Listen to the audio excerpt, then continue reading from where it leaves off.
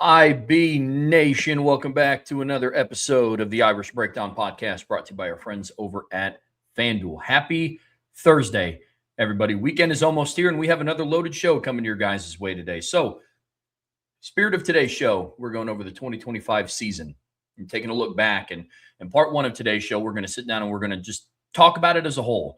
We're going to break it down quarter by quarter and kind of just talk through the evolution of what we've seen from this team. And then at the very end, we're going to talk about, was it successful or not? We're going to give our thoughts on those. And then part two of today's show, we're giving out grades and we're divvying this up between offense and defense. Talk about the coaches, the individual position groups, and then overall, we're also talking about special teams as well. And then in part three, we are talking about the 2025, which is also going to be a lot of fun today.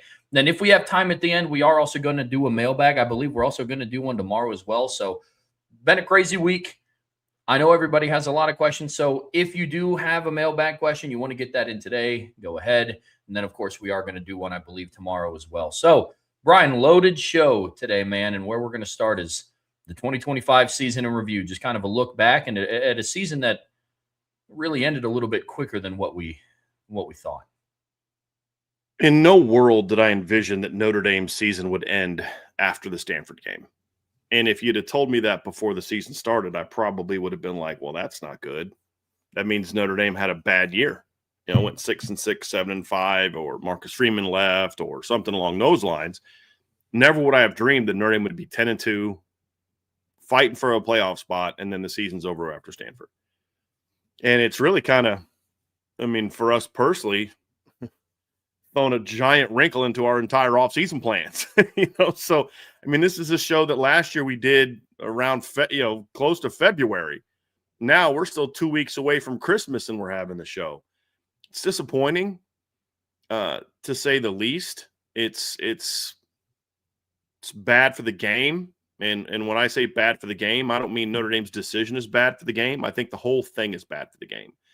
I think the whole process is bad for the game. I think the rigged playoffs are bad for the game. I think the manner in which the network that hosts these bowl games has spent the last decade, a little less than a decade, convincing us that these games don't matter. Then they want to cry when a team chooses to not play in a game. It's like you can't sit there and every time every time your league, because the SEC is ESPN's league. Every time your league gets gets beat in a bowl game, you tell us they don't matter. But when Notre Dame says, yeah, we're not going to risk our futures for a bowl game that you told us doesn't matter and that you people always use as the butt of a joke. And now that we do that, you want to cry about it. No, I'm good. So, it's unfortunate. It's disappointing, but at the same time, it was an enjoyable season in a lot of ways. It had a disappointing beginning, a disappointing end, and in the middle of it, a lot of fun to watch and some all-time great players in Notre Dame history. We got a chance to see play this season, and it's unfortunate that we're not going to get to see this crew play 3 to 4 more times, which is what they should have been doing. I did finally put my final breakdown of Notre Dame and Alabama and to show just how use data to show just how corrupt this decision was and how absolute BS this decision was. That's on the premium message board. So it's got graphs and data and stats, and then of course my opinion on it. And it's just unfortunate that the players were robbed of that opportunity to go prove that they are one of the best teams in the country. And they didn't. And unfortunately, season's over. It's just bittersweet, but I want to do this show because I want to start with this and then get back to celebrating the season, evaluating the season, grading the season, and having some fun with it as well. Yeah, it's definitely a tough pill to swallow, especially the way it started and ended. But that's why we're here. At the end of the day, we're Irish Breakdown, and we're not just going to say, well, on to next year, folks. There's still a lot to talk about from this special year. Some good, some bad, honestly, some TBD, because the season just ended on a really, really weird note. But, Brian, where we're going to start today, let's kind of go through this Notre Dame 2025 regular season by quarter. And what I mean by quarters, we're separating this into 3 games at a time. So quarter 1 was Miami, Texas A&M, Purdue, and then so on and so forth. So let's start with the first quarter of Notre Dame season, which was they started the year on the road against Miami. They had a bye, and then they hosted Texas A&M at night, and then the week after that, they played Purdue at home. And unfortunately, after all that, they came out of the first quarter 1-2, something that we said Notre Dame couldn't really do in the preseason for the fear of what could have happened in November. And unfortunately, they were staring down the barrel after their first 2 games and needing to rattle off 10 straight like they did last season. And the margin for error once again quickly became very, very small, if not zero.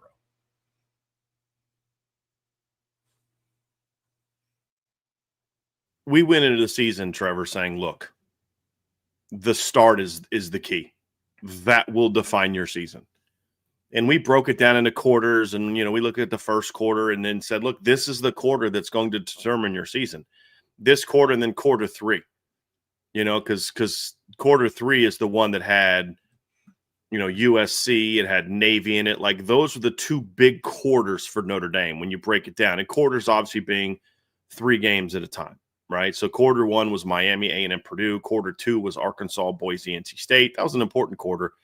Quarter 3 was USC, BC, and Navy. And then the last one was Pitt, Syracuse, and Stanford. And you said, look, we think they're in a good position to handle business in quarters 2, 3. Quarter 1's going to be the key. We said before the season, the best team on Notre Dame's schedule is Texas A&M. We both agreed to that. I don't remember if we both thought Miami was number 2, but we both thought Miami and USC were 2 and 3.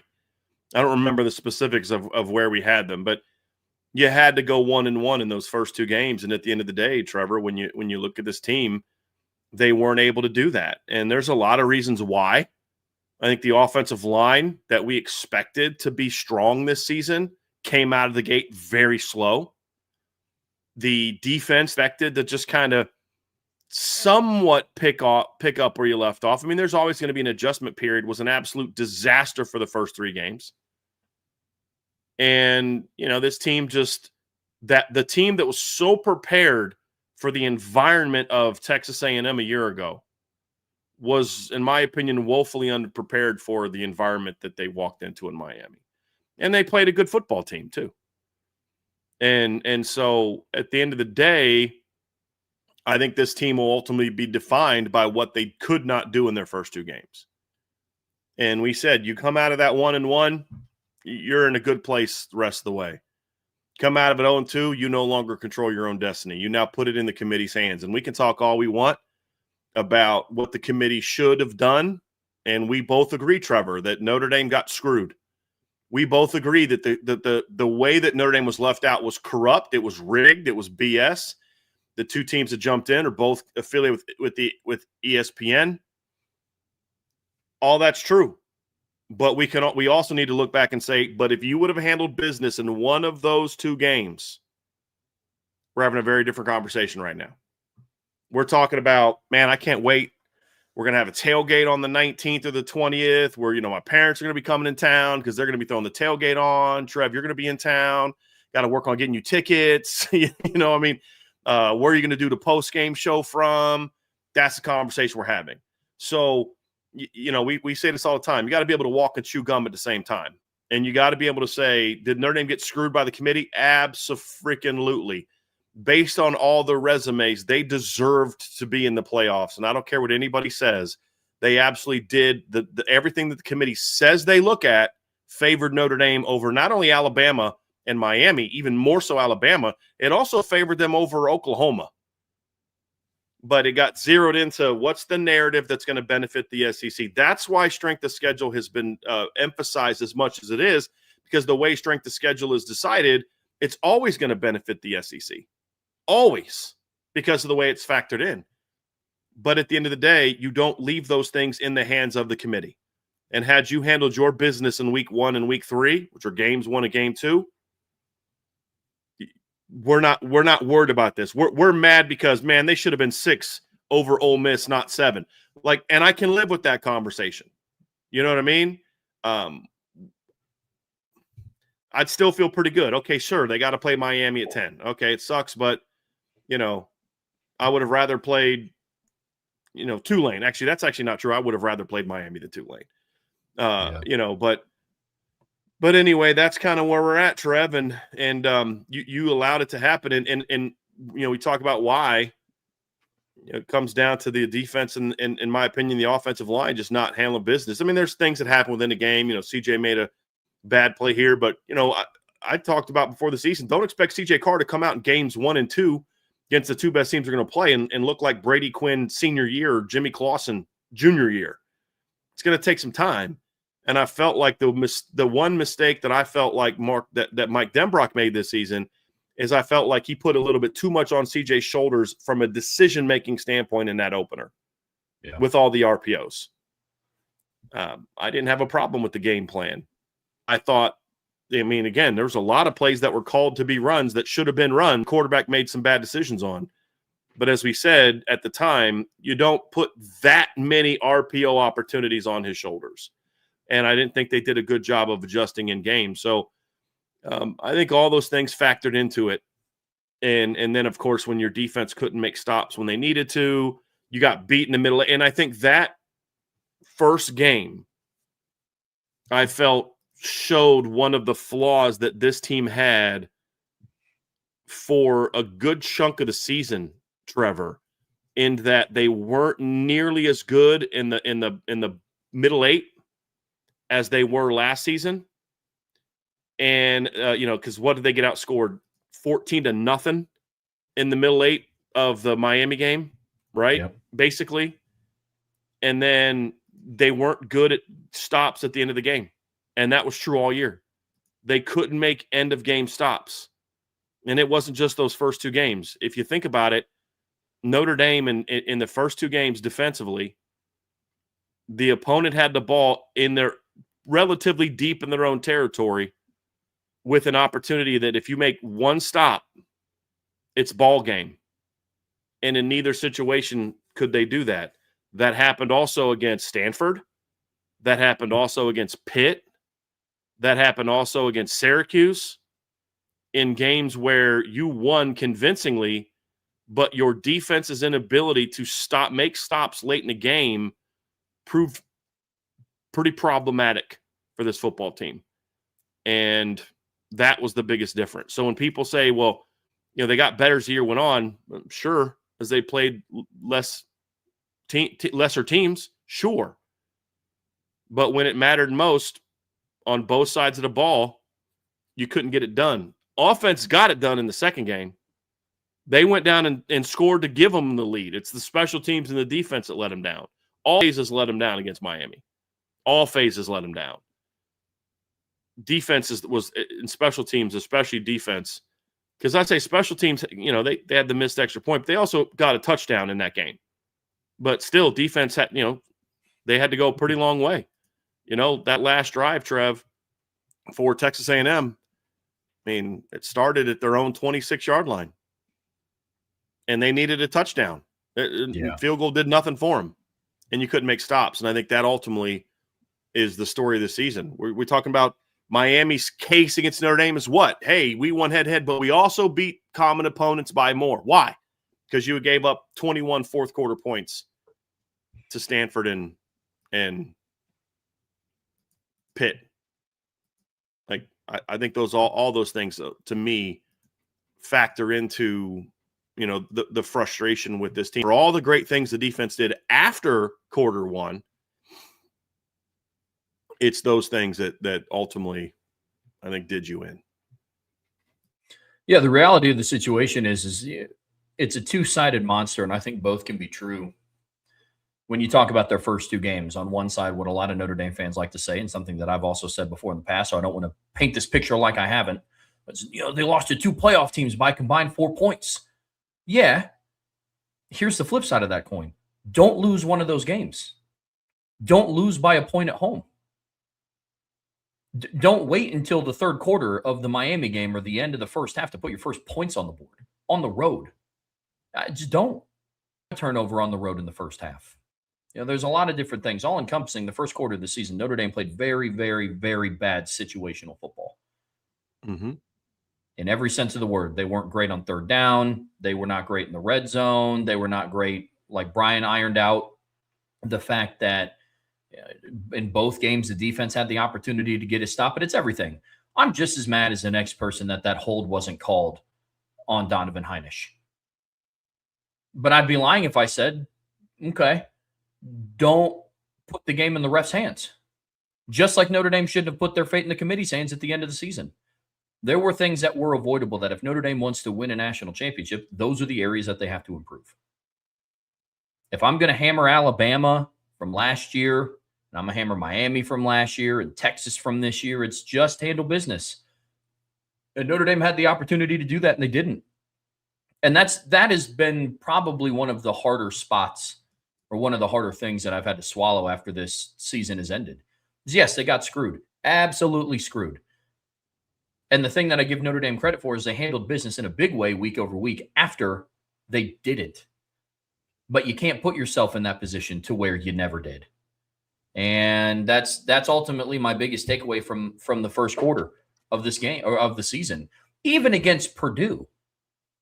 I mean, Jeremiah Love's long touchdown run made it 42-24. Before that, it was 35-24. I mean, it's not like they were playing like they were kind of playing the same against Purdue that they did against Texas A&M and Miami. It was just Purdue. With all due respect to the Boilermakers, they're just not as good football teams as Texas A&M and Miami were. It wasn't until after the Purdue game that things started to turn around. I'm not going to tip my cap to any coach on the defensive coaching staff. Well, the second half against Purdue, a team against Purdue. Right. It's Purdue. Right. And so moving forward, that's when things started to get a little bit better. But the first quarter was a huge disappointment. Huge disappointment. The second quarter, go ahead. It never should have come to that. Like, that's the thing. This is not like this is some brand new team.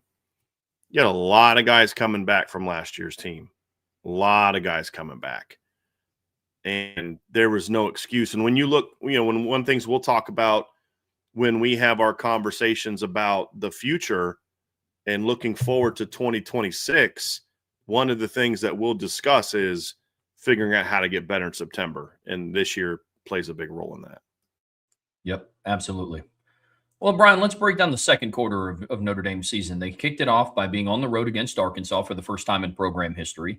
Then they hosted Boise State and South Bend, also for the first time in program history. And then they played a scrappy NC State team, albeit not that scrappy on the road, but they had the talent to beat you. And this is when we started to see the beginnings of a turnaround. More so for the defense. The offense put up 41 points and 56 points in back-to-back games in quarter one. And then in quarter two, they scored 56, 28, and then 34. So this was the makings of the turnaround on defense. And my takeaway from this quarter, Brian, when you talk about the defense as a whole, and yes, it's very easy to talk about their season-long improvement. The way I look at it is they started to pass the weekly tests. They started to pass like the weekly check marks. They had a really good performance against Arkansas, like we talked about at the time. That was the outlier. They can't be bad against Purdue, horrid against Texas A&M, and not great, just bad situationally against Miami, then have a good performance against Arkansas on the road, a really good performance against Arkansas on the road, and say, ladies and gentlemen, the defense is back. No, that was the outlier. So then we watched them against Boise State. It's like, okay, well, schematically, they do some different things than what the other offenses have done before. They're predominantly 12 personnel. You can play a little bit more aggressively. So when we started to see the schematic shift and the philosophical shift a little bit. But was that going to be consistent after they don't play Boise State? We didn't know. And then watching what they did against NC State kind of added to their claim that this defense had turned things around. That was my, biggest takeaway in the second quarter of the regular season. I would argue that this was their most impressive quarter of the season when you look at all phases of the game. The most dominant quarter was 4. I mean, what they did against Pitt, Syracuse, and Stanford was I would argue arguably their most dominant. You have 119 points and the opponent gives up 127. I mean, think about that. You're holding Stanford, stopping one garbage touchdown at the end of Pitt or Stanford away from outscoring your final 3 opponents.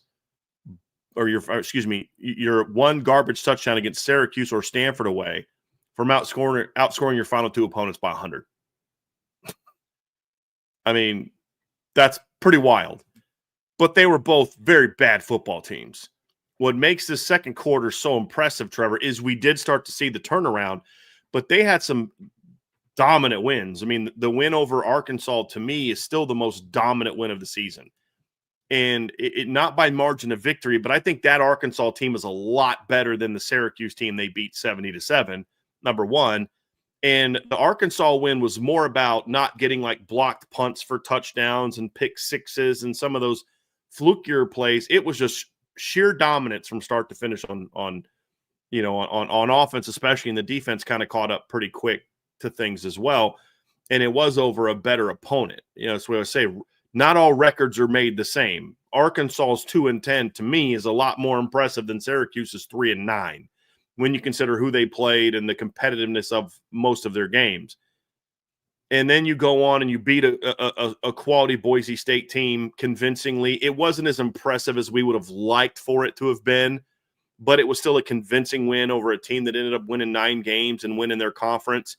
And then you have a beatdown over a good NC State team that at the time was playing good football. No, they're not good on the road, but you handled your business and did what you needed to do. But even then, there were certain things that plagued this team all year that just never really went away that kept it from being more dominant. But at the end of the day, you beat 2 of the 5 quality wins on your resume in this game, and you beat them by a combined margin of, 64-14. Like, that's what I think will end up defining this team at the end of the year was in a positive manner. We talked about what will define them overall. It's just not handling that business. But when you talk about what made this team so impressive, it's looking at it from the standpoint of this team went out once they put themselves in that hole. This team showed a lot of grit and a lot of talent in not only winning their final 10 games, but really dominating. Because I've seen Notre Dame teams win 10 in a row. I don't know that I remember seeing a game where Notre Dame was in the fourth quarter of every game and it was not in doubt. And you could argue the only game that was even remotely in doubt in the fourth quarter was against Boston College. And it wasn't really in doubt. That's the thing that kind of gets me is like when you talk about enjoying this season, it was that. It wasn't just that they won games. They destroyed everyone they played. And it really began in this season, in this quarter. Because I think the 3 wins in this quarter were more satisfying than the Purdue win. Where, like offensively you played great, but defensively and on special teams, it was like, this team is not good. This is not a good football team. There wasn't a single game in quarter 1 where you're like, this is a really good football team. This is the quarter you started to see, okay, this is what this team is going to look like. And that's what started to define who this team could have been. Well, we even talked about that quite a bit in the post-game shows. Is one of the phrases that continually would come up is, hey, this is the team that we thought we were going to see in September, early September. And it started to carry throughout. Well, let's get into quarter 3, Brian, and talk about this set of 3 games. You had USC at home, then you had a bye week, and then you were on the road against Boston College, and then you were back at home at night in a rare night game against Navy. And again, it was more dominance. The final score margins weren't what they were in quarter 2. You beat USC by 10. You beat Boston College by 15, just a really sloppy game. And then obviously Navy kind of picked up where they left off in quarter 2. But overall, you had some big wins in this one. USC was ranked, night game, sloppy weather, bad conditions. And then against Navy, you were at home against a team that only had 1 loss. And you beat them by 39 points with the odd game against Boston College in there, which I thought was really I was there. It was just weird, man, from start to finish. It was just odd vibes all around. But quarter 3, Brian, had the 2 rivalry games, really 3 rivalry games. Yeah. And you went 3-0 in them. And they weren't always pretty. That's what I said. Like, I don't know that, like, this was the most impressive quarter that they had as far as good wins. I mean, your 2 best wins were in this quarter, in my opinion. I think Navy and USC, you could argue Boise State was a better win, or Pitt was a better win. I think this is a really good Navy team. I do. And I think perception-wise, Pitt will probably be considered your best win. If Navy and Pitt played on a on a neutral field and everybody that was on those teams was playing, I think Navy wins that football game. I think Pitt would have a hard time with Navy's offense. I think it'd be high scoring, but I think they have a problem with it. But this is, I mean, you needed to get that USC win, right? We wouldn't even talk about the playoffs until after the USC win. I mean, we flat out said we're not going to talk about the playoffs until after the USC win. And they were able to go out there and handle business and get those wins. So I think this is the one where that put Notre Dame in contention. If you don't beat USC by 10, if you don't blow out Navy, I don't know that Notre Dame's even in the conversation at the end of the deal. No, absolutely. I mean, and it was you hit the nail on the head, Brian. It's if you lose to USC, the season is hypothetically, metaphorically speaking, done at that point. Yes. Like in terms of the goals. playoffs. Yes. Exactly. Yep. So couldn't agree more. Could not agree more with you there. Well, I don't want to just like fly through this. I want to talk a little bit about just some of the impact of the quarters. I do think that the USC game was a good step because I think this is the first really good USC team that Notre Dame beat. Like, I know they beat a top 10 USC team 2 years ago, but I never felt that team was that good. Sure. And we talked about it at the time.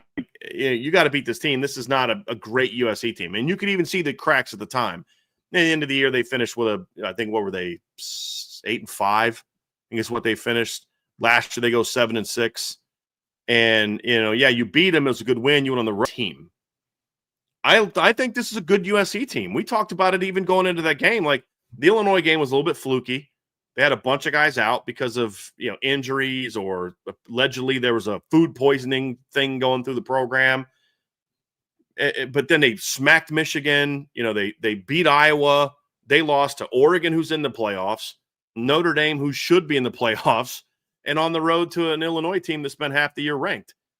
I think that also was good to see from a rivalry standpoint, to see that rivalry get back to where you actually had two good teams on the field, not two ranked teams, but actually two good teams on the field. And I think that was the game where you felt like, okay, once you got out of that, you kind of breathed a sigh of relief that, okay, they're going to run the table now. The question is, how high can they climb in the rankings, and would it be enough at the end of the day? But I think that win was really if you were to look at a turning point, and I'm curious to know what yours is, Trevor. For me, I do think the USC game was the final turning point, because as impressive as quarter two wins were, they absolutely should have beat NC State and Boise State convincingly. Like, this is the first team where they had the athletes to say, if we don't play our game, this team is capable of beating us if a couple breaks go their way. So I think getting this win, even though it was a tad sloppy at times, I think this is the true turning point of the season, where, at least for me, I felt like, okay, they're going to go 10-2. Now the question is, how impressive will that 10-2 look, and will it be enough for the committee at the end of the day? That was really where I think this quarter did for Notre Dame. And then I think the Navy game solidified that. The way that they beat Navy solidified that, because I don't know if a 27-24 win over Navy has Notre Dame in the conversation at the end of the day. Sure. I would argue, and this is just me, I think USC was the only turning point of the season, because you take out the USC game and look at all the other ones. They beat all of the other kind of average to bad teams kind of the same. Boston College kind of being the outlier. But in the USC game, that was the only time this season that they played in a close game after halftime and put it away. I mean, USC had a third quarter lead. That was quickly gone. Aren't they the only team that had a second half lead over Notre Dame in the final 10 games? Yeah. Yeah. Yep. They were the only team that made it competitive after the first half, like 30 minutes of game time. And unfortunately, the two other teams that had Notre Dame in that position, Miami and Texas A&M, they were 0 against. And so they showed their resolve. They were able to put it together on defense, get the stops when they needed to. And we talked about that at the time. Yes, I understand they held NC State to 7 and they held, Boise State to 7. They're not holding this USC offense to 7 points. If they do, we're probably going to have a much different conversation, a much different outlook about the Notre Dame defense. We said that at the time. But the defense made stops when they need to. The offense leaned into the run game because USC refused to try to make adjustments to stop Jeremiah Love or Jadarian Price. And special teams, once again against USC, came through big. In 2023, it was Jadarian Price's kick return. In 2024, Tyler Buckner had a fake punt, threw it to Mitch Evans. And then this past season, Jadarian Price had another kick return. So special teams has really been a big factor and played a big role in Notre Dame beating some of these USC teams. And in this one, probably more so than ever. So, yeah, the USC game, I would argue, is the lone turning point because you take that game away. It's like Purdue's not a turning point. Getting your first win of the season is not a turning point. You gave up 30 points to a very offense. You could argue Arkansas because that was the first time this season that this Notre Dame team played like they knew how good they were, not just talked about how good they knew that they were. We saw it on the field. Yeah. But to me, it's USC kind of takes the cake in that conversation, and then Navy for sure. It's interesting because it's like, and by the way, for people debating in the chat, I said that was the only game in the 10 wins where they trailed in the second half. And so that was it. They did not trail at Boise at halftime. It was close, just like I think NC State was 13-7 at halftime, 10-7 at halftime. But Notre Dame never trailed in either one of those games. So it's about trailing. It's funny, different parts of the team had different turning points. I think the Purdue game was a bit of a turning point for the offense. Arkansas was the one that took it over the top. The Arkansas was the beginning of the turning point for the defense. You know what I mean? And then like Boise was the true turning point for the defense. But I agree. I think the USC game where as a team, all three phases had big moments that played into the win. It was the defense forcing turnovers in the second half, coming up with some huge stops against USC. It was the offense doing what they needed to do to take a lead and put them away. It was the special teams with, like you said, because you pointed to the lead didn't last long in the second half because it went away with the kick return. It was suing kickoff. That's what good teams do, right? Where you don't just outscore teams and then your offense gives up a lot of points. You don't just hold teams down defensively, but your offense stinks. I'm pointing to certain playoff teams in these regards. That was the win where it's like, okay, as a team, we all stepped up and did what we needed to do to win this football game. And I believe that was tied for the fewest amount of points that USC scored all year. Actually, it was the least amount of points that USC scored all year. They scored 27 against Oregon, 32 against Illinois. Nebraska, they only scored 21.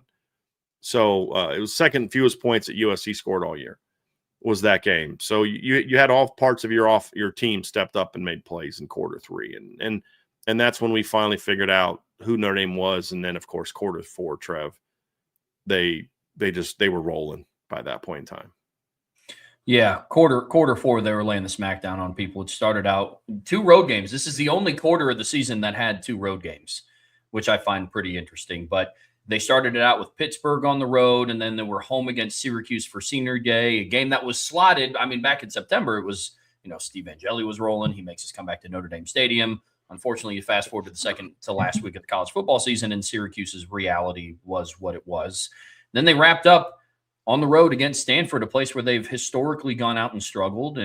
But I mean, we're talking about margins of victory here of 22 points, 63 points, and 29 points, Brian. I mean, this was a very dominant showing from this team in the final quarter of the season. It was. And the only game that was ever a doubt was the Pitt game, as far as like a team that could even if Notre Dame played bad, they were the only team that could beat Notre Dame in that situation.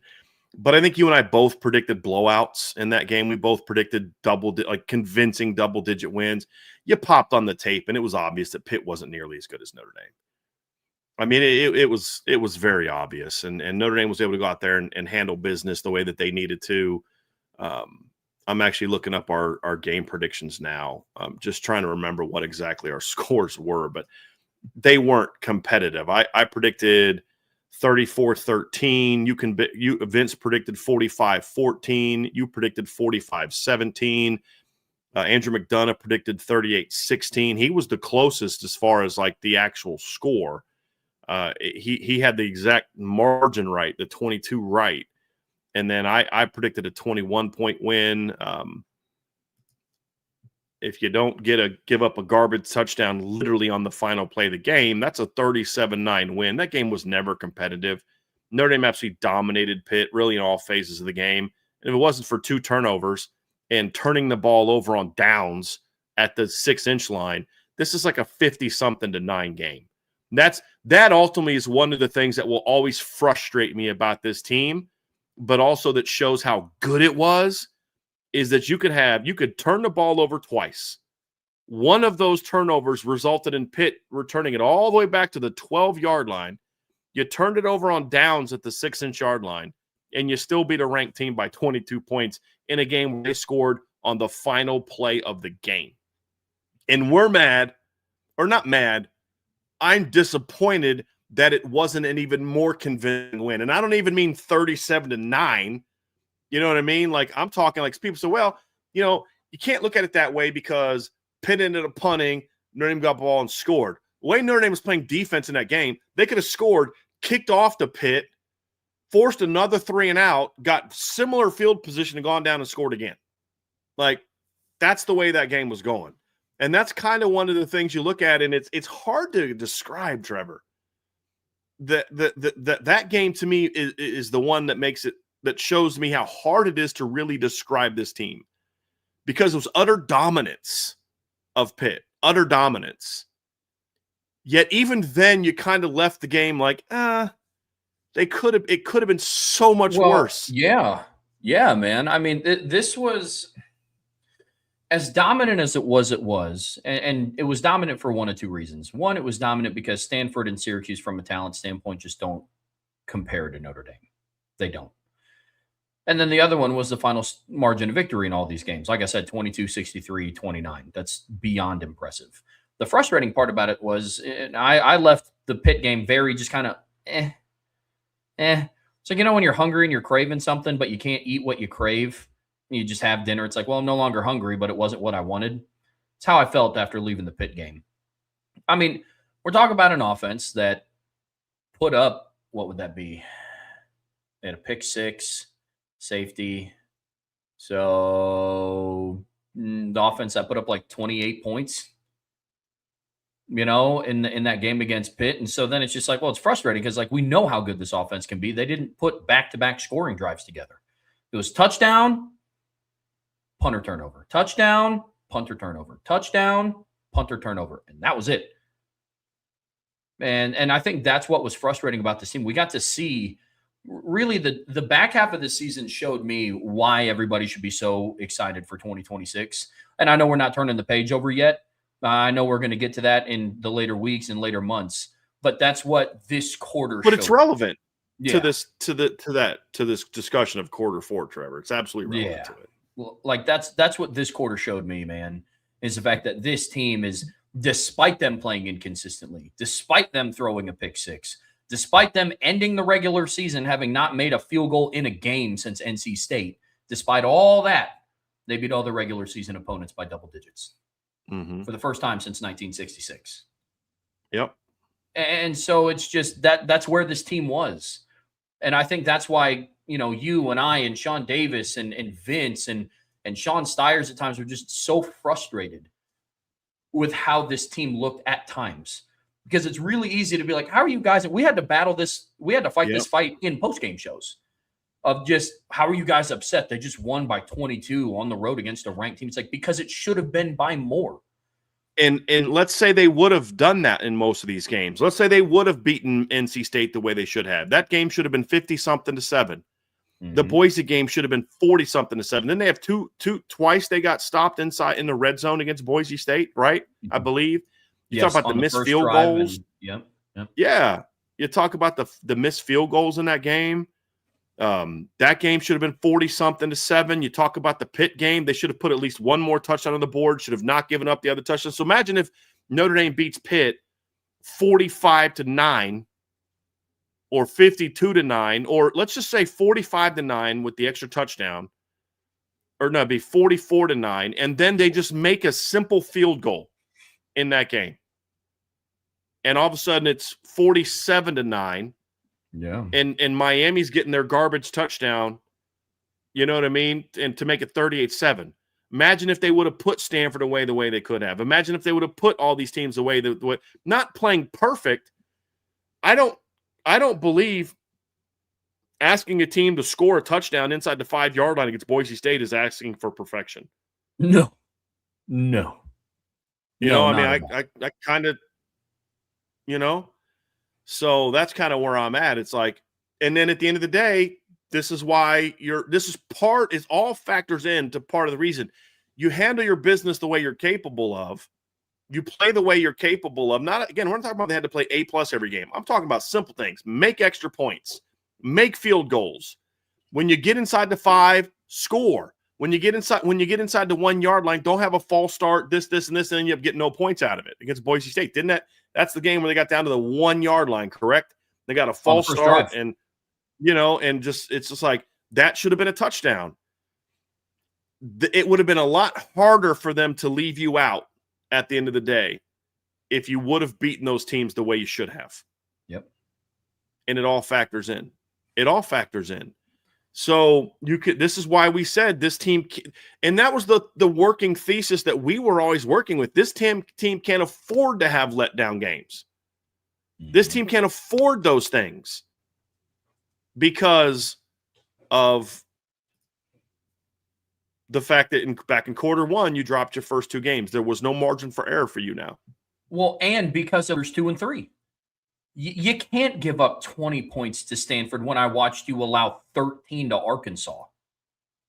You know, you can't let Pitt get a garbage time touchdown when I saw you absolutely eviscerate NC State's offense, who I think is one of the only ACC offenses that Notre Dame played this season that can go toe-to-toe skill-wise with what Pitt has on offense. I'm talking on Notre Dame's schedule, not the conference as a whole. But per the ACC opponents that Notre Dame played, one of them you gave up 22, really like 16 offensive points because you got the pick 6 in there, but those are the reasons. Handling business and finishing strong looks different when you've been absolutely handling teams leading up to that point. Not to say that Brian and I were disappointed that they, quote, only won by 22 or only won by 29, but we're looking at it from the lens of we knew what it could have been. And that's not just fan wishful thinking.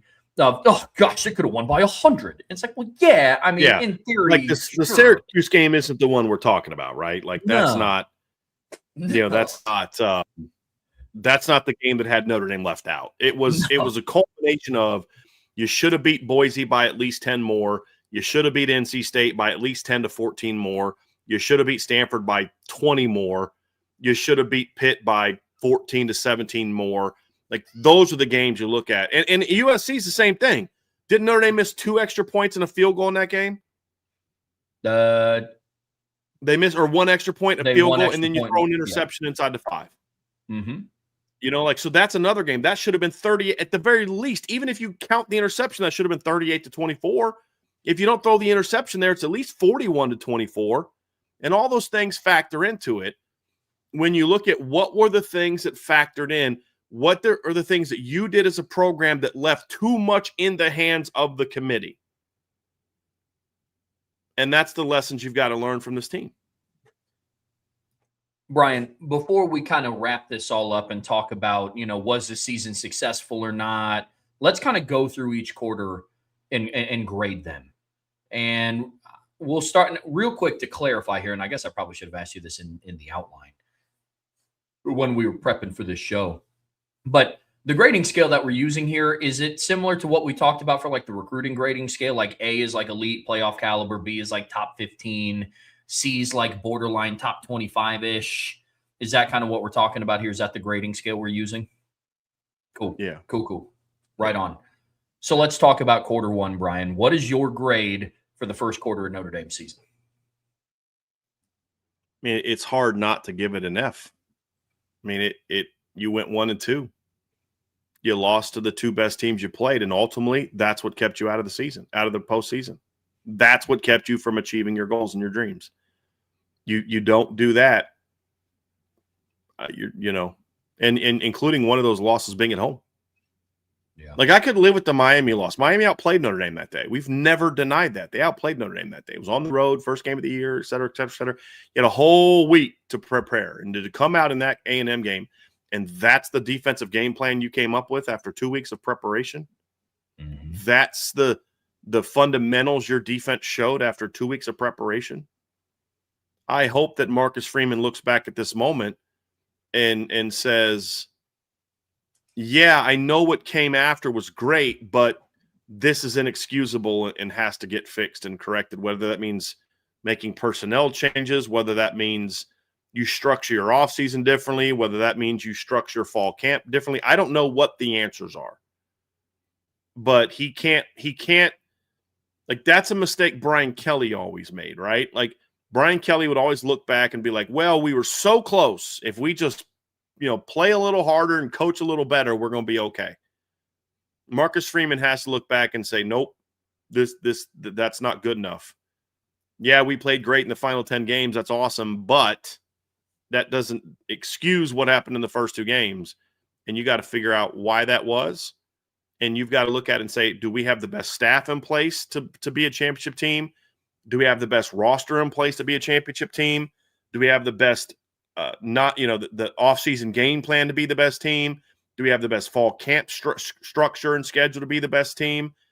And it's all because of this. And again, this isn't the only time. You lost to Northern Illinois in September the year before. You lost to Ohio State in September the year before that. You lost to Marshall and Ohio State in September the year before that, and almost lost to Cal. This is not a new thing. And so those things are going to have to get answered. And when you go 1-2 in your first quarter, Trev, and that ultimately is what dooms your season, because all these things about should have beat this team by more, we might look at those things a little differently if you're 1-1 to start the season and 2-1 coming out of quarter 1. Yeah, this is an F for me as well. I mean, we're talking about Notre Dame going 1-2 in a stretch of games where they were favored in all 3 games on FanDuel, all 3. And by Texas A&M, they were favored by 9.5 points. So it's not like they were favored by like 1.5 and it was a situation where it was like a pick'em game. Then even against Purdue, the spread was 25.5 and you covered by 0.5 against Purdue. Yeah, it's an F. And it's not just an F to your point because they lost to Miami. It's the fact that you gave up 41 points at home in your home opener. Mm-hmm. Like we talk all the time on the show about, Marcus Freeman doesn't make the same mistake twice. Well, he's now made the same mistake 4 times in a row of not getting this team ready to go in September. That's just a fact. They look different. They've struggled in home openers. He's now 1-3 as their head coach in home openers, and the only win is over the only FCS team the school has played in its program history. Mm-hmm. That's got to change. So quarter 1 is also an F for me as well. I mean, you had a chance also to win both games. Yeah. In the first game, your defense holds them, doesn't give up points, get your offense the ball back with time to go, you can win that game. Even with that field goal, you're down 27-24. There's over a minute left. CJ Carr drops back to pass. Jaden Kraithouse is beating a guy on an over route. CJ Carr's looking at him, and you give up a sack because both your tackles got beat. Yeah. Like, both sides of the ball failed in that moment. A&M game, you fast forward to that, your offense scores to give you a 40-34 lead. Your special teams fails twice. Fortunately, a penalty negated the other one, and then your defense fails. Allows a 3rd and long conversion, and then allows A&M to score on 4th and goal outside the 10-yard line. All of those things factored into it. I mean, you had chances to win both games, and you couldn't get it done. So it's an F. Next 3 are going to be a lot better, but this one, to me, is an F. Yep. Agreed. Let's talk about quarter 2 then. And a quick recap. They beat Arkansas on the road 56-13, and then back-to-back home games against Boise State and NC State, a game where they won by a combined 64-7. Yeah. So what's your grade for this one? It's pretty decent, right? Yeah, it's not bad. It's pretty good. I'm going to give this one – I'm being a little bit – I went back and forth on this, Trev, and I saw A-, B+ is where I ended up settling on B+ because – just the way I'm still a little salty about how they played against Boise State and NC State offensively. I'm still very bothered by that. I thought the defense played great. I thought the defense gets an A for quarter 2. The offense does not. So results A. but missed opportunities to maybe have some more impressive results makes me say B plus. I should probably go A minus. I'm in a little bit of a bad mood today, and I think that's where the B plus comes from. If I was in a better mood, I might go A minus, but I'm going B plus here. It's a very good quarter. You got it's when the season started to turn around, but you still hadn't figured everything out in all phases yet, and that's why I go B plus. What say you, Trev? I'm in the same as you are. It's a B to B plus for me. I'm a harsh grader. I'm very excited to talk about the position grades in the next. It's just because I grade it based on what I know that this team should be capable of. And when I look at this and when I evaluated the grades for quarter two, they did what I thought that they should have against a team that finished 2-10, a group of 5 team, and NC State. Now, I don't want that's not me trying to downplay what this is. I'm looking at it through the Notre Dame lens and what their standard is.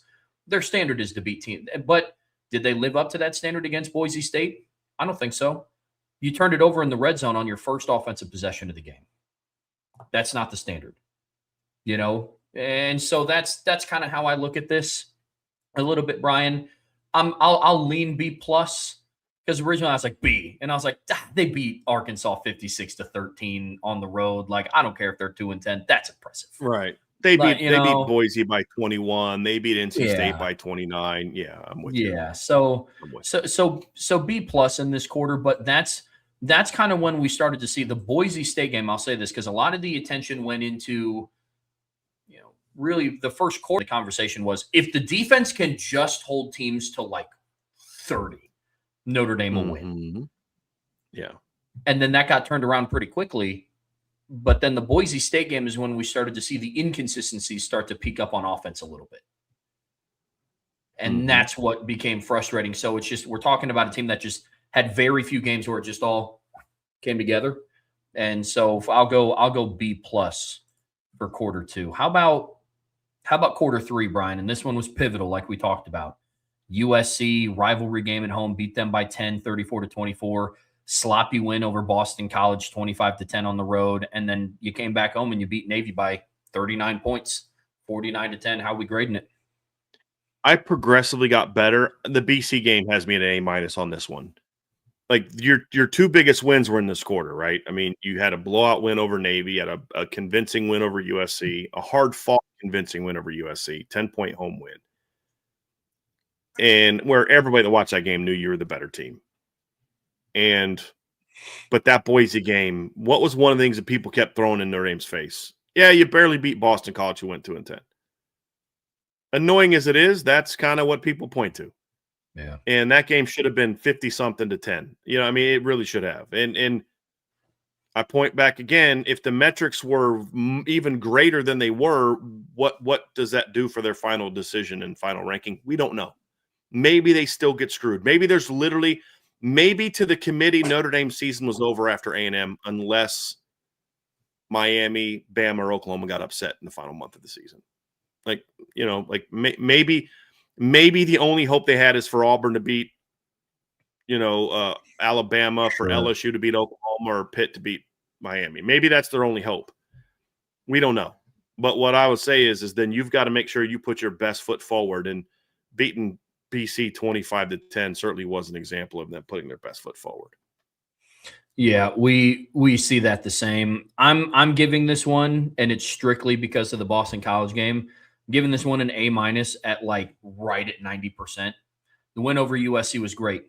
But again, I still felt like when I was looking at this, it's like it still should have been more. I give the team a lot of credit, and it's the only team that played you competitively after halftime. Argument could be made on the flip side, though. If you would have handled business better, played more consistently in the first half, it might not have been that competitive after halftime. That's right. So that's how I look at this. It is still an A minus for me. The Boston College game was just flat out ugly, and it was very uncharacteristic of a Marcus Freeman-led team. There were late hits out of bounds. They were, false starts, things like that. Notre Dame, for all the issues that they had this year, like the procedural penalties and things like that, there wasn't a whole lot of them. There was a good amount in the Boston College game. And then you open up the second half for as dominant as this defense was all season, albeit aided by the refs at times during that drive.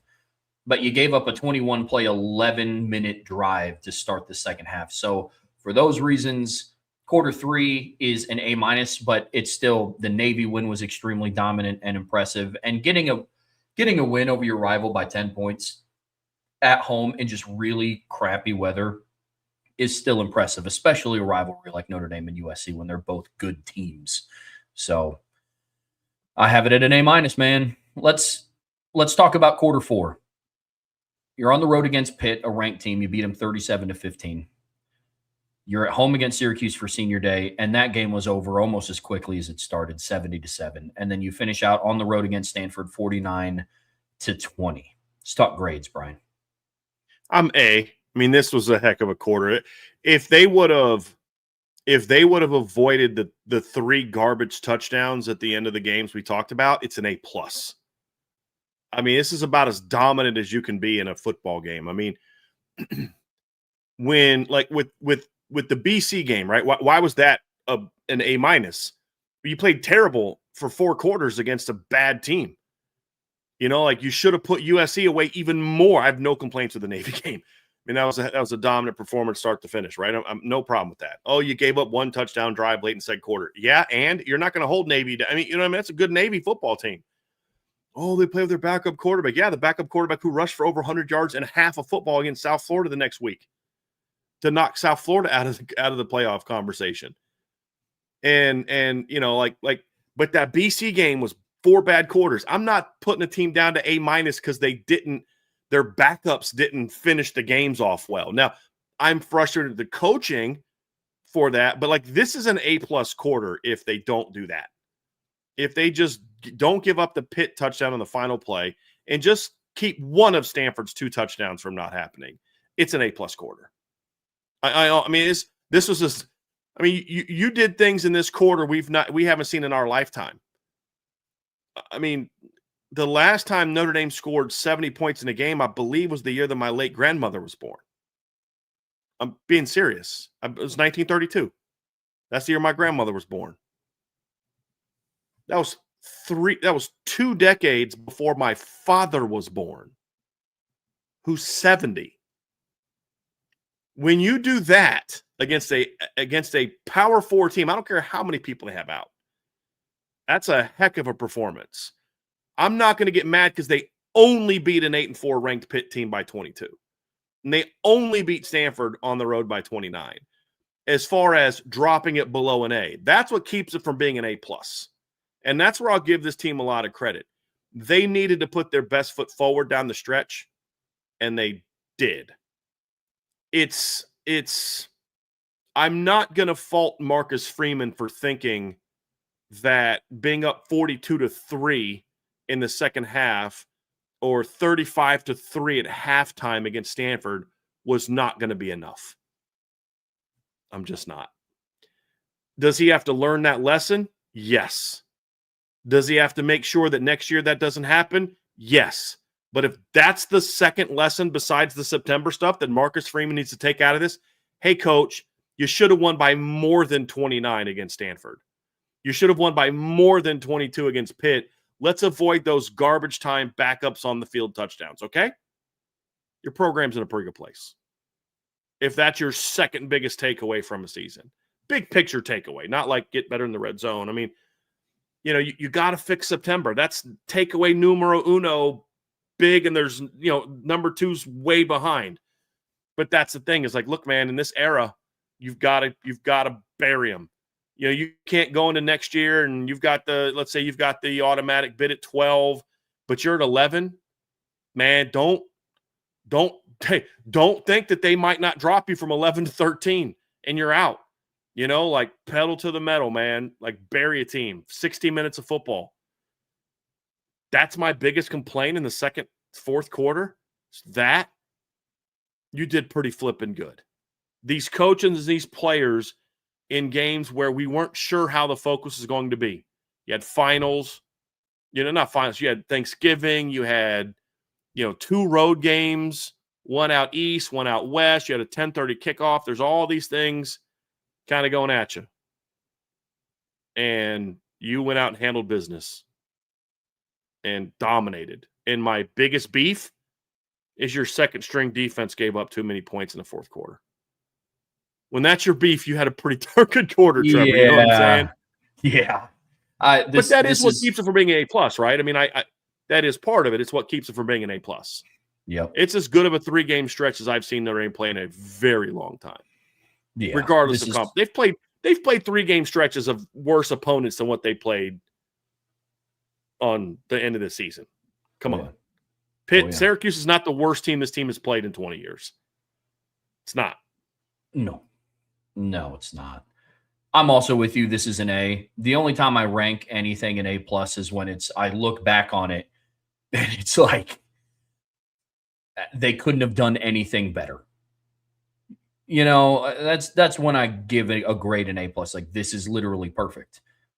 The final quarter of the season was about as close to perfect as you could get when you talk about how a football season goes. And when I mean perfect, I don't mean 12 of 12 on third down and 5 of 5 in the red zone, and you give up 0 points and you score every single time you touch the football. Now, mind you, when they played Syracuse, it was pretty close to that. I mean, that was impressive. But I'm also at a solid A, Brian, for all of the reasons that you mentioned. We're on board there. We see that the exact same. You can't ask that team to do any more than that. It was hard. I will be honest. Little window in, it was tough when I was grading this quarter because it's tough not to have the outcome of the playoffs affect how I felt about this quarter, because then that's when all the stuff came to light of how did you throw that pick six? How did you let them score that garbage time touchdown? Why did Chris Ashby start calling a really, really soft defense at the end of the Pitt game? Why did you need a fake punt touchdown, albeit as awesome as it was, like early in that game, to put more points on the board? That's when it started to come up, and I was like, there's no way, and I'm so glad you brought it up. There's no way Marcus Freeman could have known that. No way. You're up 35-3 at halftime. If you're thinking, I don't know if this is good enough, then what are we doing here? Something has gone dramatically wrong in this sport if that's the case. Hey, I know it's 42-3, Coach Freeman, but you better keep burying them. You better give me a score like you did last week against Syracuse. What are we doing here? Yep. What are we doing here? Agreed. But my fourth quarter grade is also an A. So let's tie a bow on this conversation, Brian, and let's talk about this season as a whole. The end result. Was it a success or not? And folks, this is such a hard thing to gauge. It's not just yes or no. It's not as much of a black and white answer all the time. So, Brian, overall thoughts on this season, was it a success or not? There's 2 layers to this to me, Trev, and I would like to hear from the chat on this. Let me explain what I'm saying first before you say yes or no, because there's 2 ways to evaluate success for Notre Dame. One is, did you win a championship, or did you get on the championship field and did you maximize your potential as a football team, and did that give you a chance to compete for a championship? And the answer to that is no. They did not achieve success there. You didn't get a chance to play in the playoffs and show everyone how good you are because of what you did not do at the beginning of the season. And in that regard, it wasn't successful. There's no way around that. As much as I love different aspects of it, there's no way around that. You didn't handle – yes, did you get screwed by the committee? Yes. Do we and a lot of people even outside Notre Dame think that if this team gets in, they're going on a run? Yes. Did you put yourself in this situation, however, by not winning one of your 2 first games, including one at home? Yes. The fact that you've lost 3 of your 4 home openers at Notre Dame is a problem that has to get fixed. Has to get fixed. That's number one. But then the other part is, did you improve as a program? Did you take another step towards becoming that program? And that answer to me is yes. So, that's the thing, is the ultimate championship standard of, did you do what you needed to do to put yourself on that stage? My answer is no. This season was not a success in that regard. If I look at it and say, did this team eventually become what they're capable of being? Yes. Did this team take a step towards being that kind of elite caliber team? Yes. And in that regard, I do think they took a step forward and achieved success. So it's a bit of a no, but yes answer. And so I will say this: Notre Dame goes into this offseason better positioned to become that dominant team than they were, in my opinion, going into last season.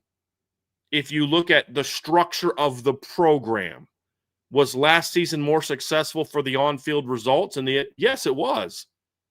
But I think when you look at just the level of dominance that this team showed, the talent that is now clearly here, that showed success, that showed growth. They didn't take a step back as a program. This wasn't like 2023. One of the things you brought up, Trev, and it was a great point going into the season. You talked about 2012 happens, and then you have the big step back in 2013. You even go back to 02, 10-2 regular season, 10-3 overall, got into the top 10. The next year, you have a losing record. You know, you look at the Fiesta Bowl season under Davey. Great year. Next year, you're under 500. You know, you look at Charlie Weiss's 2 big years and then kind of faded. 2012, their next season, they're bad. 2015 happens. They go, you know, they're one of the best teams in the country. Next year, they go 4-8. 2018 happens. Next year, they went 11-2, but it was a very disappointing 11-2. This is different. I'm disappointed how the season ended, but this was not the big step back season that we saw a year ago.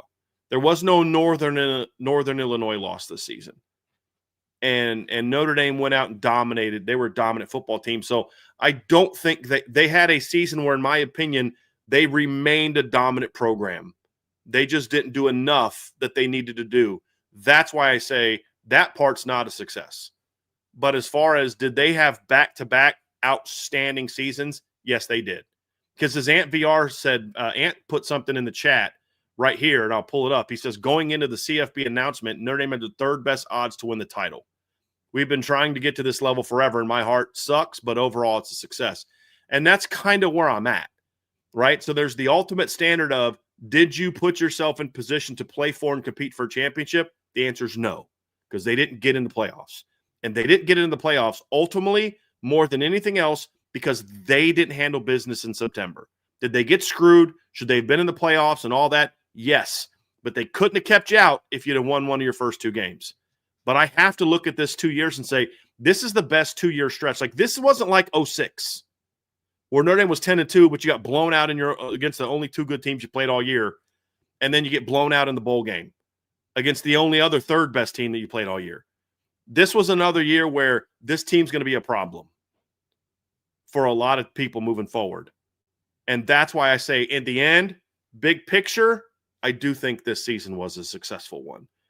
It just didn't end. It you know what I mean? Like, I think it was a successful season.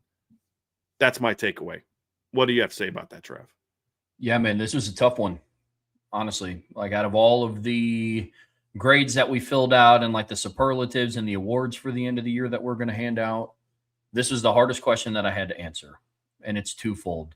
And here's where I got, and this is just me specifically. Where I got to is, was this season successful? No, I don't think it was. Was it a failure? No. For the reasons why you explained. Like, I do not think that this team is a failure and this season was a failure because they didn't take a step back as a program, because they just signed the #1 recruiting class while going on this run, because they finished the season averaging 42 points a game, because they did something for the first time since 1966. So it's hard for me to watch a football program do something they haven't done in 59 years and say, yeah, it was a failure. I understand if your overarching view, and I'm not going to push back on you, not you specifically, but if anybody's overarching view is playoff or bust, then you're just going to look at this season as a failure. There's no way around it. That's not me. That's not Brian. That's the ultimate high-level standard of Notre Dame. Totally. And that's how it should be. Yes. Right. Absolutely. The difference for me, but saying that this season was unsuccessful, was because I feel like a lot of the pieces that they had on this team did in some way kind of go to waste. I love what Jeremiah Love did this season. There's a reason why he's a Doak Walker finalist and a Maxwell Award finalist and a Walter Camp Player of the Year finalist and a Heisman finalist.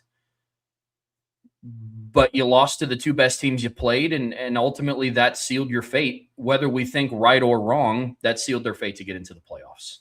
You brought in Malachi Fields, and we said all season long, you didn't bring Malachi in to beat Stanford.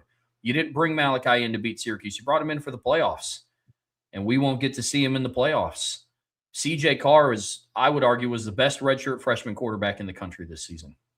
All due respect to that cat in Columbus, because he was balling this year. I think CJ Carr was the best redshirt freshman quarterback in the country. Mm-hmm. We won't get to see him in the postseason. So that's what made it extremely difficult for me to say that it was a success. While I do agree with everything that you said, I'm just to the point where I can't say that it was a failure. And because I've seen a lot of people say that. And it's not a failure when you do some of the things that they did. But I'm going more with like the level of like what Notre Dame strives to be. You need to be, and they were in the playoff conversation, but my expectation of this team, and I said it before the year, if they make the playoffs, that's the bare minimum that I'm expecting of this team. And for a multitude of different reasons, they didn't. So ultimately, I went with unsuccessful, but this season was not a failure, folks. It's not, and it wasn't, because we got to watch, for all the accolades I listed off for Jeremiah Love, we did get to watch that. Mm-hmm. We did get to watch the best backfield duo in the country. And that's how I look at this one. So, yeah.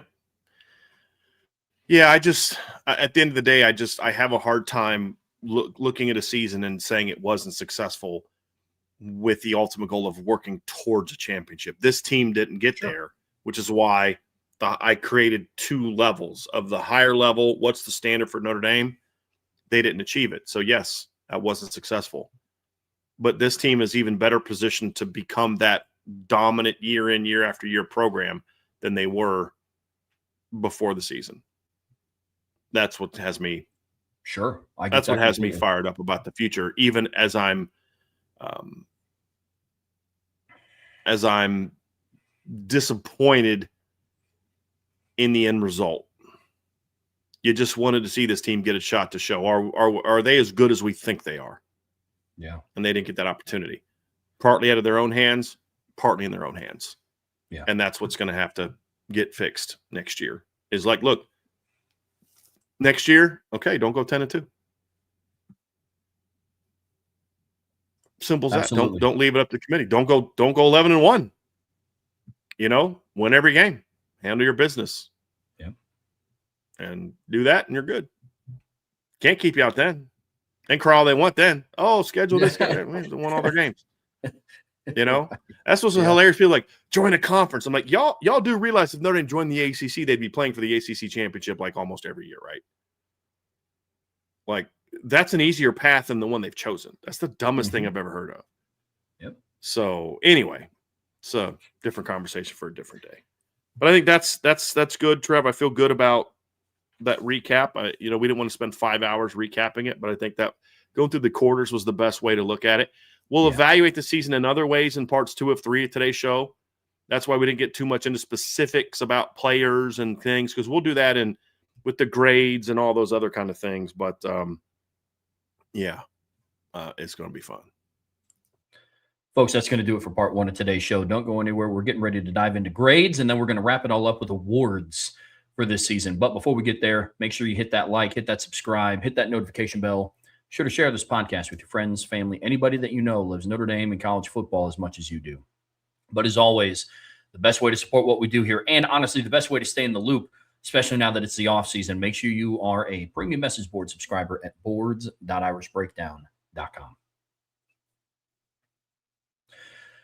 All right, Brian, in part 2 of today's show here on the Irish Breakdown podcast, brought to you by our friends over at FanDuel, we're talking Notre Dame's offense, defense, and special teams, and we're going to be handing out grades. We just recapped the season as a whole, talking about games, broke it down by quarter.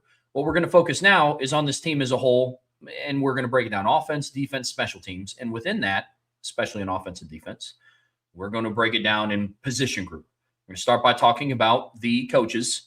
And then we're going to break it down on offense. We're going quarterbacks, running backs, wide receivers, tight ends, offensive line, then give overall picture. And then on defense, we're talking coaching, D-line, linebackers, DBs, kind of lumped together in a group, and then the overall as well. And then special teams, it's more of the higher arching. So sticking with the same grading scale, that we just had for grading out the quarters and all of that. Brian, let's get this kicked off on the offensive side of the ball, talking about grades.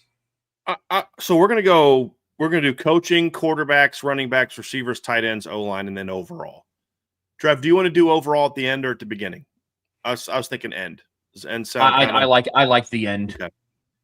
Let's start off then with coaching, and coaching is all of it. This isn't a Mike Denbrock grade. This is a Mike Denbrock, Gino Gaduli, Mike Brown, Joe Rudolph conversation, J1 Sider conversation. I'm going B+ on coaching. And the reason why is pretty simple, Trev. Was this offense always coached the way that it needed to be coached, whether it be a position group, whether it be coordinated? No, it wasn't perfect. At the end of the day, Notre Dame just set a record for most points in school, most points per game in modern school history, which means post-World War II. The last time Notre Dame scored more points than this, I believe, was before Newt Rockne was even a coach. I think Newt Rockne was a player on the last Notre Dame team that scored this many points, if I remember correctly. I think it was 1912, correct? And I think that was when Newt Rockne was a player. I'm going to go look that up here real quick. I could be wrong, but I thought yes, Newt Rockne was a player at Notre Dame, a player the last time Notre Dame scored more points than what they scored this season. Like, think about that. And they scored defensive, but yeah, every team does that. Every team has defensive touchdowns, special team touchdowns, and all those type of things. This team set a school record in yards per play, and it wasn't close. I mean, they this season they averaged 7.32 yards per play. The previous record was 7.02, set by the 2015 offense. This team was 0.3 yards per play better than an offense that had Mike McGlinchey, Ronnie Stanley, Quentin Nelson, Deshaun Kaiser, CJ Prosise, Josh Adams, Chris Brown, Amir Carlisle, and, oh, by the way, a guy named Will Fuller. Significantly better than that offense. So I don't know how I can – I honestly feel when I look at the numbers that I'm being a bit of a jerk even having them at a B+. This is an offense that scored 42 points a game, ranked 4th in all of college football. Only one Power 4 team averaged more than them, and that was Texas Tech, who averaged 42.5. If you look at Notre Dame against FBS-only opponents, they were the number 1 Power 4 team in all of the country. Texas Tech drops down to 40.4 if you take out their FCS opponent. Notre Dame averaged 42 points a game, and they played 12 FBS opponents. The next closest FBS team was Texas Tech at 40.4. You look at total offense for the season. Notre Dame finishes the year when just yards per game in 18th total in yards per game. Against FBS opponents, Notre Dame finishes 11th, 458.5 yards per game. If you look at Notre Dame against Power 5 only games, so only games where you played a Power 5 team, they're 4th in all of college football at 461.1. They were better against Power 4 teams than they were against non-Power 4 teams this year in yards per game, 461.1. The only 2 Power 4 teams ahead of them were Oregon and Utah. That's it. Yards per play this season, just all games, Notre Dame finishes 3rd in college football. The only FBS team ahead of them is Vanderbilt. If you look at FBS-only games, they remain 3rd. If you look at games against Power 4 teams, Notre Dame is 2nd. And the only team ahead of them is Old Dominion, who only played 2 games against Power 4 opponents. I can't – we can nitpick a lot of things, and there's definitely some things that are for this. But at the end of the day, the results were pretty good. And in some instances, historic. So, but I'm going B+ from a coaching standpoint because I felt like there were things that were done from a coaching standpoint, in my opinion, that kept this team from reaching its full potential on offense. Whether it be personnel decisions, not having guys in the right spots, not playing Jaden Greathouse enough early, not getting him the ball enough early. Where, maybe if he's being used correctly early, there's more of a desire to bring him back late, and maybe you do blow those last few teams out even more than you do. Who knows? There were some things made, the first game, as I mentioned, the decision to put so much on CJ Carr's shoulders, other aspects like, there were some things in the offensive line not playing well against the two best teams that you played. Your offensive line didn't play well against two of the three. Actually, I mean, if you think about it, yeah, I'll say that. They didn't play well against the two best defensive lines that they played.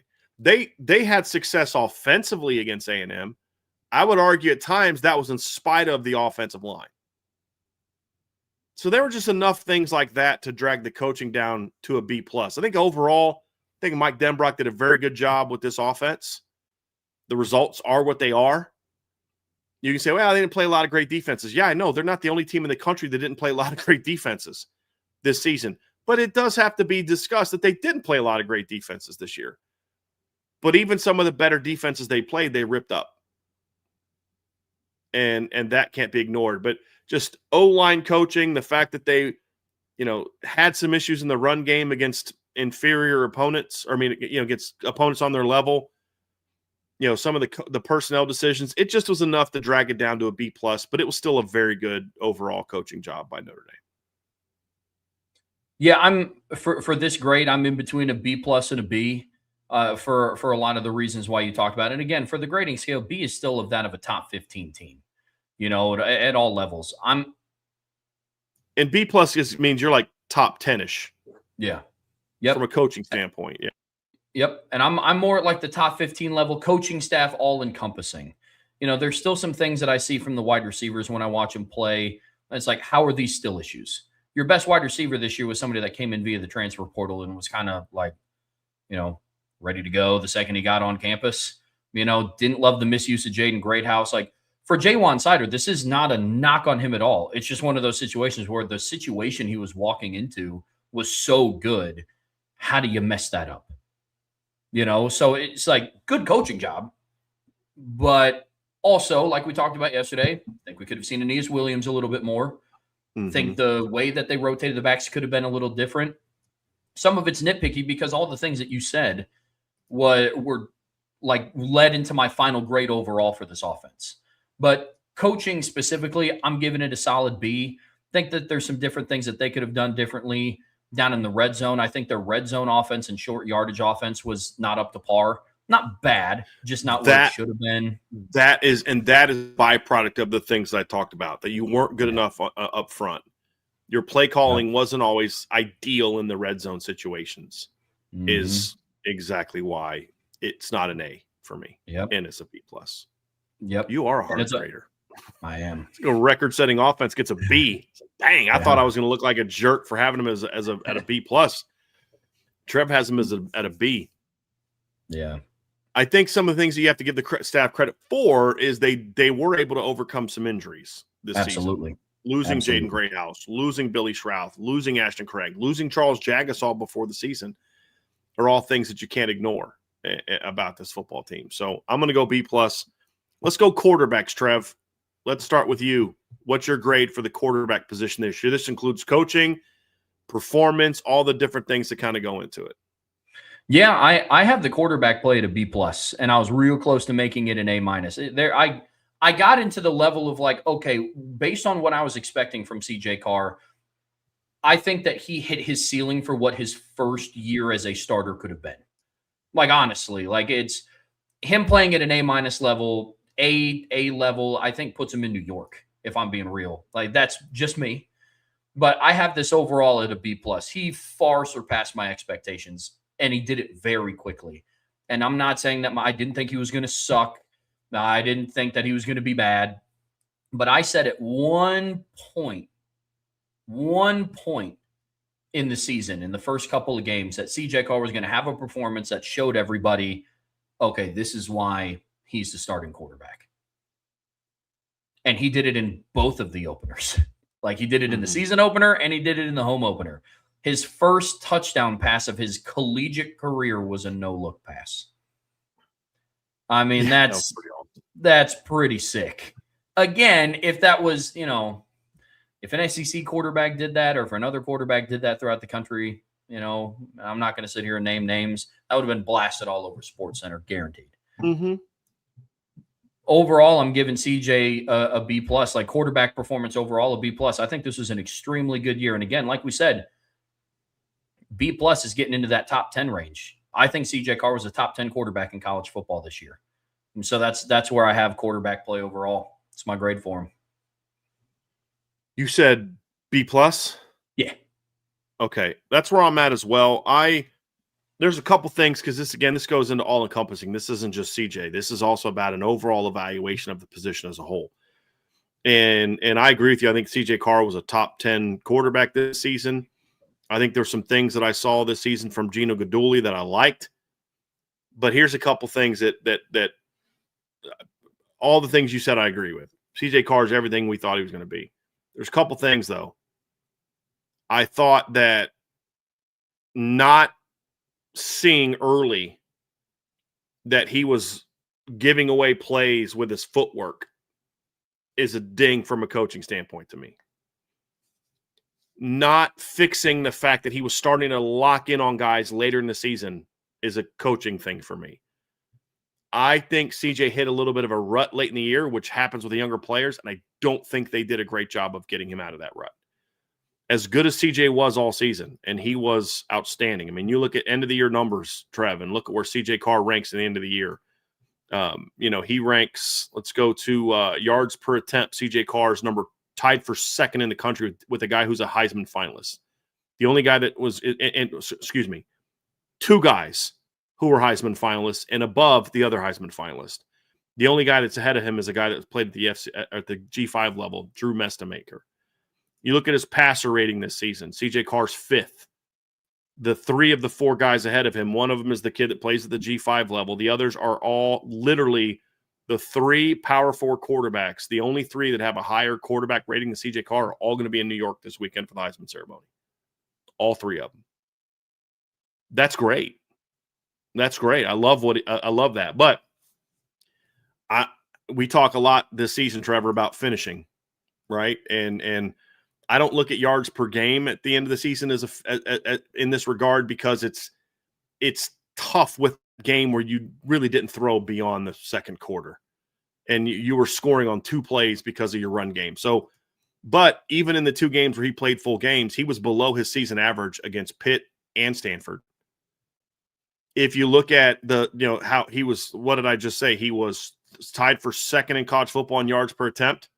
The problem is in the last 3 games, he was 6.9 yards per pass attempt, because at one point in time he was number 1. And you look at how good they were throwing the football this season. They were top 15 in the country in yards per completion. They were over 14. I believe they finished the year over 14. Let me just pull up the receiver stats here again. They finished 14.1, which just give me a second to kind of look up this number. I believe was right outside of or right inside of the top 10, which is pretty good. Passing yards per completion, Notre Dame finished 9th. All pretty good, right? 14.1. Last 3 games, you were at 10.8. 5 touchdowns and 2 picks in the last 3 games. So, they didn't finish strong. And I think there were some things that I was waiting on the coaching staff to adjust. The fact that he was locking in reads, he wasn't processing well. And I think one of the things that it's partly CJ's fault that he's as good and as smart as he is. And this is true for all coaches, me included. For me, all the way down here, all the way up to a million guys ahead of me, all the way up to Nick Saban and Urban Meyer and guys like that. One of the biggest dangers as a coach is when you have a kid who's really smart, who's also young and inexperienced, because he can handle certain things on the board and the film room and even in practice that you're like, yeah, we could put more on him. But there gets a breaking point where I think you put too much on him and it overloads his brain a little bit. And I think that happened to CJ in the last few games of the year. I think that they put so much on him that he started locking in on receivers more. He had so much pre-snap that he was responsible for, that I think it started to get him to lock more in on post-snap reads. And that's what resulted in some of the interceptions, some of the almost interceptions, some of the incompletions, some of the stagnation from the offense, some of the me and you breaking down film saying, dude, this guy was wide open. Why didn't CJ go there? Why did he miss this read where a month ago he makes that read? I just think that it got to the point where they put so much on him that he got to the breaking point and they didn't back off of it. And that honestly is why this grade drags down a little bit for me. The finish wasn't as good as it needed to be because of that. Now, I'm not worried about that next year because I think next year CJ will be able to better handle those things because now he's got a whole season under his belt. And he'll be more prepared to handle those type of things. But when you watch Ohio State, for example, and what they did with Julian saying, he had a tremendous year. They didn't ask him to do nearly as much as what Notre Dame asked CJ Carr to do. That's not a knock on Julian saying. That's actually a compliment to the Ohio State coaching staff. But next year, I don't think it hurts him, but I think that's a part of the reason why in the last 3 games, CJ Carr averaged 6.9 yards per pass attempt, 10.8 yards per completion. And you can't blame it on the Syracuse game and act like, well, yeah, but it's just the Syracuse game, et cetera, et cetera. No, that's not really it. He was at 6.6 yards per attempt against Pitt. He was only at 7.6 yards per attempt against Stanford. And so that's what dragged it down to a B+. But overall, this is a really good season.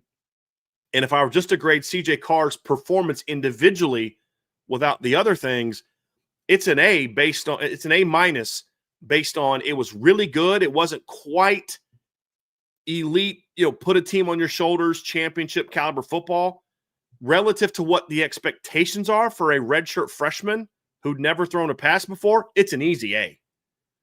But it's not graded on a curve. It's graded on, was this good enough to play for a championship? Well, for a chunk of the season, it was. But the coaching wasn't always elite. It was good, though, right? Like, this isn't bashing Gino Guidugli. He's a finalist for the Football Scoop Coach of the Year award. It's just, was it good enough to win a championship? Well, Notre Dame's sitting at home. So I can't grade everything out as an A and then at the end of the day say, well, why aren't they in the playoffs? Why'd they go 10-2, right? So it's a very good job by Gino Guidugli, but there were some mistakes that I think were costly. Great job for CJ Carr relative to the expectations. And I can't wait for next year to watch the jumps he's going to make as a player. It was a true joy to watch him. So overall grade, B+.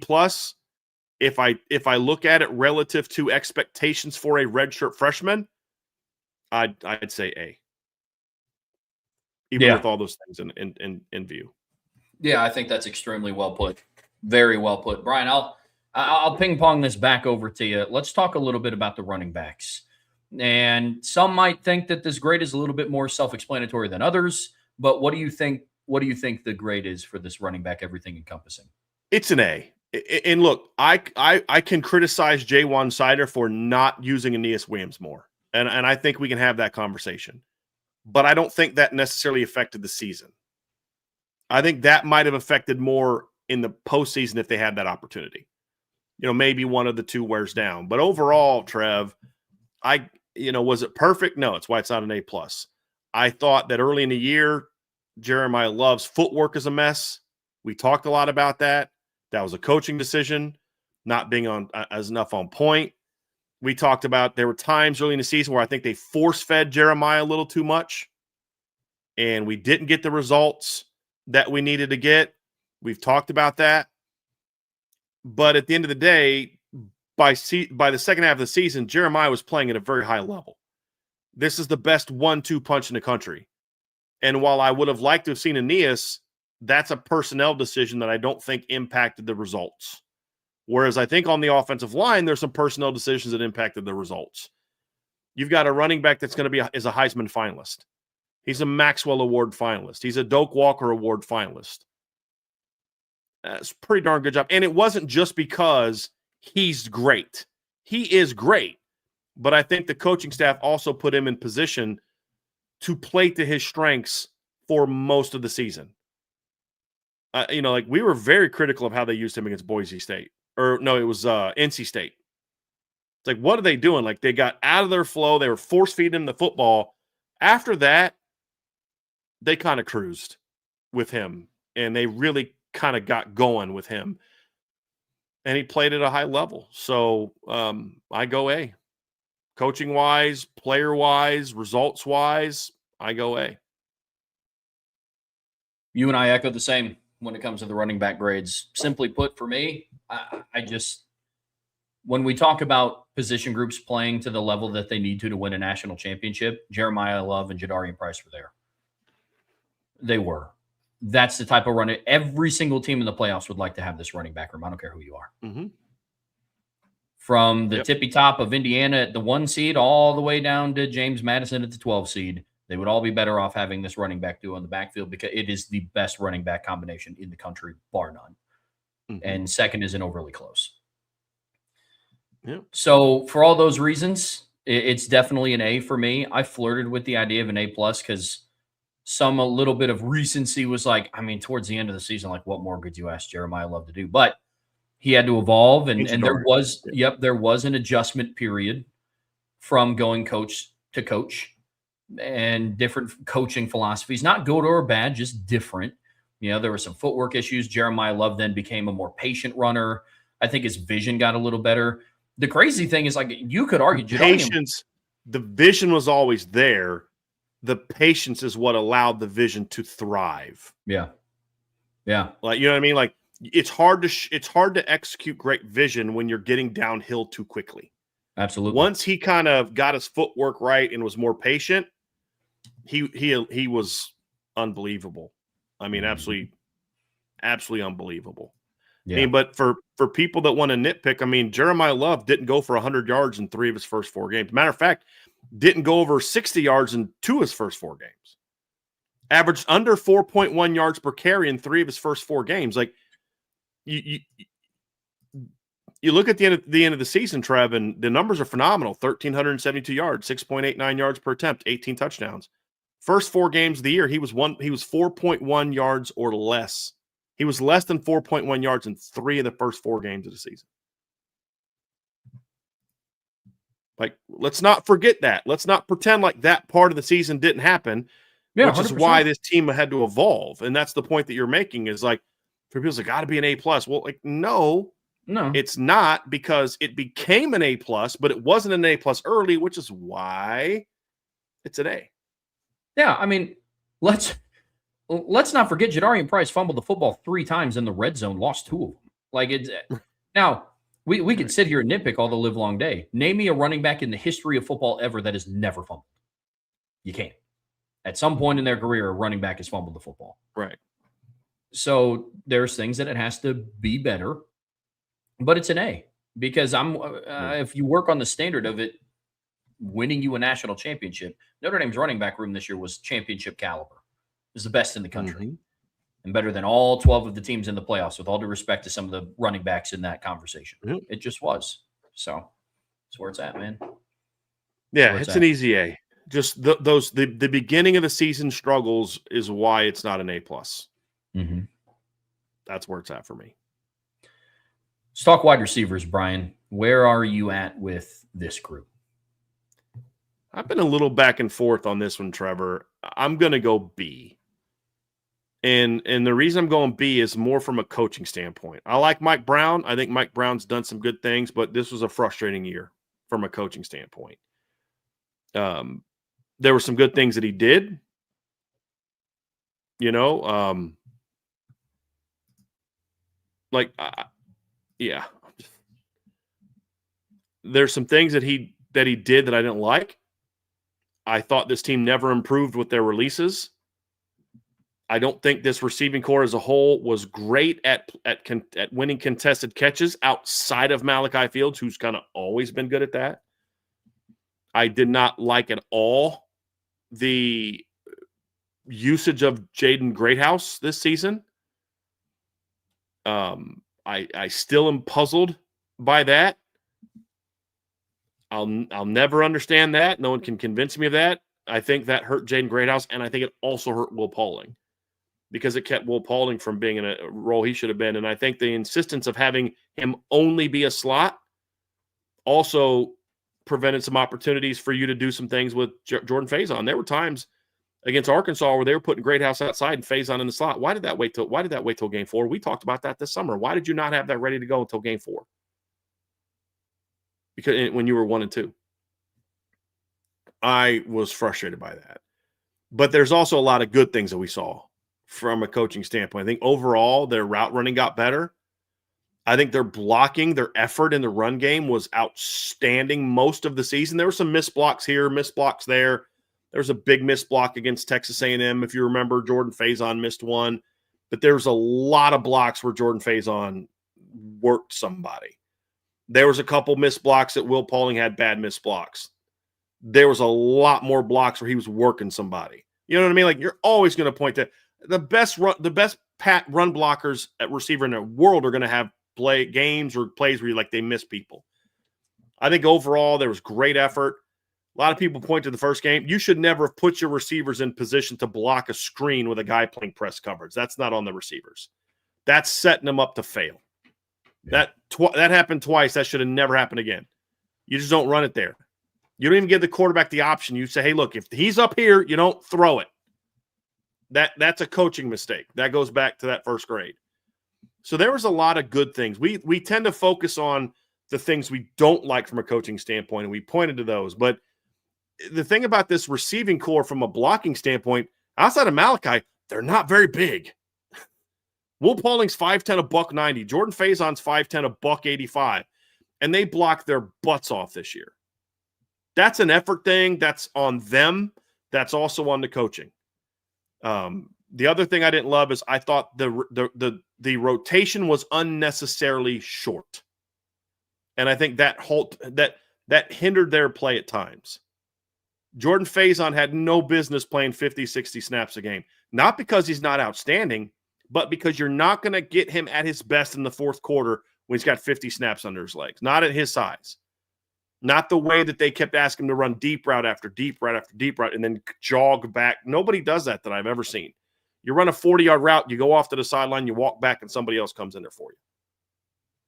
And we didn't see that this year.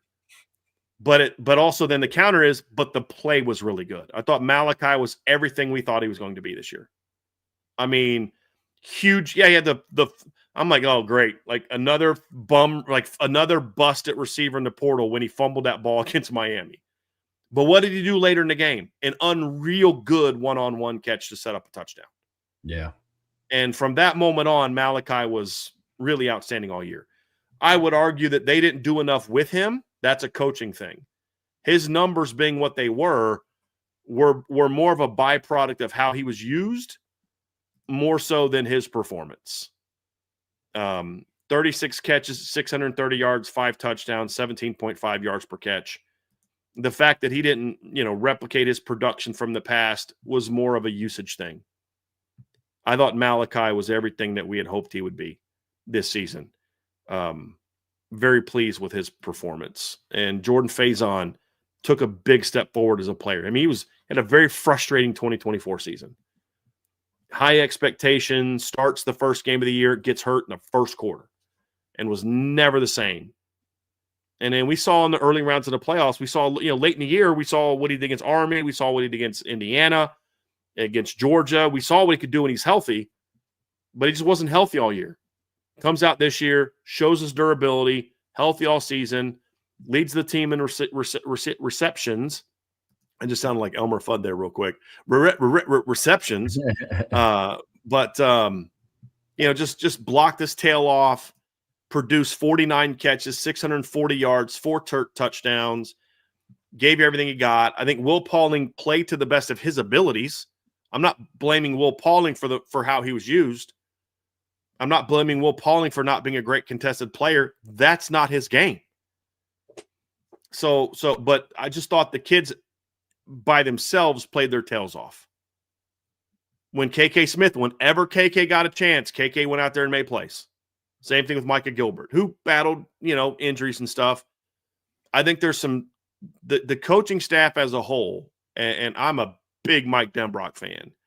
But my one criticism that I've had of him, and this goes all the way back to when he was at Notre Dame the first time, is I don't think at Notre Dame he's done enough to be able to maximize the talent of younger receivers who aren't necessarily complete works of art, so to speak. There's no reason not to have played Cam Williams and KK Smith more this season. Yeah, but Cam doesn't do this. That's what coaching does. If I'm Mike Denbrock, I'm going to Mike Brown and I'm saying, see that guy right there? That guy's got the kind of athleticism that I had at LSU. It's up to you to get his game where it needs to be ready to play.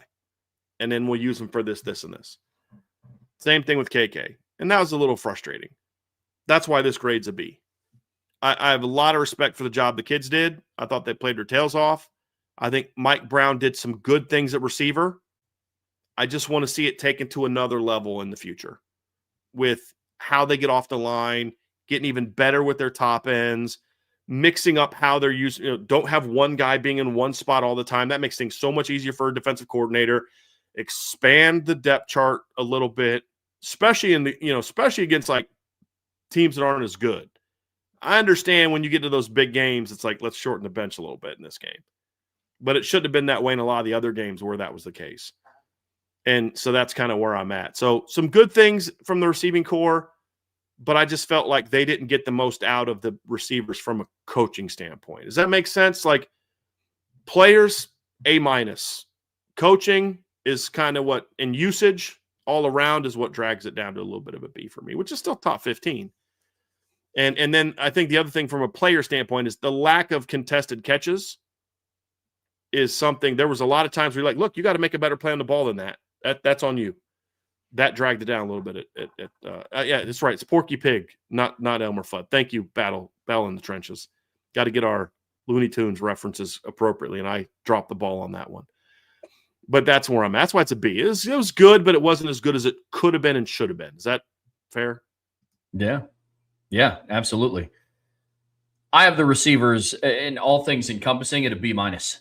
If it was just about player effort and their ability blocking and Malachi Field's skill, like really the skill of the entire receiving room, it would be much higher than a B-. But I think that's where a lot of my frustration lies, is because this is an extremely talented room. Very talented. And we didn't get to see half of it for reasons that I just don't really understand up to this point. If Cam Williams doesn't play as a true freshman because he's not ready to play at a very high level at 18 years old, okay. He's getting ready to be a junior in college. At some point, something's got to give. You know, KK Smith had a breakout against NC State and then just didn't really see the field. Literally didn't play the next game. So for reasons that I just don't understand, he's good enough against NC State, but when the lights are the brightest, you're going to play Jordan Faison 80 snaps. And again, It's not a shot at Jordan Faison because I think that he had a great year. But you won't, like, these are still people. Like, they're not robots. They can't go for 100 plays and just be perfectly fine, the same that they were at snap 20. I did not like the receiver rotation this year. I don't think they did enough with Malachi Fields this year. The misuse of Jaden Greathouse is just absolutely beyond me. Even when he was healthy. I just don't understand. And who knows? Does that play a factor in how quickly he returns? I don't know. It sounds like a very severe injury.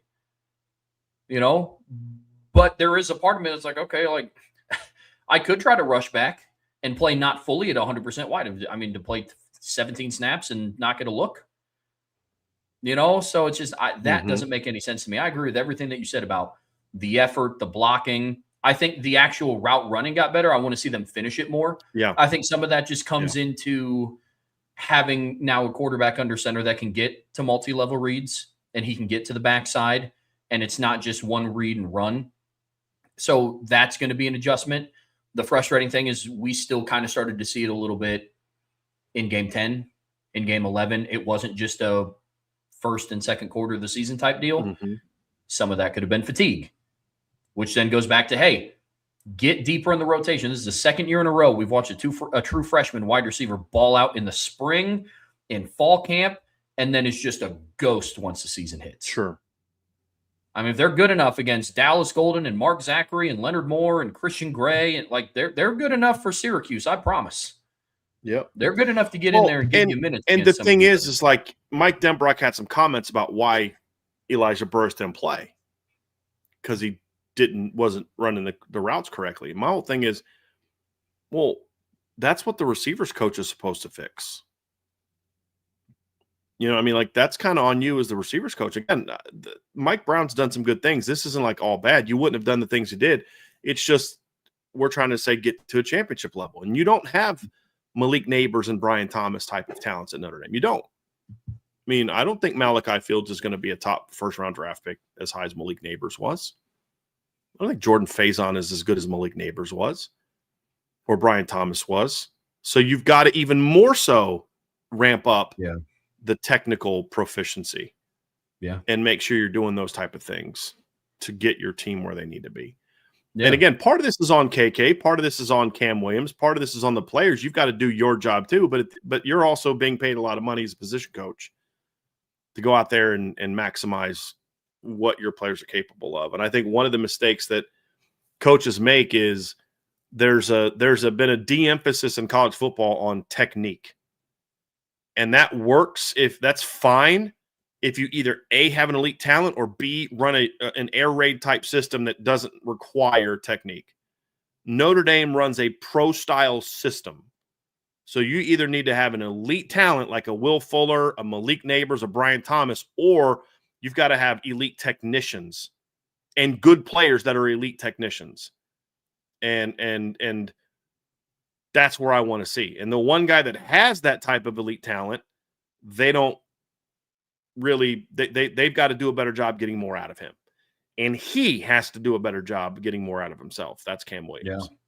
Yeah, we'll talk more about in the offseason, but that's kind of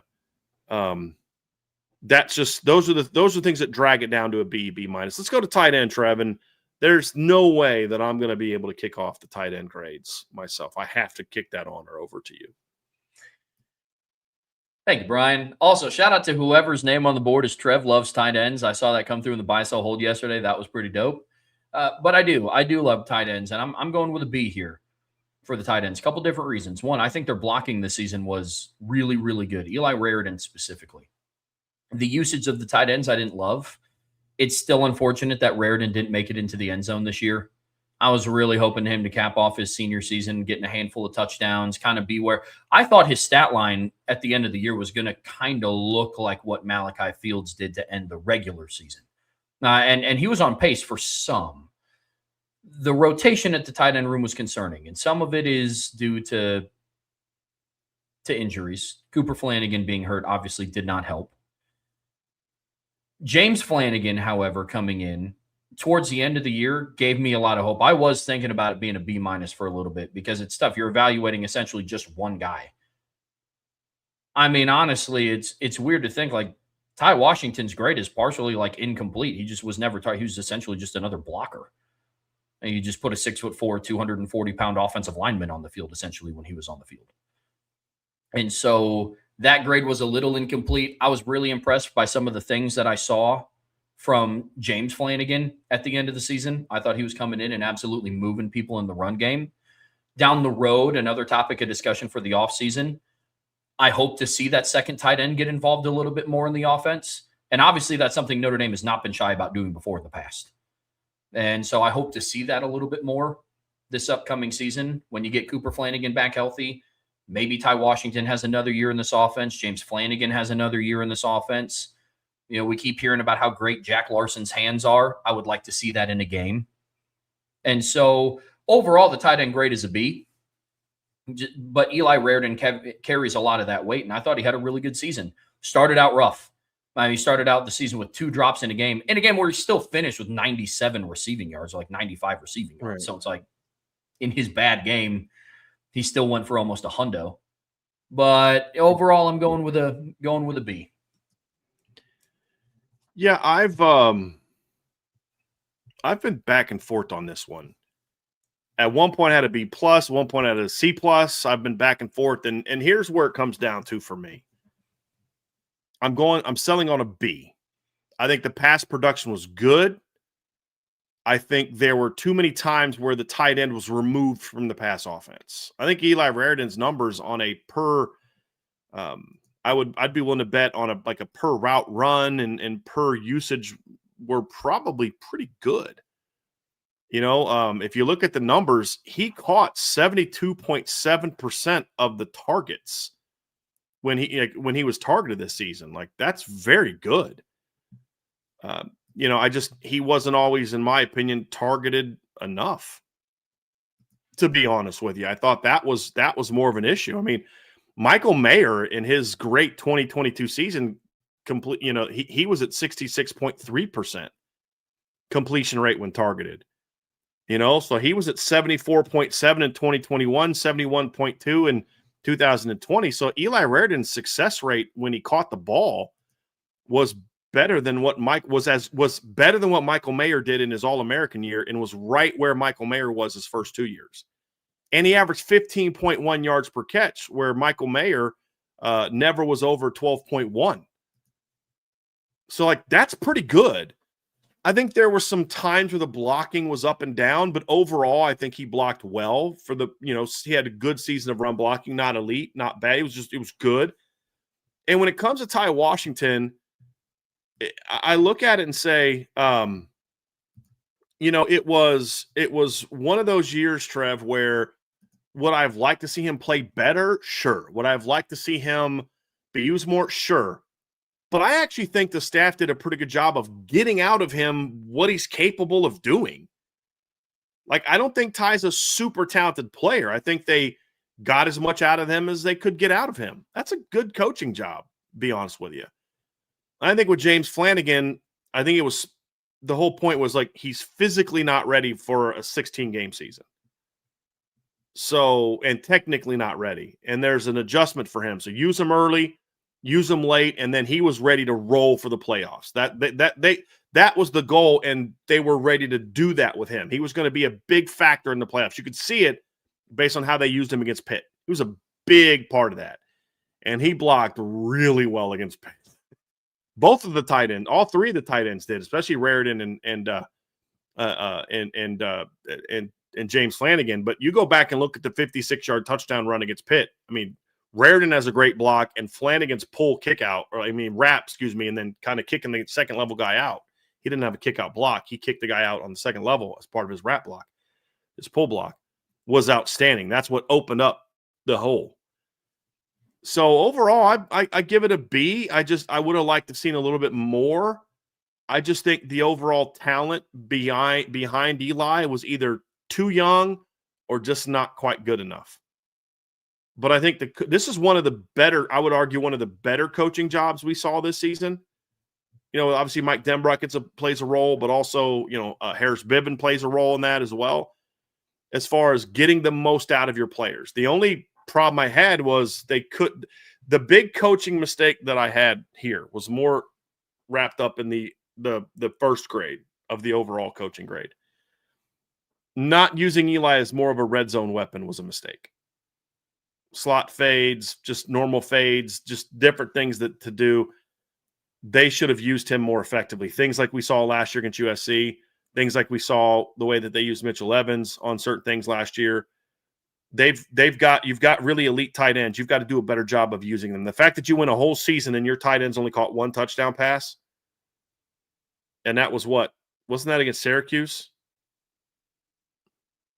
Yeah. That was a big minus. But I think that's more of a usage thing overall with the offense than anything else. Agreed. Yep, I agree completely.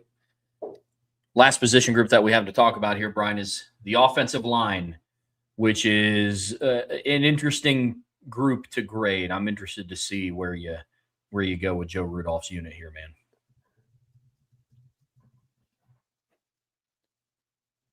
I went B. If I was going to go somewhere else, I'd probably go B minus.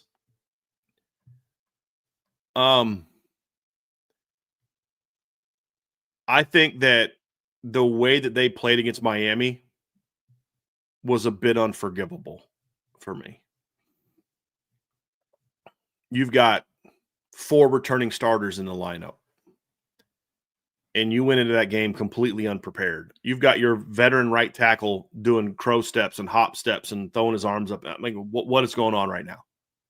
What is happening right now? Their conditioning wasn't there. I think that was a problem. I think that The pass blocking in that game was bad. And they were better against A&M, but that wasn't as good of a defensive line either. They still weren't great by any stretch. And then they started getting better when they played inferior teams. And then you have injuries step into the place. And you played great against USC. I thought they played very well against Pitt. They finished the season very well. I give them a lot of credit. And that's like, so like the beginning of the season, I'm like C. End of the season, got a lot better. I mean, pass pro the second half of the year was outstanding. Now, again, you didn't play any good pass rushing teams. So you can only control what's in front of you, and they dominated those teams. I mean, those teams were having season lows and pressures against Notre Dame. So, that was good. But I go back to personnel decisions of who was playing where, problem to me. The fact that this team struggled against the better teams they played up front with a veteran offensive line is a problem for me. But at the same time, there was also a lot of good from the O-line this year. And the offensive line played like I think Joe Rudolph is as a coach. Good coach. Is he an elite coach? I have some questions about that. Was this a good offensive line? Yep, no doubt. Was it an elite offensive line? No. And it should have been better. And then injuries happen. And that's my frustration. Some individual players made improvements. I mean, Anthony Knapp got better this year. Billy Schrauth got better this year. I think Ashton Craig was playing at a higher level. You saw Gerby Lambert get better throughout the year. Sullivan Absher got better throughout the year. Joe Wadding played well. Emil Wagner took a big step back as a player. Well, I always say, when a unit as a whole gets better, but one or two guys take a step back, that's not, to me, a coaching issue. That's more of a player issue for whatever reason. And so I don't really have a big issue with that part.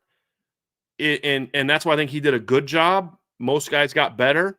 But there's just another level that I think this line needs to get taken to. So it's like, hey, did a good job. Good job, coach. Did you do a great job? No. I would hope he would say the same thing. And that's where I'm at on that. So the one thing I'll say that's positive is one of the things that I felt about this offensive line last 2 years under Joe Rudolph, pass pro technique was a hot mess. And it was a hot mess early as well.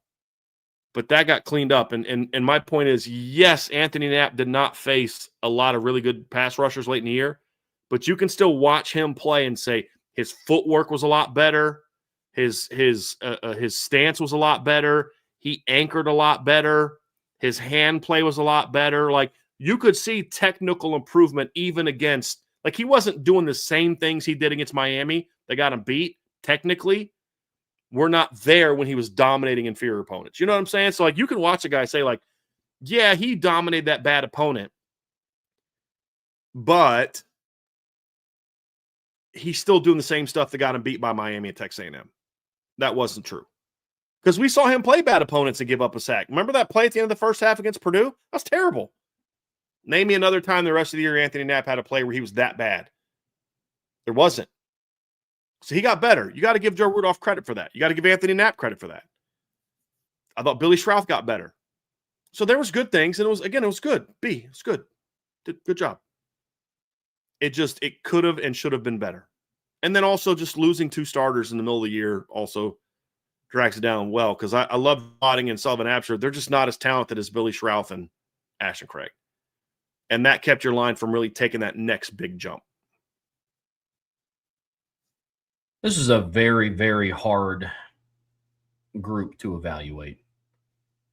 Because when you talk about, is it championship caliber?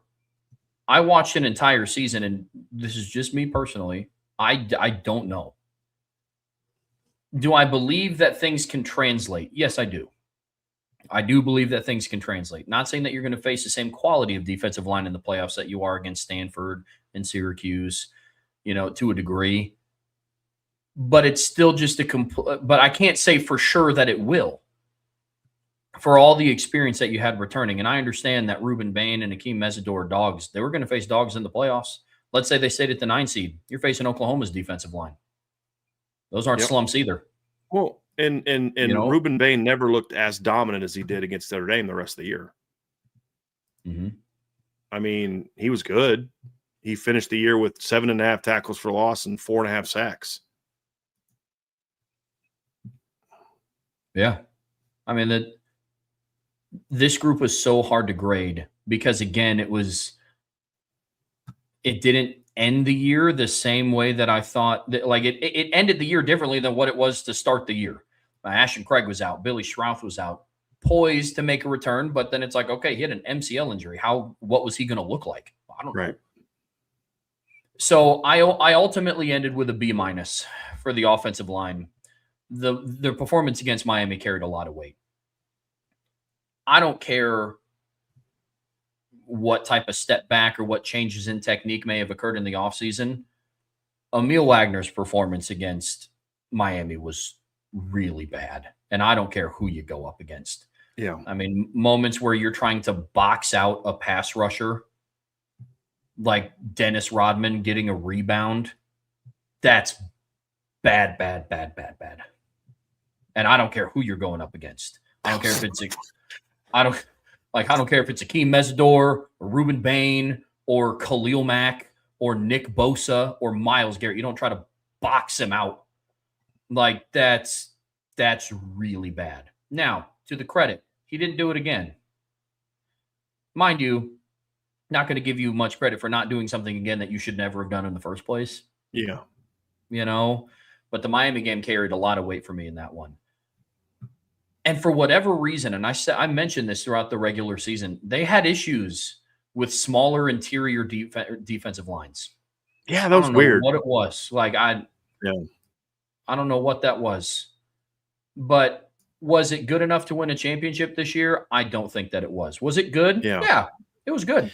It's like, people say, well, look at the rushing yards and the Heisman Trophy winner. Well, part of the reason Jeremiah Love's a Heisman Trophy winner is because in the Navy game, he got hit behind the line by 3 guys, got spun around, stayed up, and ran for a 40-something yard touchdown. I'm not giving the offensive line credit for that. No. I mean, that's what made this group so hard to evaluate, man. Numbers-wise, you could argue that they looked elite. If you just looked at numbers. If you just looked at the fact that their leading offensive lineman, Ashton Craig, allowed pressures allowed, who didn't even play the rest of the season. Nobody gave up double-digit pressures. Mm-hmm. And nobody in the starting offensive line gave up more than 2 sacks all season. And both of those were credited to Ashton Craig, who didn't finish the season. Mm-hmm. Anthony Knapp gave up, in the entire season, 9 total pressures, 1 sack. Emil Wagner only gave up 1 sack on Pro Football Focus, and that was in the first week of the season. He won 11 straight games without giving up a sack. I mean, Joe Otting, no sacks, no hits on the quarterback. Billy Schrouth, no sacks, no hits on the quarterback. Billy Schrouth gave up 2 pressures all year. Which some of those things, I'm like, that's false. Like I think, I forget which game it was, Stanford game maybe, where they gave the offensive line, didn't give up any pressures. I'm like, we watched a different game. Like, we definitely watched a different game. Like, look at it, Trev. Notre Dame tied for, if you look at the national stats, Notre Dame tied for 8th in the country in rushing yards per play. And they tied for 17th in the country in rushing yards. Sacks allowed, Notre Dame tied for 11th in fewest sacks allowed per game. Like, again, the numbers are outstanding. But I just want to remind people, they didn't finish in the top 10 in either. And that's what elite is top 5 to 10. But also, as I said, I'm not going to give you credit for a 40-something yard touchdown run when the running back got hit by 3 people behind the line of scrimmage, and it was just his greatness that made that play work. There were several times that Jeremiah Love had long touchdown runs, or Jadarian Price had long touchdown runs where the O-line wasn't dominant. They just kind of did their job, and then the running backs were special. That's good. That's B. That's not A. A is when you have a good running back and you're blowing open these huge holes and he's just kind of running straight through them for big plays. A is 2017. A is 2020. A is 2015. A is not what we saw this year. It was good. It was B, but it wasn't elite. And a big part of the numbers is you can't sit there in one breath and say you have an elite running back, so we're gonna give all the credit for the numbers to the offensive line. Because if the offensive line was as elite as the running backs, Notre Dame's numbers would have been even better. Yeah. And they wouldn't have been held under 100 yards by both Miami and Texas A&M. If your offensive line was elite and your running backs were elite, your numbers would have been way better than what they were. Yep. Absolutely. Well, Brian, let's kind of wrap up this segment on the offense and give an overall grade for this unit. Again, we're talking about a team that was, they set a scoring record. They beat every opponent by double digits on FanDuel every single week. They were favored literally in every single week of their 10-game win streak outside of the USC game. They were favored to win by double digits. That's really impressive. So when you go and you look at this group, what is the overall grade for the offense all encompassing? I'm going A-. The reason for it is the results at the end of the day have to mean something when you look at the offensive line as a whole. And I would argue that this offense was better as a sum of the parts than individual parts. Like, I think I only gave an A to one unit at a period, and that was the running backs.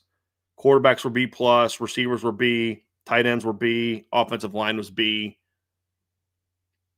But you put all those B together, and it's an A unit with an A running back room, right? B+ coaching. And that's the reality of it. It's like it isn't like school where it's like, well, if you get 5 Bs, you're going to have a B grade at the end of the year. Because other teams may have A receivers and D linemen and a B+ quarterback. You know what I mean? And so that ends up resulting in a B. Notre Dame they were just good everywhere and great at running back and great at quarterback. And so that's why I look at it and say you can nitpick this and nitpick that, and we do because it's called Irish breakdown. That's what we do. I say it a million times. This isn't Irish homers, and where we're just going to give everybody A+, because everything is awesome. This is Irish breakdown. We break down the game, and this has to get better, that has to get better. But at the end of the day, the results are pretty good. At the end of the day, yeah, the offensive line wasn't good enough against Texas A&M. The offense was pretty good, though, overall. CJ was great. Play calling in that game was great. The running backs were great. Malachi was great. Jaden Greathouse made a big play. Eli Raridan made a big play. And you scored 33 points, offensive points, and you scored at the end of the game. 2 minutes left. You tie ball game, 34-34. Offense goes down the field, puts it in the end zone. They did their job. They never got the ball back. Offense left the field against Texas A&M with a lead, and they never got back on the field. So that's kind of where I'm at, Trev, is like you put the individual parts you take the individual parts out, and you can nitpick that, and they all are justified. But when you put them all together, man, to make a food reference, there's a lot of things that I can put into a meal. I'm making a stew or a soup or a pie, and a pie has a lot of ingredients, and I may not love this ingredient by itself. I may not love this ingredient by itself. I may not love that ingredient by itself. When you put them all together, it's beautiful. I'm not going to sit there while I'm watching the game and eat, just take marinara or pizza sauce out of a jar and eat it. You know what I mean? I'm not going to sit there and snack on just mushrooms. I'm not going to just have a bowl of mozzarella to eat. My wife probably would, but she's Italian. You know what I'm saying? I'm not going to order a pizza that's just dough. None of those things by themselves are main course items. You put all of them together, and you have a beautiful thing. And I think that ultimately was what the offense was this year. That's the best way I could describe it. Did I honor you well with the food analogy? That was a very, very good food analogy. I appreciated it very much. Well done, sir. Well done. I know I've been a little bit of a tough grader so far up to this point, but I'm with Brian on this one. My grade for the offense is also an A-. Did you go A or A-? I'm sorry, A-? A- because at the end of the day, it's the red zone offense, and the Miami game, and some of the not finishing at times in the middle. Because A is, you're the best offense in the country, basically. I think you know what I mean? Yeah. Yep, that's where totally. I'm also going A-. This offense, the definition of it is the sum of all of its parts. And that's what it was. I'm evaluating based on, is this good enough to win a national championship or to compete for a national championship? The offense this year was. I'd be remiss if I didn't say that. What was one of the reasons why I was so devastated that Notre Dame? What's the reason why we were all so devastated Notre Dame didn't make the playoffs? Because we said they were playing like a top 5 team in college football. And that's not just because of their defense, and it certainly wasn't just because of their special teams. Their offense played a huge role in the confidence that we had. So I'm going A- here. And the reason why it's not higher for all the reasons that Brian listed out. Absolutely. But was CJ Carr's performance this year, combined with the performance of the running backs this year, combined with the talented receiver and the offensive line? Because look, you can make up for having not a 2017 Notre Dame offensive line when the other parts around it are just better. We watched Notre Dame last year make a national title run with 1.5 NFL or national championship caliber wide receivers.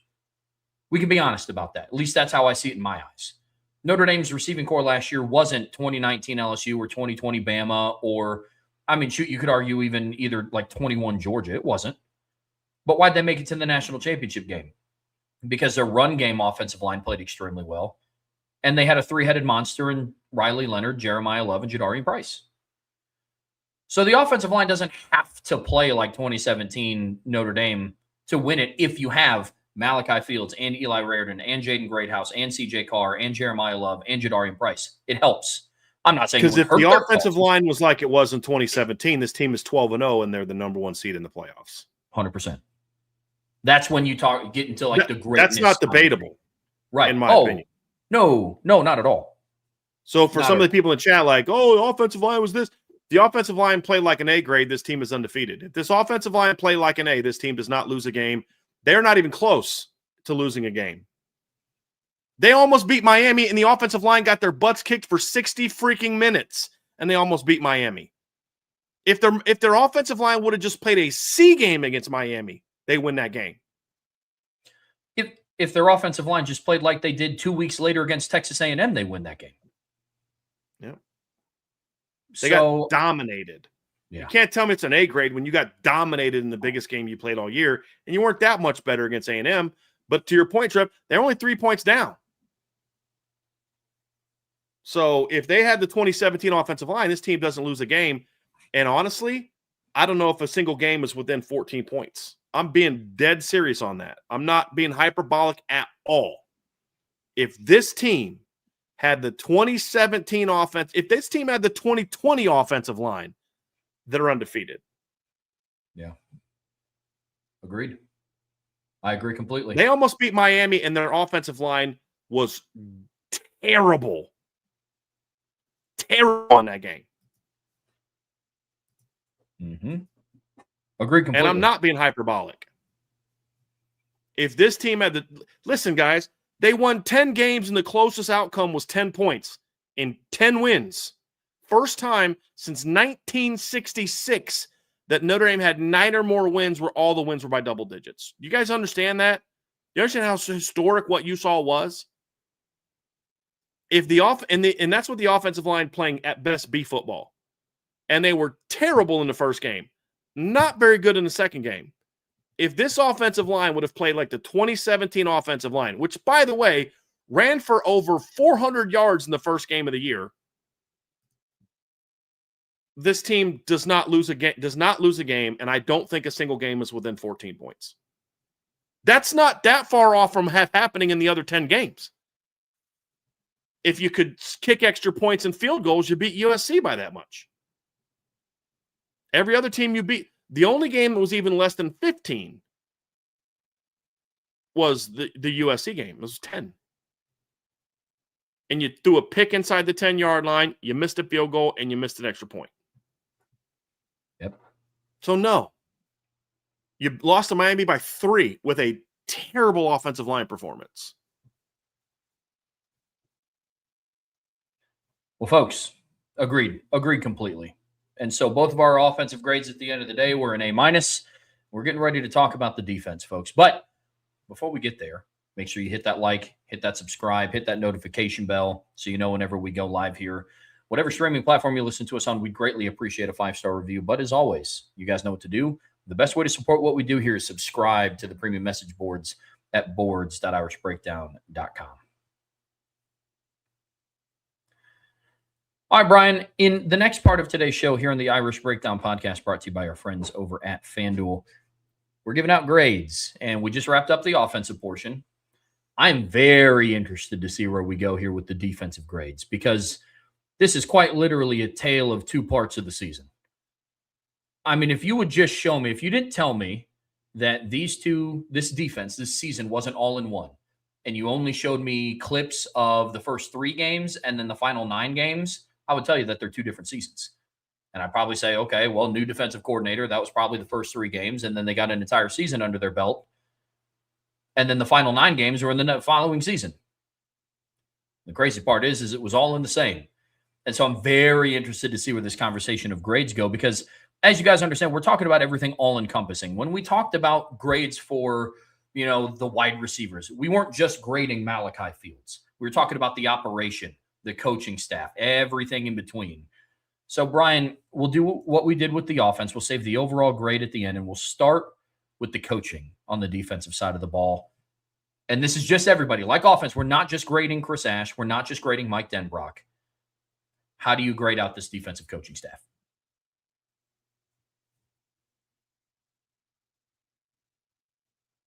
I'd give it a B-. I would say the last 8 games you could argue was A football. The first game was a flat out F. The first game was, a D scheme wise. The second game was flat out an F. And then also you have to factor in late game coaching decisions that I didn't agree with. The fact that it wasn't until game 5 that you finally turned your defensive line loose. Think about that. Notre Dame's defensive line this year, according to Pro Football Focus, had more pressures than any defensive line in college football. Notre Dame's defense this year had more pressures than any defense in college football this year. And it wasn't until game 5 that you even started to ramp things up. Like, that is one of the most absurd things I've ever seen from a positive and a negative standpoint. Absurd in that you could do that. Also absurd that why would you wait to do that? Notre Dame had 11 pressures in the first game of the year. 11. Second game of the year, they had 23. Good job. Third game of the year against Purdue, they had 19. Fourth game of the year against Arkansas, they had 14. So you only went over 20 once in the first 4 games. But if you look at the entire season, Notre Dame averaged over 20 a game, which meant you were way over. They ended up with 285 pressures on the PFF numbers they show us. PFF has released another graphic saying 310 pressures because they have a different thing that they do for coaches. I don't know why they're different. It makes no sense. But if you look at, 285 divided by 12, Trevor, that is 23.8 per game. The best they did in the first 4 games was 23.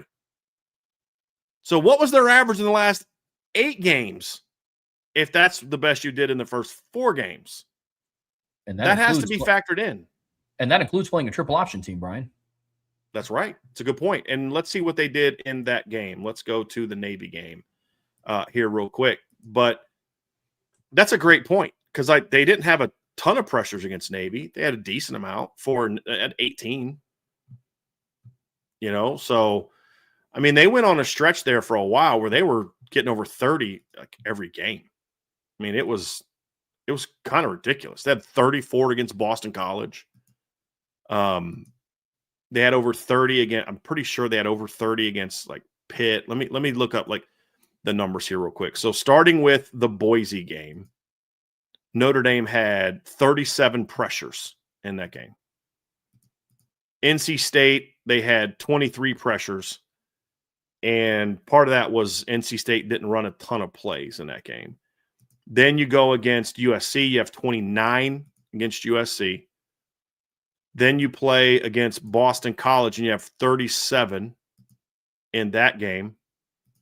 And then you go to Navy and you had 19. You had 18 against Navy. So that means you had more pressures against Navy than you did against Miami or Texas A&M.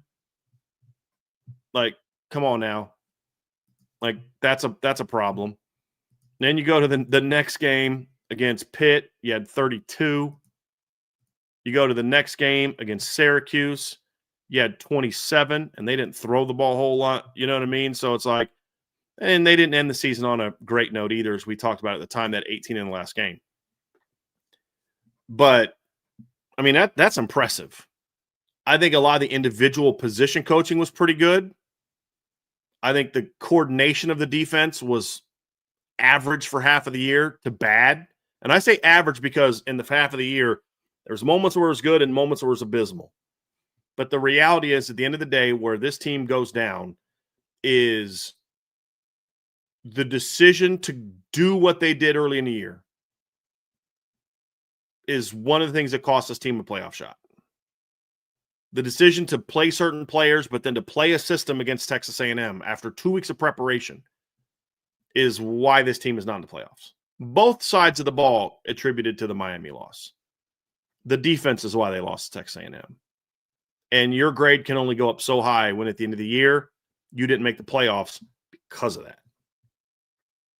And it ruins what was otherwise a lot of great defense for a lot of the year. At the end of the day, this team is sitting at home right now because of that. Because of and I don't even want to get into why, but that's ultimately why the coaching grade gets a B- for me. A lot of good. We're going to have a lot of good things to say about the defense the rest of the way. But this was the frustrating part. And it did take the head football coach to step in to make it what it was. That's not an opinion. That's not a guess. I'm saying that with great certainty. Like how high of a grade can I give you? Had he not stepped in, it would have continued. This was when they changed it, it was really good. Yeah. It was really good. It was. My grade for the defense is a solid B. A couple different factors. I agree wholeheartedly with everything that you said. And again, folks, when Brian and I have a difference of like B and B-, we are quite literally talking about the difference of a couple percentage points, a couple of spots, given what our ranking scale means. So it's not like there's a vast difference. But I'm going a solid B here. And one of the reasons why is because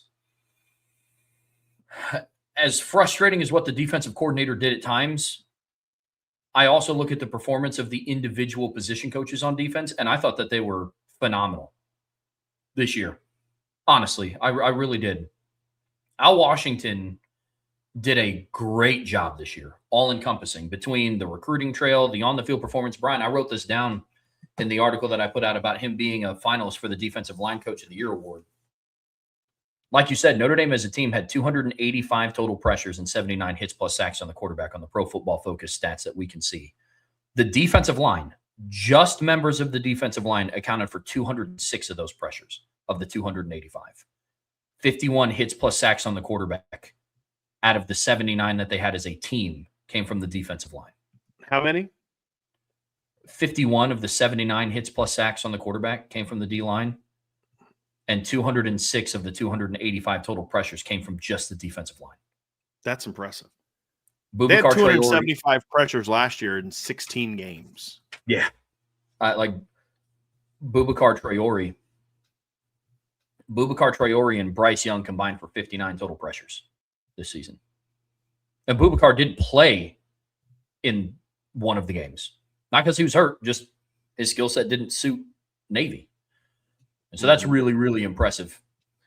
So I think he did a great job. I think Max Bulla did another really good job. Look, you don't do a great job and then go get promoted to be a co-defensive coordinator at your alma mater if you just did Yeah. And I think Mike. And you're not getting hired just because he is an alum. 100%. Right? Like Pat 100%. Fitzgerald knows defense. He knows linebacker play. Oh, yeah. You know what I mean? Like he knows how important putting this first staff is together. 100%. Correct. 100% correct.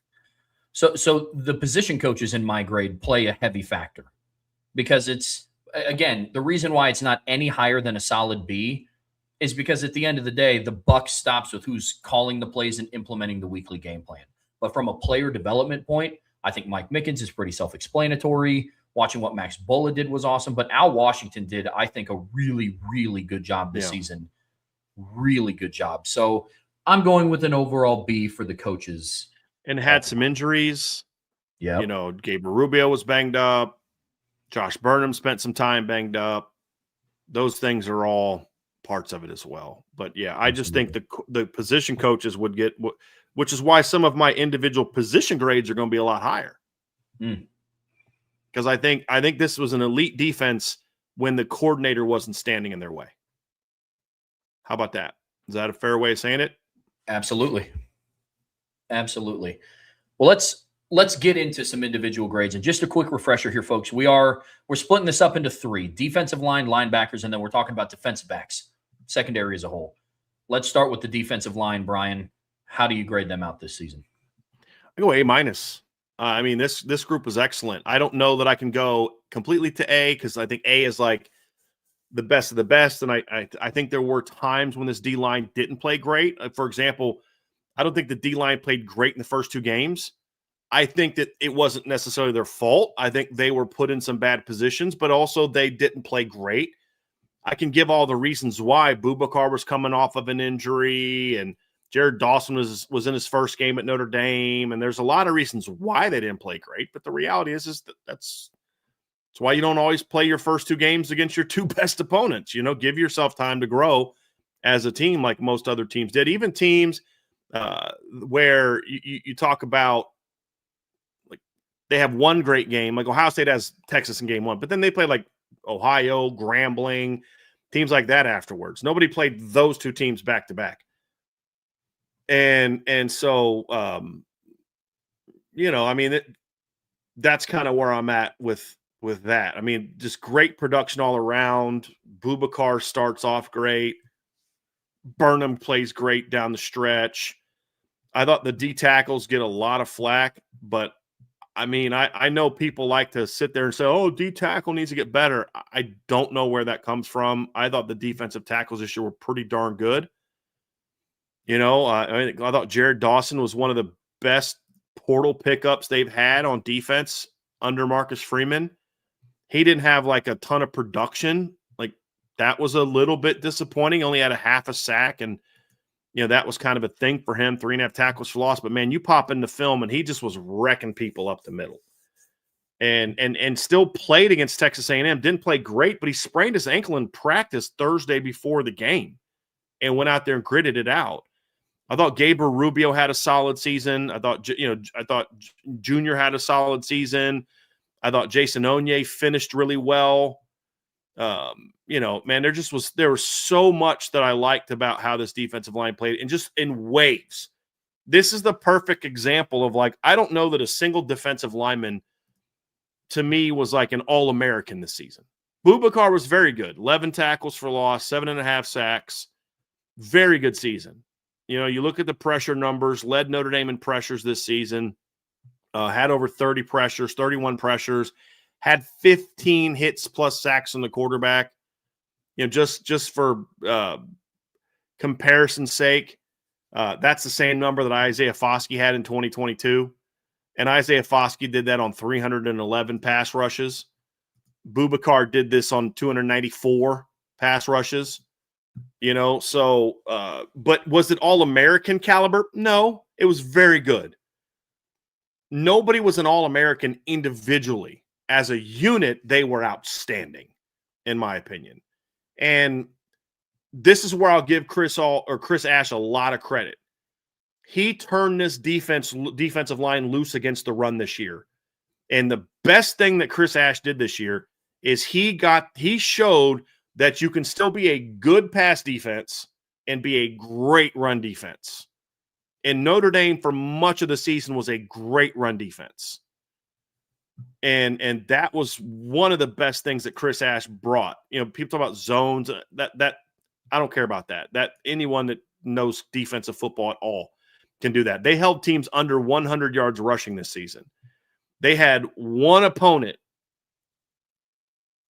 two opponents. Let me look. Two opponents had over 150 yards rushing this year. That's it, two. And one of them was And the one of triple those option teams team. was a triple option team that was held 100 yards below their season average. The other was Arkansas, who had 54 of their 158 yards was on one blown play on a quarterback run and a couple quarterback scrambles. You know, you held Miami goes for 3.5 per carry. They get 134 yards. A&M is 128 yards, only 4 yards a carry.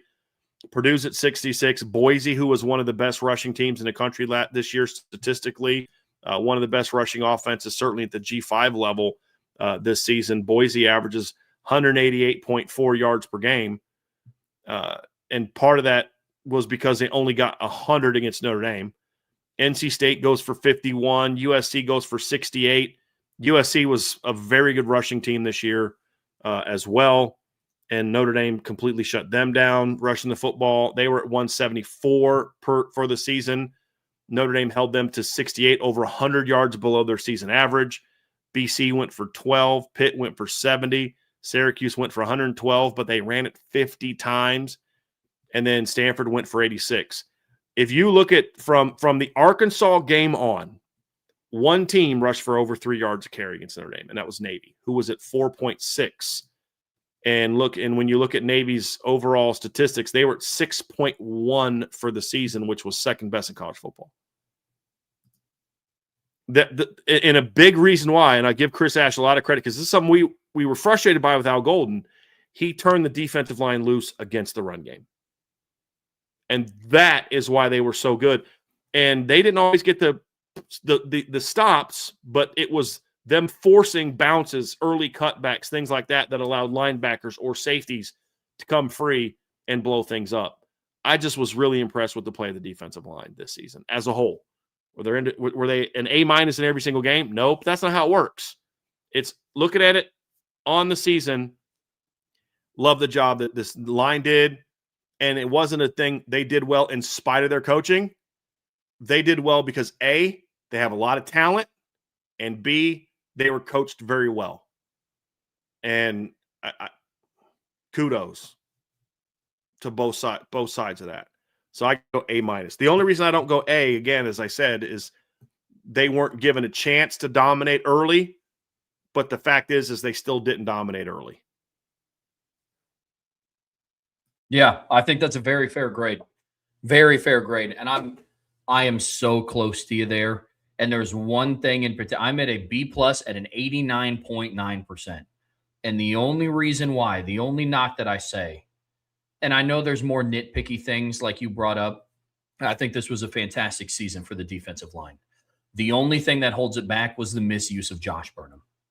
That is the only thing that I think that the big picture thing that would have changed this from a B+ to an A-, in my opinion. I know he was banged up, but not banged up enough to keep him off of special teams. Like there was a stint in there where Josh Burnham didn't play over 20 defensive snaps, really over 16 defensive snaps. Until Boston College, you played him for 40 defensive snaps, and what happened? He had 3 hurries, a hit, and a sack on the quarterback.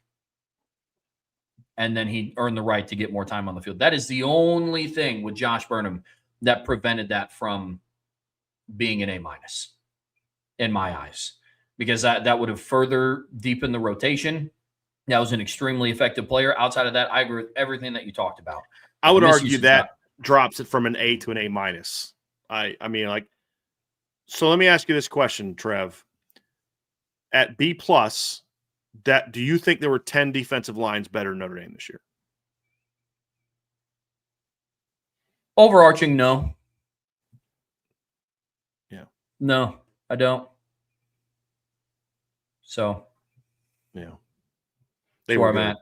They were. But like you said, there are things that they could have done to be even better, and that's what you're always looking for next year. What can you do to be better? You know, Yep. And like Boubacar Traore, great year. I think he probably is a day 2 draft pick this year. If he comes back and develops, he's a day 1 draft pick next year. I mean, those are the things you look at. Oh, yeah, absolutely. Well, that's what makes this team so dangerous is like you can have that conversation. I mean, outside of the running back room, my expectation for the running back room next year is to not be as crazy as it was this year. It just isn't. With all due respect to the guys that they have left over in the room, I'm not my expectation is that, yeah, this guy's just going to beat Jeremiah Love. That's just not fair. That's an unfair standard to hold somebody to. But yeah, man, it's a talented defensive line group. Very talented. Let's talk linebackers, Brian. And I know that you were extremely high on them coming into the season. How do you grade out the linebackers overall? Same, A-. Not great early, great the rest of the year. I mean, nobody on defense played great in the first 2 games. That's why nobody's getting an A. But when they were finally allowed to go, this linebacker room was outstanding. Was anybody an All-American caliber player? No, I don't think so, although I think you could argue guys were close on a per-snap basis. But as a unit, this was an outstanding unit. Once you got out of the first 3 games and we started to see the scheme and the way it was put together change, this team was pretty darn good. And this unit was pretty darn good. I think Drake Bowen was outstanding. I mean, I don't hear as much nonsense from people about him not being really good as we did last year. Led the team in tackles by 14 tackles. Had a 4.5 tackles for loss this season, which is more than he had last year in 16 games. He was more disruptive this year, 3.5 sacks. He only had 1 all of last season in 16 games. He had 78 tackles last year in 16 games. He had 67 this year in 12. He was on pace for a much more productive season this year than he did last year. If they'd have played 16 games, he's at 89 tackles. Again, this is a team that doesn't have one guy dominate from a tackle standpoint. It's just the way the defense is played. His disruptive numbers were better. He got better in coverage this year. He was a great leader of the defense this season on and off the field. I thought Kingston took another big jump as a player. He was just a game wrecker for Notre Dame, like just week after week after week. And just really performed at a high level for the Notre Dame defense and did so many different things. Like, he's a sophomore that you're asking to do 5, 6, 7 different things. Finished 5th on this doesn't start, but he's tied for 4th on the team in tackles. Doesn't start, but 2-3 games, because a couple games they started in 4-3 personnel. Doesn't start, but he's also 2nd on the team in tackles for loss. Doesn't even play the last game of the year. And, doesn't start, but he's, got 3 sacks, which is tied for 3rd on the defense. Him and Boubacar were your 2 most disruptive players. Boubacar had 11 pressures or 11 tackles for loss, 7.5 sacks in only 11 games. Kingston had 7.5 tackles for loss, 3 sacks in only 11 games. You look at the way that this team played and you're just like, dude, this team this linebacker room did a lot of good things. Jaden Osbury was very good again. I thought he was a guy that just kind of got lost a little bit in the shuffle early on in the season. Played much better later in the year. He didn't start the first couple games. I thought he was great against Navy this season. I thought that, some of the performances he had late in the year were strong. Jalen Sneed had his moments as well. And Jalen, I thought, played his best football towards the end of the year. He really ticked me off in the BC game with just a lack of discipline. And then he doesn't play against Navy hardly at all. Struggles when he was in there. How does Jalen respond to that? He probably has his best 3-game stretch of his career coming out of that. That's what I want to see. And then Mad Framo, I think the first series of the season, he's in the game. He tips a ball that gets picked off. You know what I mean? So, this was such a good linebacker room. There may be better rooms. You could argue that Ohio State starters are better than Notre Dame's. I don't think that's arguable. Some people may want to make that argument. I do think Ohio State has the best 1-2 punch at linebacker in the country in Arvell Reese and Sonny Styles. I don't think that's debatable. But I'll put Notre Dame's depth up against anybody. And that's kind of where I'm at. This is a deep room. Kingston gets a lot of the love deservedly. Drake gets started getting a lot more love. Jaden doesn't get a lot of love. Very important part of this whole thing. Jalen Sneed, this room and the coaching was good. They got better as the season wore on. They showed improvement in coverage. They were much better blitzers than they were a year ago from an off-ball standpoint. And that's, again, a reason why Max Bulla is now the co-D coordinator at Michigan State. Hired by a guy who specializes in linebackers. There's two guys that I trust more than anybody in college football right now to know what makes a good linebacker coach. It's Marcus Freeman and Pat Fitzgerald. You know what I'm saying? Yeah, and fair. they both clearly think very highly of Max Bulla. You know, but he also wasn't coaching a bunch of bums either, right? Like, he was coaching big time talent. His job to get the most out of that talent. And once the scheme finally let them loose, they were dominant. Absolutely dominant. Loved this unit. I echo the same sentiment that you do. I also grade this group at as an A-. What do you look at from an elite group?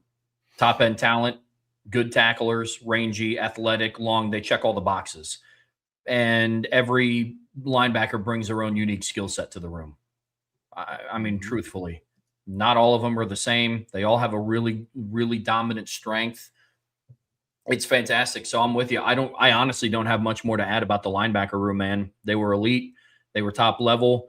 And if everybody comes back once again, it's going to once again be one of, if not the best linebacker room in the country. So they grade out at an A- for me. I know they do for you as well. I thought Drake Bowen was exceptional this season.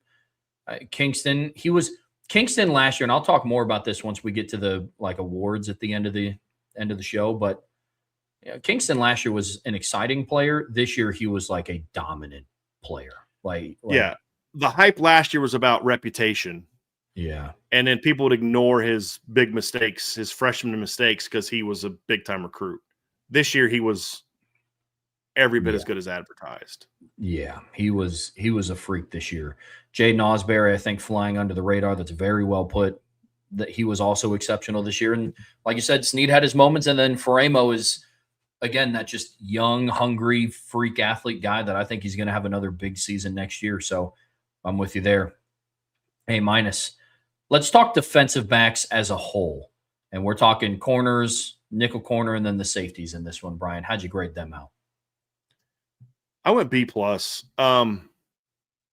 This is the lowest grade I'm going to give from a personnel standpoint because that's how bad the first two games were. The first three games were. And honestly, B+ might even be too high because of how bad the first three games were. It's been, we could spend an hour just on this topic. There were personnel decisions that were head scratchers. You had Devontae Smith couldn't stay healthy for chunks of the season. Jalen Stroman was very rusty to start the season. The Jalen Stroman we saw in the last 4 games was not the same Jalen Stroman we saw in the first 4 games. So he missed all of last year. He played a half of a game last year. So, I mean, they were abysmally bad the first couple games. They got better and better as the season wore on. Nobody was hurt more by how the first few games were coordinated than the secondary, in my opinion. As they started to adjust the scheme, and yes, they did adjust the scheme, contrary to what the defensive coordinator said in press conferences, they didn't just get better at what they were doing. That's not true. They were allowed to play more to their game. The only guy that really played well early was, in my opinion, was Leonard Moore, and he didn't even play very well against Miami. But he was great against Texas A&M. You know what I mean? Like, he was really good in that game. And that's why he's an All-American this year. And most likely will be a unanimous All-American. He'll at least be consensus. But most likely unanimous is my opinion. That's my prediction. But by the end of the year, this secondary was playing like that of a top 10 unit. Like, not top 5. Like, I think the D-line was more dominant. Christian Gray was still a little up and down. Tay ends up missing the last couple games, and he was still at times up and down. They played like a young group at times. You had 2 true sophomores and a redshirt sophomore and a true junior in your starting lineup. And at times you had a true freshman in your starting lineup as well at the nickel. And I think that youth combined with just some head-scratching decisions from the defensive coordinator early in the season really made it tough on the secondary. But they kept growing. They kept battling. They kept getting better. Mark Zachary got better as the year went on. Dallas Golden got better. Tay Johnson got way better as the year went on. And Adon Schuler had a rough start as well and got better. And I thought Adon was another guy that just doesn't get talked enough about, by us and by just kind of Notre Dame in general, Notre Dame fans in general. But he had another really good year for Notre Dame, and obviously was a team captain for Notre Dame. Finished second on the team in tackles, had 53 tackles, which is 6 fewer than what he had last year in 16 games. He had 5 pass breakups this season. He had 5 last year, and only in 16 games, so 4 less games, same number of breakups. Last year, he had 3 picks in 16 games. This year, he had 2. I just thought he was better this year. So I'm going B+ because they were coached well from a technical standpoint. They got better in that regard throughout the season. When they were finally turned loose, they looked like the secondary we thought they were going to be. Trev, we thought before the season there were going to be times they were going to give up plays. They were playing a better schedule on offense this year, which we said before the preseason, and there was going to be some youth that was going to result in some mistakes at times too. The whole backups were freshmen, basically. And you have other guys transitioning to a new defense. It took a little longer than expected because of what we felt were mistakes from a coordinator standpoint, but once they got going, they were pretty good. And that's why I'm going B+. And if I could pretend the first 3 games didn't happen, it's, A-. Well, I get that. I get that completely. I'm also at a B+ for the secondary, and it's strongly bolstered by their performance really in their final 8 games. There are still some things of concern. I don't want to act like there was zero concern in the final 8 games, but their turnaround was so drastic. It was so impressive what they did in their final 8 games that I'm comfortable giving them a B+. Personnel was really bad. The personnel decisions were really bad the first 2.5 games. They were. It shouldn't have taken an injury to put Tay Johnson into the starting lineup. Just shouldn't have. I don't know. That's not me pointing the finger at who made the decision or whose decision it was up to. Just overarching, a targeting call on Adon Schuler shouldn't have been what triggered you to put Tay Johnson in that starting lineup. Just shouldn't have been. Didn't love what happened at nickel. Shouldn't have taken 2 really bad performances to then make the decision to get Dallas Golden more reps at the nickel. Yeah. And I think that was part of that, was putting Carson Hobbs in a bad spot. He's not a nickel. 100%. 100%. Put him in the boundary and just let him run with people. He's not a nickel. And they put him in a really bad spot. They did. And he struggled mightily. Yeah. They did. But the turnaround was great. Fuels the B+ rating. And they did a really good job to set themselves up for just what should be a stellar 2026. Still have my concerns. You still have to continue to develop the nickel position. Christian Gray is set up once again for a year where he should be a really, really good corner. For him, it's just about finding consistency. For Leonard Moore, it's don't let off the gas pedal. And I'm with you. Adon Schuler kind of flew under the radar because of the emergence of Tay Johnson, but I was really impressed with what he did this season. So secondary overall gets a B+ from me. Let's talk about this defense's grade. Can I? It is interesting. If you look at the PFF grades, three of their 4 highest graded regulars were defensive backs.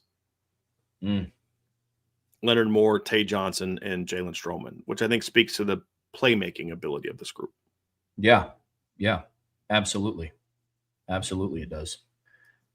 Brian, let's talk about this group as a whole and this defense as a whole. We're talking about a defense that what felt like during the back stretch of the year when we're sitting down and talking about FanDuel mentions and over-under point totals on FanDuel, it felt like every single team that we talked about was their over-under was set at less than 10 points, which is a crazy feat, especially considering how they started the season. But when you look at this overall, which unfortunately that also does include the really, really bad first couple of games for this unit, how do you grade them overall? I go B+ because you can't I'm harsher on the grade of the defense from the first 2 games in the offense. And your offense kind of carried you for the first month of the season. I mean, your offense carried you against Purdue. Your offense carried you against Arkansas. You gave up 13 points in the first half. You were getting moved on early in that game on defense. But Notre Dame's offense jumped up to such a big lead that Arkansas had to get away from what was working. They ran for 158 yards in that game. They ran for over 100 in the first half. And so I can't, when the season ends, like, had they made the playoffs and gone on a deep run, I think you could have eventually gotten this grade up, because then the bad start ultimately didn't hurt them. But when you get left out of the playoffs because you lost your first 2 games, and I think the biggest culprit in your first 2 games was the defense, I can't give you an A or an A-. Was what they did in the last 2 months special? Heck yeah, it was. Was it fun to watch? Heck yeah, it was. Was it dominant? Heck yeah, it was. But it doesn't negate the first 2 games, because ultimately that's why your season is over. It's choices from your defensive coordinator. It was the choice of your defensive coordinator, his decision to switch things. People want to say whatever they want to say, but I'm just telling you, I've talked to people that are very close to the situation, and they'll say players were shocked at when they started doing Miami install. Players were like, what are we doing? Like, this isn't what we've been practicing all fall camp. This isn't who we are. So, yeah, that's a problem. And that's why you started 0-2. And I can't get past that enough to get this up to an A-. Did this end up being a top 15 defense by season's end? Heck yeah. Did I think they were capable of that after the first 3 games? Heck no. Said it publicly. I just hoped they were going to end up being top 25. They played like a top 10 defense for the last 2 months, but they played like a top 100 defense the first 2 weeks. And that's why I end up with a B+. I'm with you. For a lot of those reasons, you and I see that the same. I also have this group graded out as a B+, and a lot of the weight is carried because of the offense, or because of the first couple of games, unfortunately. Mm-hmm. I don't want to sound like a broken record. I'll just leave it at, I agree with you. If the defensive performance was better in the first 2 games, we're not sitting here talking about the what if. Mm-hmm. What if this team made the playoffs? Because that's the unfortunate side. You handle business in the first part of the season, we would get to watch what we believe to be a top 10 defense now in the postseason. Mm-hmm. But it's because they played like a top 100 defense that we don't. Yeah. Because their defense now gave them a chance to win a championship. 100%. Absolutely, they did. There's no doubt.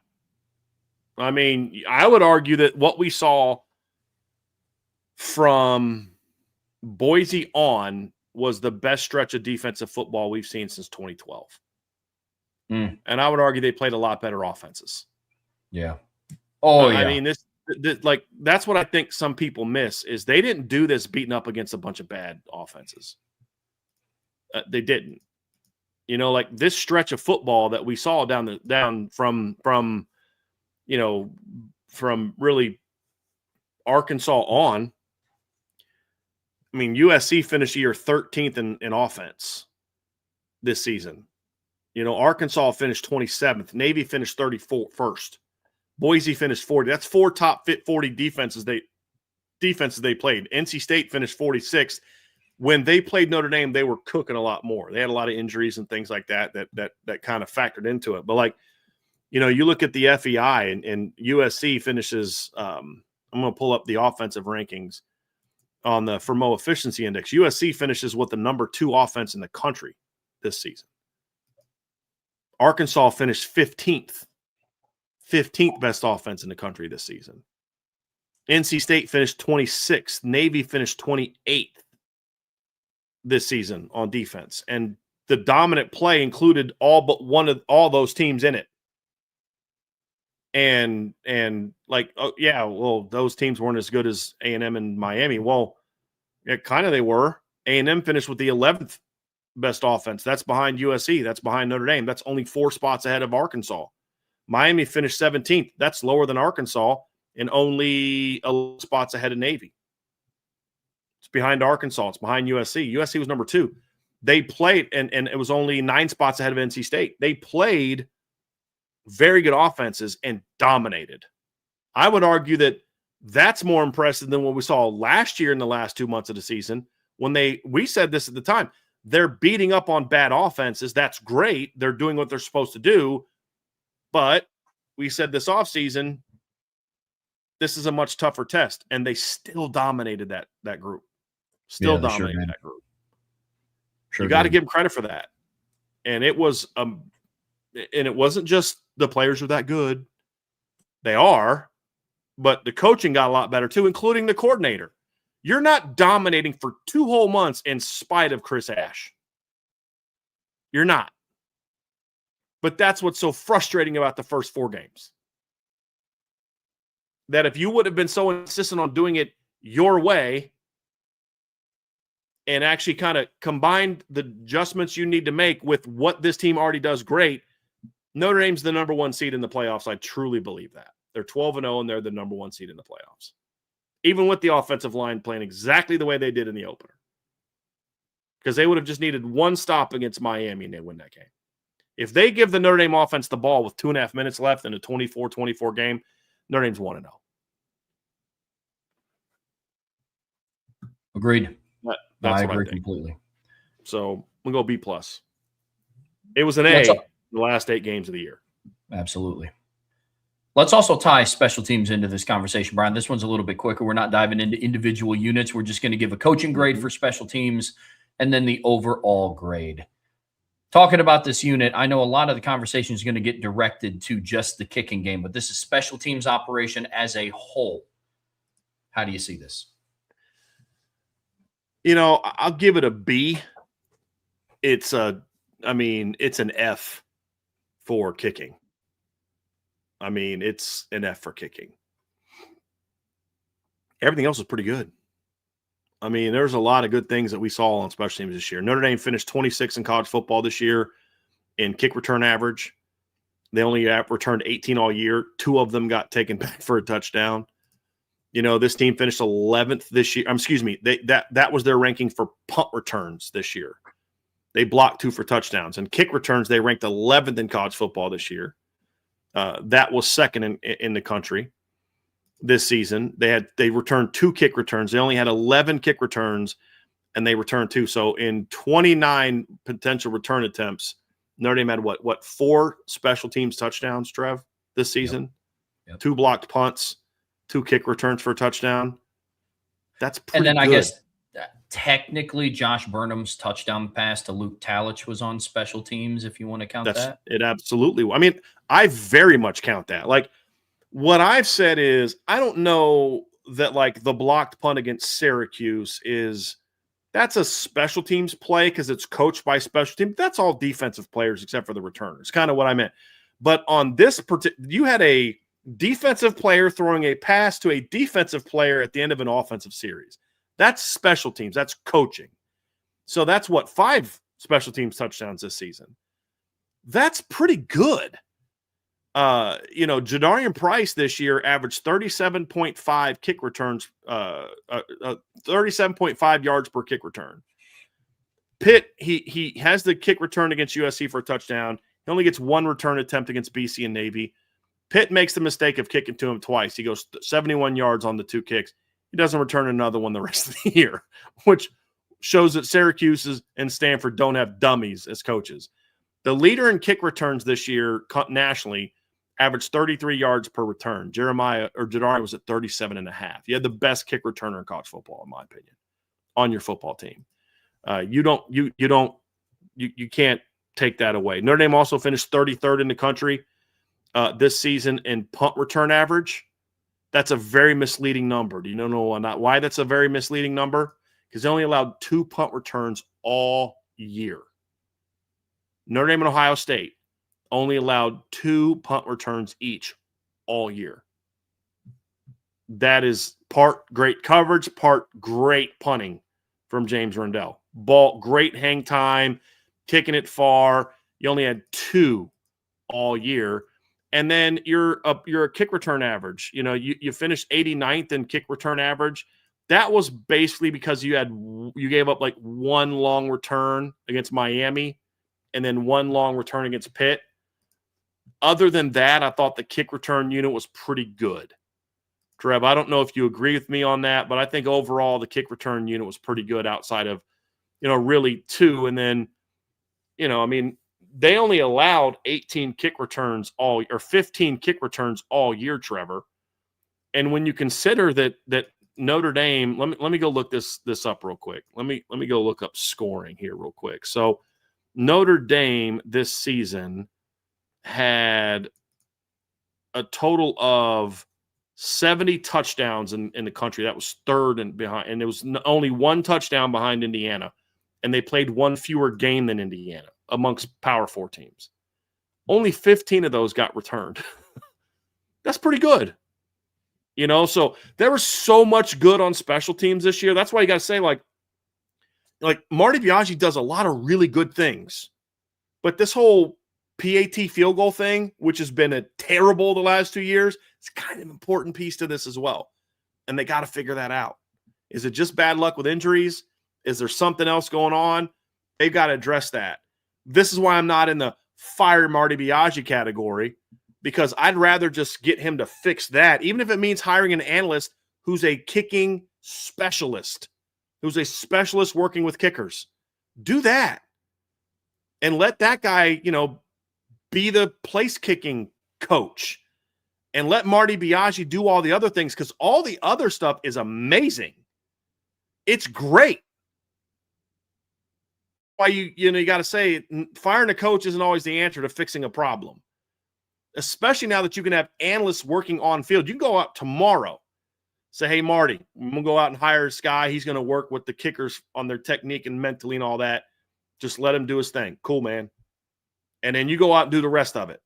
Because everything else that Marty Biaggi does the last 2 years outside of kicking has been outstanding. The punting last year was maddening. But what did he do? He didn't do that this year. He let James Rendell be James Rendell, and that's great coaching. That's a great decision. The coverage units are awesome. The return units are awesome. Marty Biaggi's doing a lot of excellent things at Notre Dame. They got to figure out the PAT field goal thing.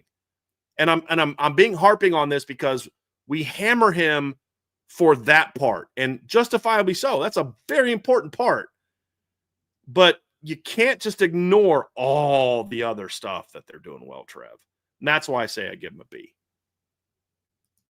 Yeah, no, that's totally a fair grade. I'm at a B- for coaching. Just my rationale behind it, because I agree with everything you said. I think they do a lot of great things. And I'm going to use another food analogy here, because I feel like now at this point I have to get one per episode. And here's how I think about this. If I were to go to a steakhouse and I hear it's like the mac and cheese is amazing, the salad is amazing, the mashed potatoes are amazing, it's like, yeah, but I'm going for the steak. Right. So I'm going to a steakhouse. When I think of special teams, like, dude, give me all the kick returns. Yeah, JD was a menace in the kick return game. It's great. The coverage units were fantastic. But when I think of special teams, I think of PAT field goal. That's kind of the meat of the bulk of the job. On top of being creative with your trick plays in the special teams and having a good return, having good coverage units. And they are spectacular. I don't want to downplay that. But the way that I look at this is the meat of all this is being able to get your place kickers to just do their jobs. And no, I'm not giving them a B- because, they attempted a 50-yard field goal at the end of a half and missed. You're actively missing extra points. Mm-hmm. And unfortunately, that's what drags this grade down. That's the way that I think about special teams is, yes, I love the coverage units on both punt return and kickoff coverage. I love what Jadarian Price did this season as a returner. But now the issues with place kicking has become a pattern at South Bend. And that even goes beyond Marty Biaggi. Mm-hmm. I mean, Spencer Schrader had issues. He could kick the ball a mile. It was kind of a question on if it was going to go through the yellow sticks. You had the injuries with Mitch Jeter, and then there was just no answer after he got hurt. Unfortunately, this season you picked up an answer in Eric Schmidt, but unfortunately he was thrust into a situation that he just wasn't ready for as a true freshman. Dude had been a place kicker for a year. And so all of those encompassing make this a B- grade, because I will not discredit what the rest of the special teams were this year. I just won't, because it was fantastic. But again, I use the food analogy. I go to a steakhouse for steak. As great as their mac and cheese might be, And that's kind of how I feel about Notre Dame's special teams this year. So for coaching, I give it a B- because it was creative. It was effective in every other phase except for kind of the biggest part, in my opinion. So that's where I'm at with the coaching for special teams. I'm with you. And then is your grade overall then also Same. a B? Yep. They kind of go together. Yep. Yeah. That's how they I kind of go together. Yep. Agreed. I kind of gave my overall thoughts because it's all encompassing. Yeah. You know what I mean? Yep. Absolutely. It's not as I guess divisional as what the other sides of the ball are. I'm sure they have like coaches that specialize in working with the gunners, but it's not as ironed out as like you have your linebackers coach and receivers coach. So I get you completely.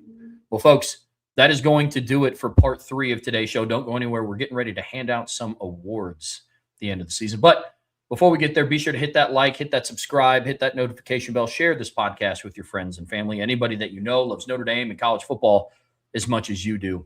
But as always, the best way to support what we do here is subscribe to the premium message boards at boards.irishbreakdown.com. All right, Brian, in the next part of today's show here on the Irish Breakdown podcast, brought to you by FanDuel, we're handing out some awards. And there are a handful of awards that we're going to be giving out. We're talking comeback player of the year, top role player, most improved, top rookie, like freshman, redshirt freshman, top transfer, top skill player, top lineman, most outstanding, and then going to give it a coaching award at the end for the top assistant. So this is going to be a really fun segment. And I know there was a little bit of doom and gloom when we were handing out grades, but I'm really excited to talk about this because with everything that's happened really in the last week, need to talk about some good here, brother. And I'm excited to dive into some of these season-end long awards.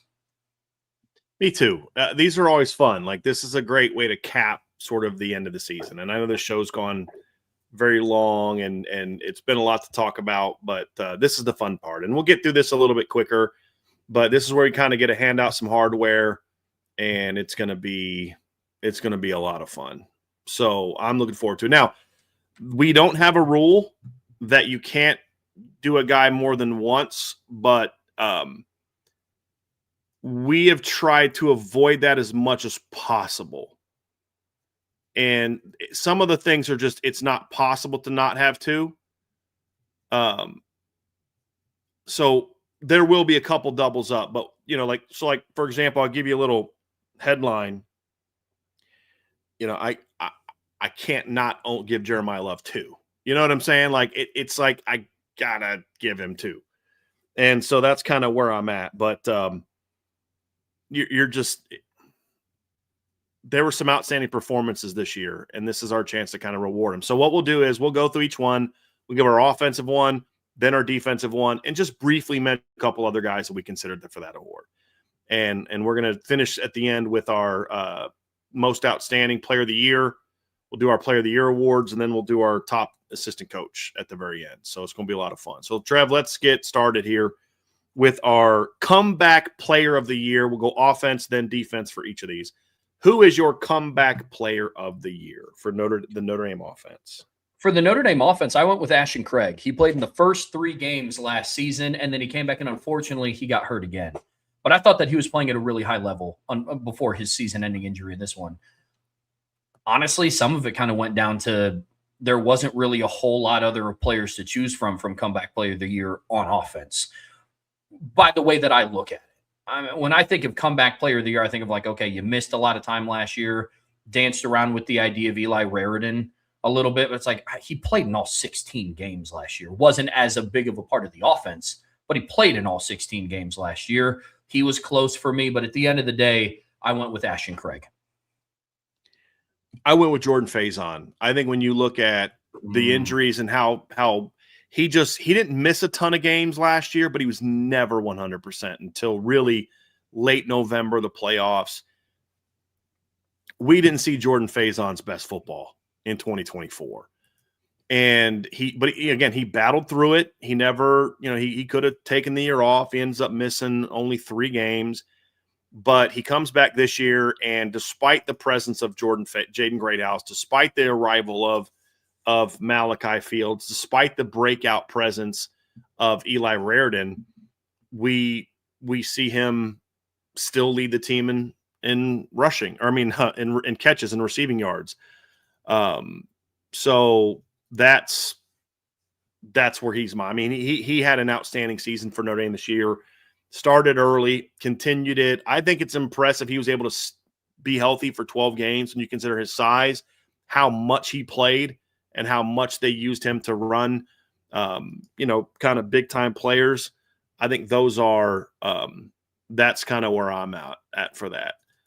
Jordan Faison. I considered Ashton Craig, but he got hurt too early. I thought Billy Schrauth might have won this award had he played all year, because he also had a banged up last year. Wasn't great when he came back because he was still, kind of coming back from that. Billy Schrauth was playing his best football in the 4 or 5 games leading into the USC game, and he was dominant against USC. But he got hurt, and he did miss the rest of the year, and Jordan Faison didn't. So it would have been between Billy and Jordan would have been my decision. But Jordan stayed in and battled and really just had a heck of a season for Notre Dame. There aren't a whole lot of better complementary receivers than Jordan Faison. I mean, you look at Cardinal Tate. There's guys like that, but there's not a lot of number twos that were as good that ended up leading your team. I mean, he's the number 2 in who's the offense being built around, but he ends up being number 1 in production. I think that says a lot about the kind of season he had. And you could point to some plays of him blocking where he's having an impact on things.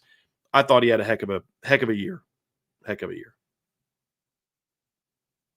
Let's talk defense, Brian, and we'll go with, our comeback player of the year on defense. I have a feeling you and I are both going to say the same person here. Yeah, could be it's wrong. Boubacar.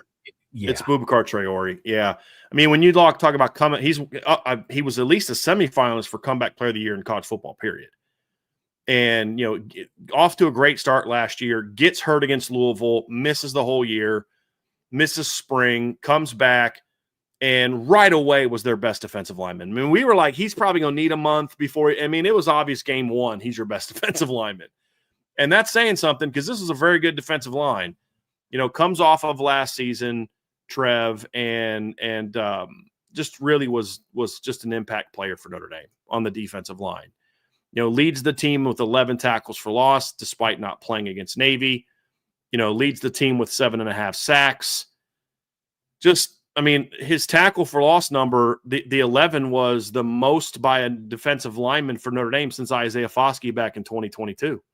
And he played less snaps. And obviously, like we said, led the team with 7.5 sacks.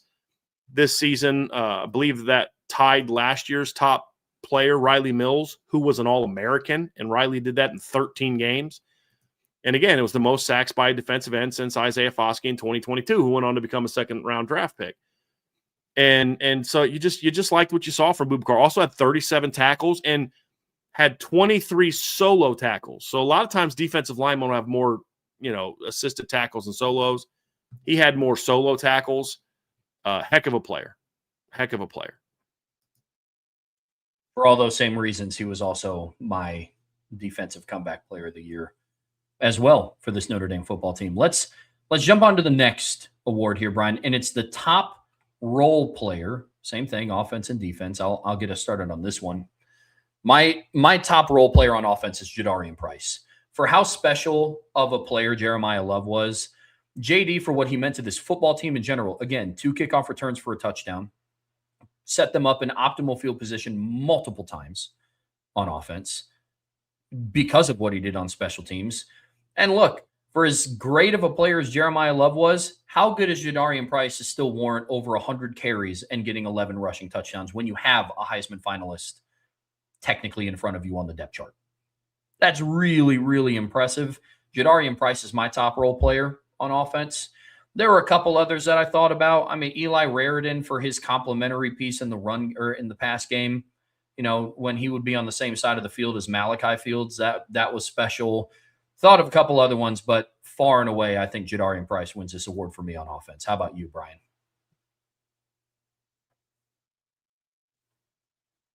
Same. That's my pick, Trev.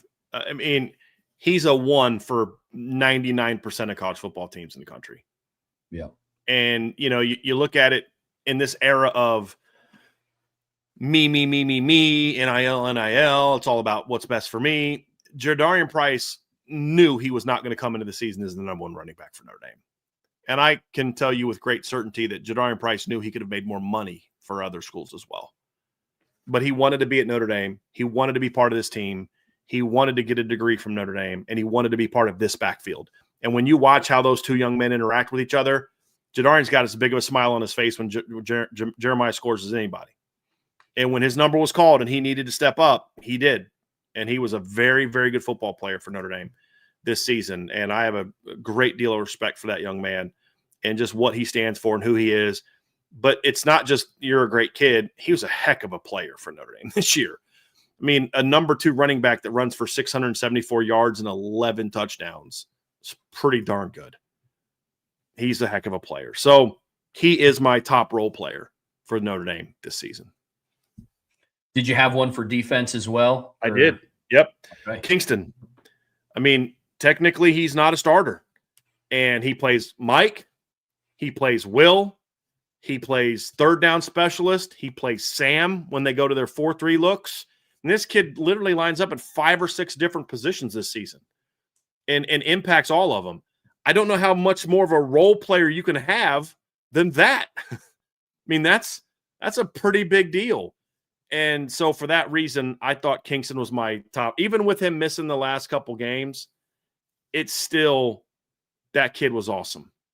He was absolutely outstanding this season. So he is going to be my top role player for Notre Dame. I like it. I like it a lot. I'm going with Donovan Heinisch. Yeah, he became their best interior pass rusher. You know, and it's in large part due because Jared Dawson's game stepped up in a different way. You know, we thought that Jared Dawson, he was a very efficient pass rusher when he was at Louisville. We talked about him kind of filling that Howard Cross void, and he became a pretty dominant player against the run. We didn't get to see him a whole lot against the pass. He was in the backfield quite a bit, but I think Donovan Heinisch finished the season like 3rd or 4th on the team in total pressures. He was a dominant force on the interior. Unfortunately, a lot of people wrote him off after what he was asked to do against Miami, which that is just a systematic failure. Asking your 6'2", 275-pound interior defensive tackle to go nose up on Inez Cooper, who's 6'5", 340, that's not Donovan Heinisch's fault. Once they started to utilize him in a more efficient way, in a more effective way, and using his quick hands and his athleticism to be a dominant football player, I think he became their best interior pass rusher on the defensive line. So for those reasons, he's my defensive top role player on the team this year. Donovan Heinisch was a dude. Let's talk most improved. And again, separating it out, offense and defense. Brian, where do you start with on offense for this award? I'm going Eli Raridan. I mean, this is a guy that was a good player for Notre Dame last year, played well at the end, was up and down, a little inconsistent. He's got to step into a role of, hey, you got to be the guy this year. And I thought he did that. And, 32 catches, I think 485 yards, improved as a blocker, at times was dominant as a blocker, had a couple games where he wasn't dominant. That's going to be the case. But I thought overall, Eli Raridan emerged as one of the, I'd say probably 10 best tight ends of college football this year, after spending his first 3 years as a backup and being a role player. And he became a difference maker for Notre Dame and did it out of the gate. I mean, against Miami and Texas A&M, did it out of the gate. So he's my most improved player. When you look at his production and the level of play from the first 3 seasons to what he did this past year, I'm going with Eli Raridan. I like that. I like that a lot, obviously. But, yeah, I love that pick. Mine on offense, I'm going with Anthony Knapp. I mean, he improved drastically from last year to this season. And not just because of the level of opponents that they played. He technically improved as a player. His hands got better. I thought his feet got better. I think he looked a little bit more comfortable in space. The hardest part about this award was I had to take off the lens of he shouldn't be a left tackle. Mm-hmm. That was the hardest part about this award because, look, do I think that there's other players on the roster that have a higher ceiling at left tackle? Yeah, I think there's another member of their starting offensive line that has a higher ceiling at left tackle than what Anthony Knapp does. Mm-hmm. That being said, I look at the performance that he had this season. And Anthony Knapp did improve as a player. Week over week, I talked about all the different FanDuel odds about what CJ Carr was going to do. You don't do that unless you have improvement at left tackle. And so he is my offensive most improved. I can't put him here because of my desire to not have guys be on here twice. Fair. So I'll hold my Anthony Knapp comments till I get to the spot that I have Anthony Knapp. So that's why I understand. That's why everything you said about Anthony's improvement, not just from last year to this year, but from games 1 and 2 and 3 to the end of the year. Yes. So it's year to year and beginning to end are two areas where Anthony showed a lot of improvement. How about defense, Trev? I went with Luke Talich. I thought that when you look at the job Luke did last year, just a special teams guy, couldn't really get any burn on defense. It was just a backup guy to a guy that was wasn't used a ton, but when he got in there, was asked to do a lot of different things. Sometimes he's asked to play deep middle. Sometimes he's asked to play, Rob downhill. If it wasn't for Kingston's presence, he's my top role player. And the improvement he showed, not just from last year to this year, but a lot like Anthony Knapp. If you go look at Luke in the first game, he looked out of place a couple times, just not playing, deep overs right. And then you go look at how he's playing late in the year. He was a lot better player. He's always been a force on special teams from the moment he arrived at Notre Dame. But this year on defense, he became a factor on the team as well. I mean, when you think about how little he played relative to some of the starters, he had 3 picks this season. You know what I mean? So I was very, very pleased with the job he did and the role he had this season for the Notre Dame defense. He was much improved from year to year, and then also from weeks 1 and 2 to the end of the season. He was a very good football player for them down the stretch. I'm just disappointed you didn't have a tight end here. I know. I'm just, I know. I'm all partially disappointed in myself. Trev, let's get to breakout players. Did I miss a spot? Did you not give your most improved on defense? Yeah. I'm just so excited to talk breakouts. Let's hear your most improved on defense. I don't blame you, bro. I don't blame you. My most improved on defense is actually Kingston Viliamasa, somebody I talked about earlier. And I know it's a little weird because of how much hype he had, but last year he was a solid player. He was exciting. He was flashy. He was still a true freshman. The jump that he made from last year to this year, I mean, he was exceptional. Absolutely exceptional. I thought he is their most well-rounded linebacker. I think Drake Bone is their best linebacker. I think Kingston is their most well-rounded. There's not another member of that room, maybe number 19 down the road, but there's not another member of that room this season that could rush the passer as effectively, play in the box as effectively, and drop back into coverage as effectively. That part of his game got so much better from last year. So much, bro. And that carries the weight of his most improved. I'm not saying he like barely saw the field last year and got on. He didn't suck last year, right? Right. We're not saying that. But he looked like a freshman last year. A talented freshman, but he looked like a freshman last year. He didn't play like a sophomore this year. No. This year I would have been convinced that when 34 and 27 were on the field at the same time, they were in the same class and had the same level of development. Kingston was exceptional this year. He gets my most improved, not because he was bad last year. That's just more of a testament to how big of a jump he made from a good year to an exceptional year this year. But now, Brian, I'm ready to talk about most improved. Go ahead. Who do you have for most improved player on offense? Well, we did most improved already. We're at breakouts. We just did most improved. Breakout players. My breakout player, so breakout, the way we define it, can mean one of two things. It could be a guy who's a good player that becomes a star. It could become a role player who becomes a pretty good starter. Or it could be a guy that never plays that becomes a starter and does a good job. My breakout player on offense, and you could go several different ways, but again, I'm trying to not have multiple guys on here as much as possible. So I'm going to have the quarterback somewhere else. I think Billy Schrouth would have had a shot to be here if he didn't get injured. I think you can make a case for Anthony Knapp to be here. But I'm going Gerby Lambert. When I go from a guy who never played a meaningful down, was thrust into the starting lineup because of an injury to another player, and by the second half of the season was arguably their best offensive lineman. At the very least, you could argue was their best run blocker the last 5-6 games of the season. Gerby became a dude by the second half of the season, and it became obvious pretty early on that he was going to be all right. like a lot of guys, a little up and down in his first couple games, he had some. But by the end of September, you were like, yeah, Gerby's going to be all right. He's going to be pretty good. And then by the end of the year, he was pretty dominant in a lot of stretches. So my breakout player is Gerby Lambert, to the point where when we get into next season, talking about next season, we're going to have a lot more talk about, could Notre Dame have, depending on who comes back, could Notre Dame have 3 All-American offensive linemen next season? If Billy Schrouth comes back, Anthony Knapp and Gerby Lambert all come back, those are 3 guys with All-American talent and All-American stretches of production on the offensive line. So Gerby was my breakout player on offense. Didn't have to wait that long to hear about tight ends from me, Brian. My breakout player on offense is Eli Raridan, and he did not take a long time to break out.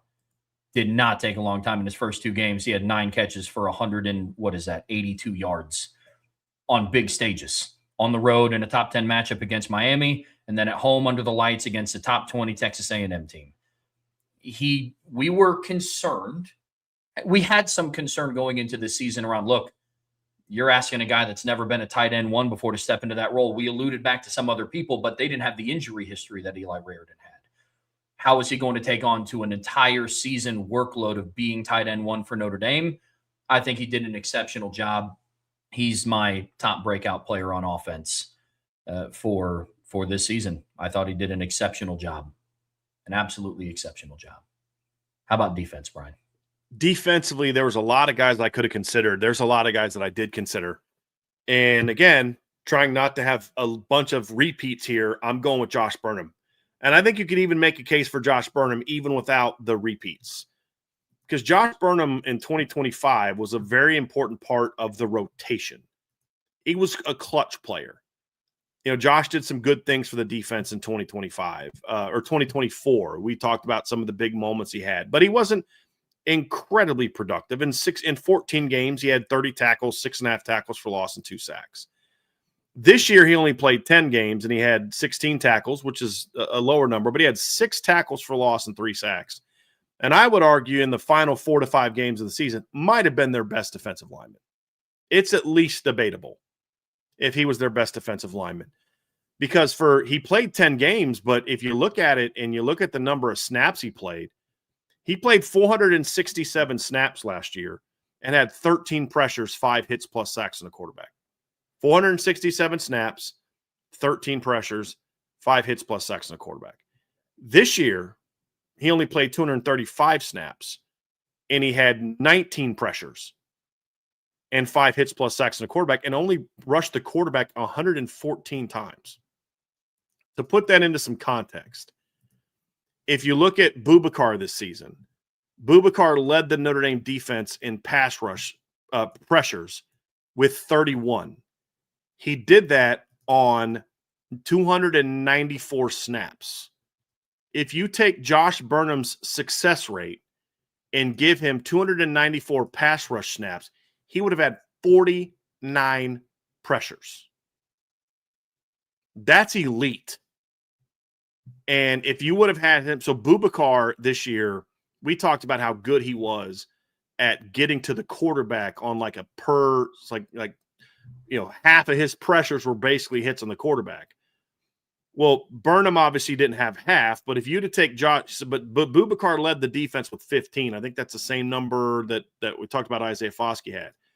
If you would have given Josh Burnham the same number of snaps as Boubacar, he'd have had 13 hits plus sacks in the quarterback, right behind Boubacar. And a lot of that production came in the second half of the year. Going into the Boston College game, Josh Burnham only had 3 pressures. He had 0 hits plus sacks in the quarterback. He only had 3 run stops on the season. In the last 5 games, he had 16 pressures. He had 5 hits plus sacks in the quarterback, and he had 8 run stops in the last 5 games when he started to play more. So when you talk about breakout, he broke out not just from last year. He not only was more productive than he was last season, he was more productive. I mean, he broke out during the season. And, you look at his run stop numbers and you look at that, and so he had 11 this year, he had 19 last year. If he would have had the same number of run snaps this year as he had last year, he'd have gone from 19 to 26. So he not only skyrocketed past his production in the pass game, he was an even better run defender than he was this year. Not to mention the times he sniffed out screens, he dropped into coverage and made plays. Josh Burnham was outstanding this season as a breakout player. He was not alone. There were other guys. Boubacar was a breakout player this season. Tay Johnson was, but those guys are going to fit into other areas. And that's why I go with Josh here. But I think you can make a case that when he was finally put into the lineup, Josh Burnham was as impactful as anybody they had on defense this season from a production standpoint. He was outstanding in the last 5 games of the year. Well, I think that's a really good pick. I'm also sticking along the defensive line, and I'm also sticking in the defensive end room, but I'm going with Bryce Young. Bryce Young is my top defensive breakout of the season for a couple of different reasons. One, I look at how efficient of a player he was. He finished the team second in total pressures with 28. He played 92 less pass rushing snaps than what Boubacar Traore did.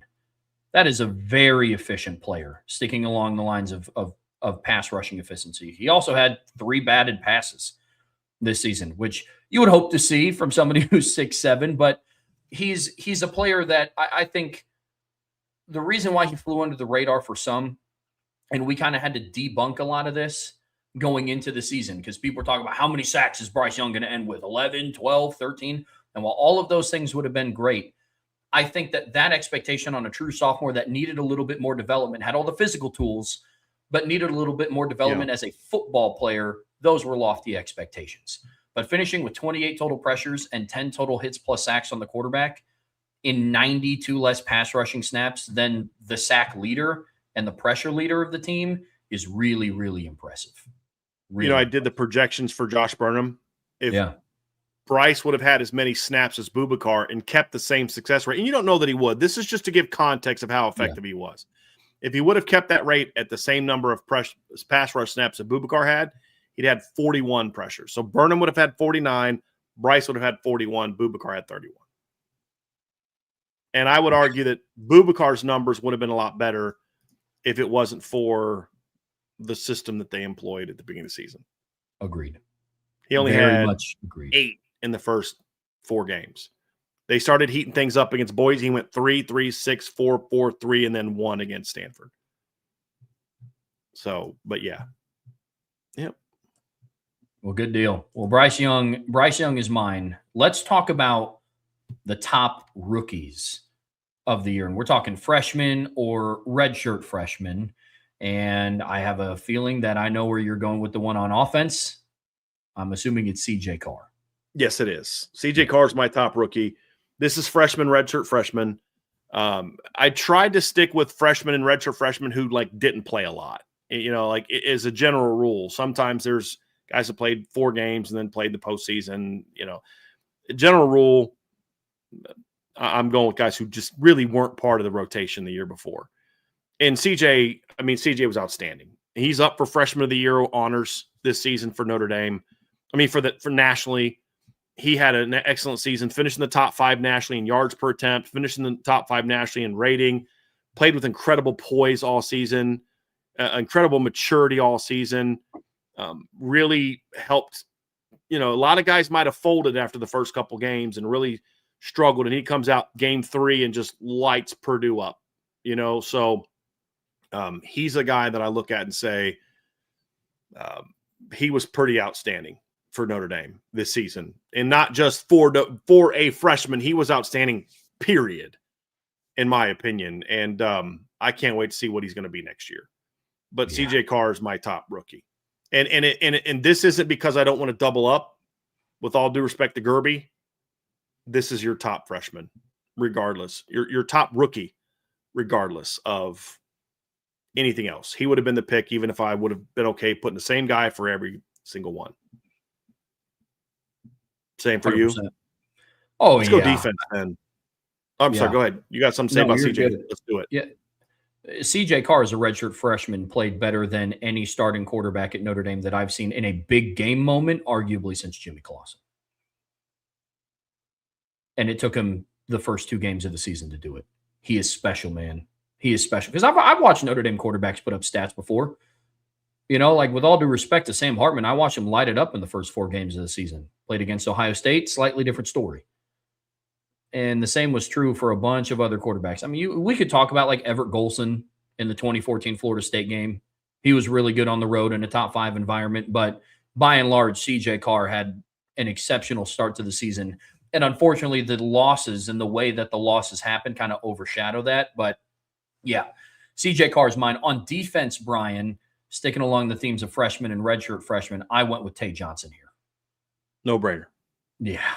Go ahead. I mean, he was exceptional. And again, we're talking about a player who ended the season with 4 interceptions, could have had more, a pick 6, and he didn't even play in the first game and a half.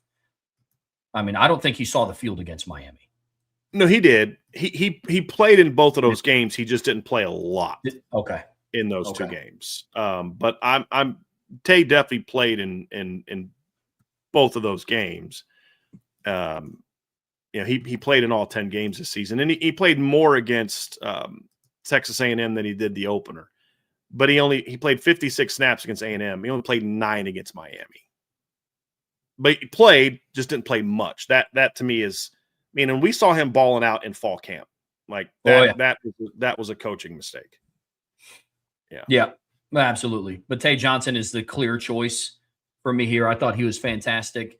I would have heard some conversations about one of like the younger cornerbacks that had to step up, but the sample size for Tay Johnson was bigger. I think his impact was felt a little bit more than what Dallas Golden or Mark Zachary's was, despite it being a good season for him too, season of growth. But yep, Tay Johnson is my rookie of the year on defense for sure. Mm-hmm.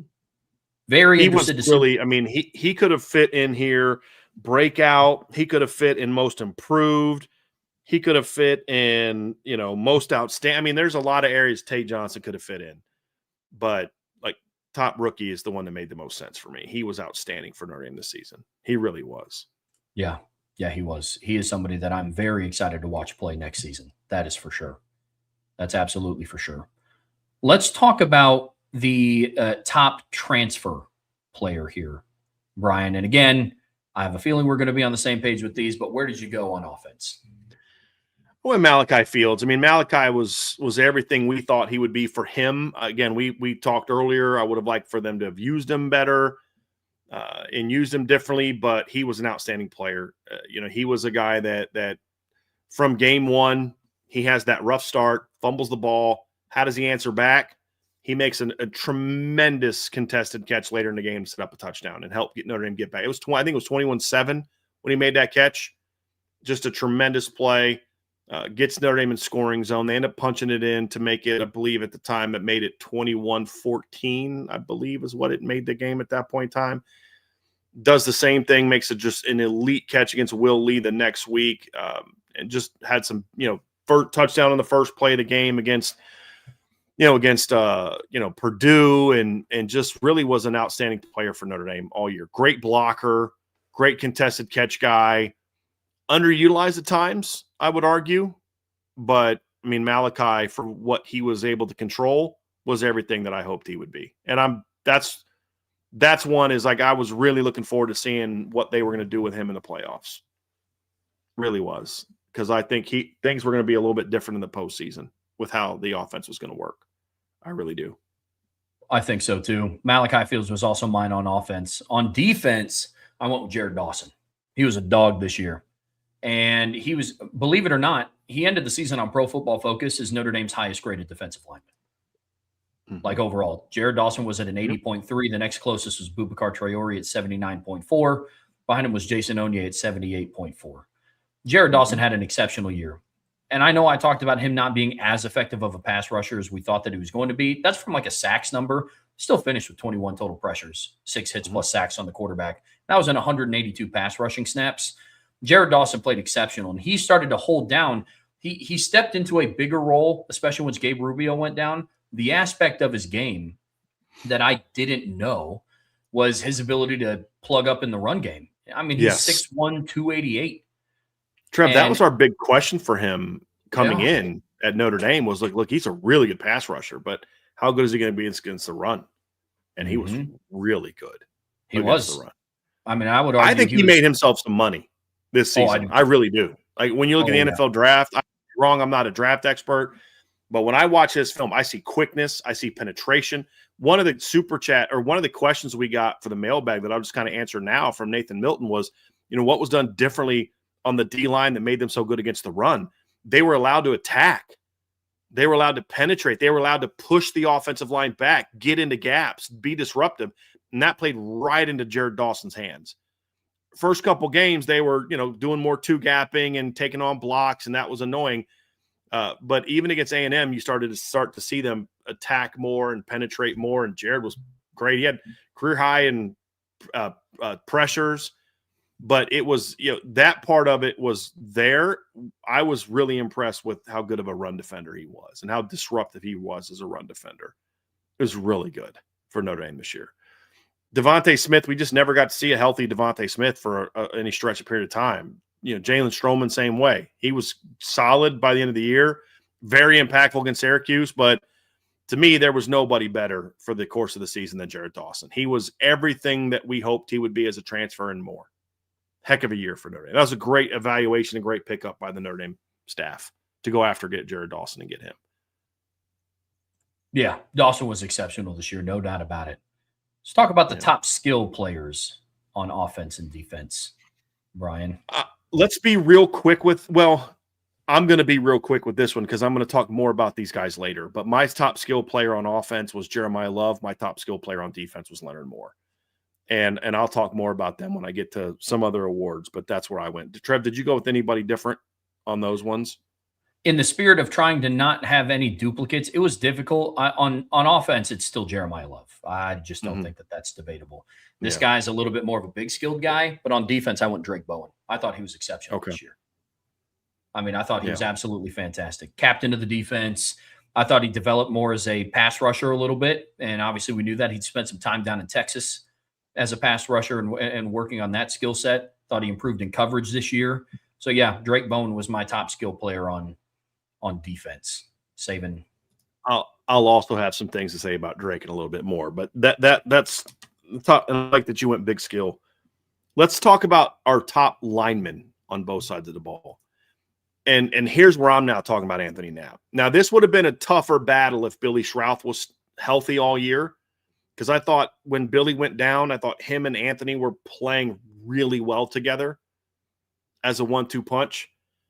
There's, as we said, there's a lot of different areas you could have gone with Anthony Knapp this year.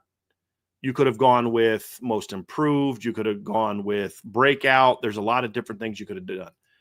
But the improvement he made just during the course of the entire season was impressive. But, I mean, there were long stretches, where he wasn't just improved. He was dominant, especially in the run game.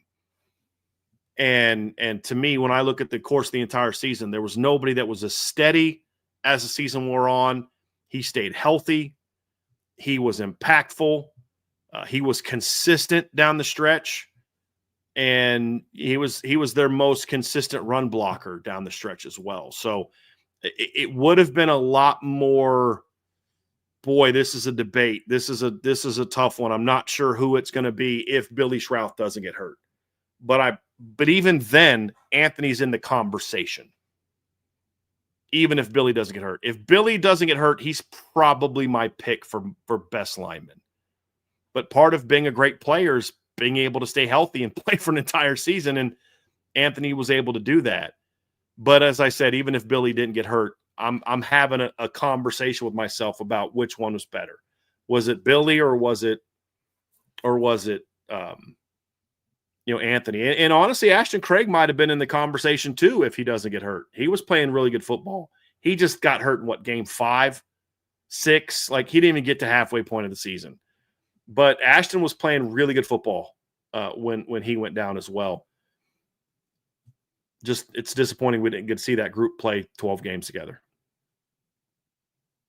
Agreed.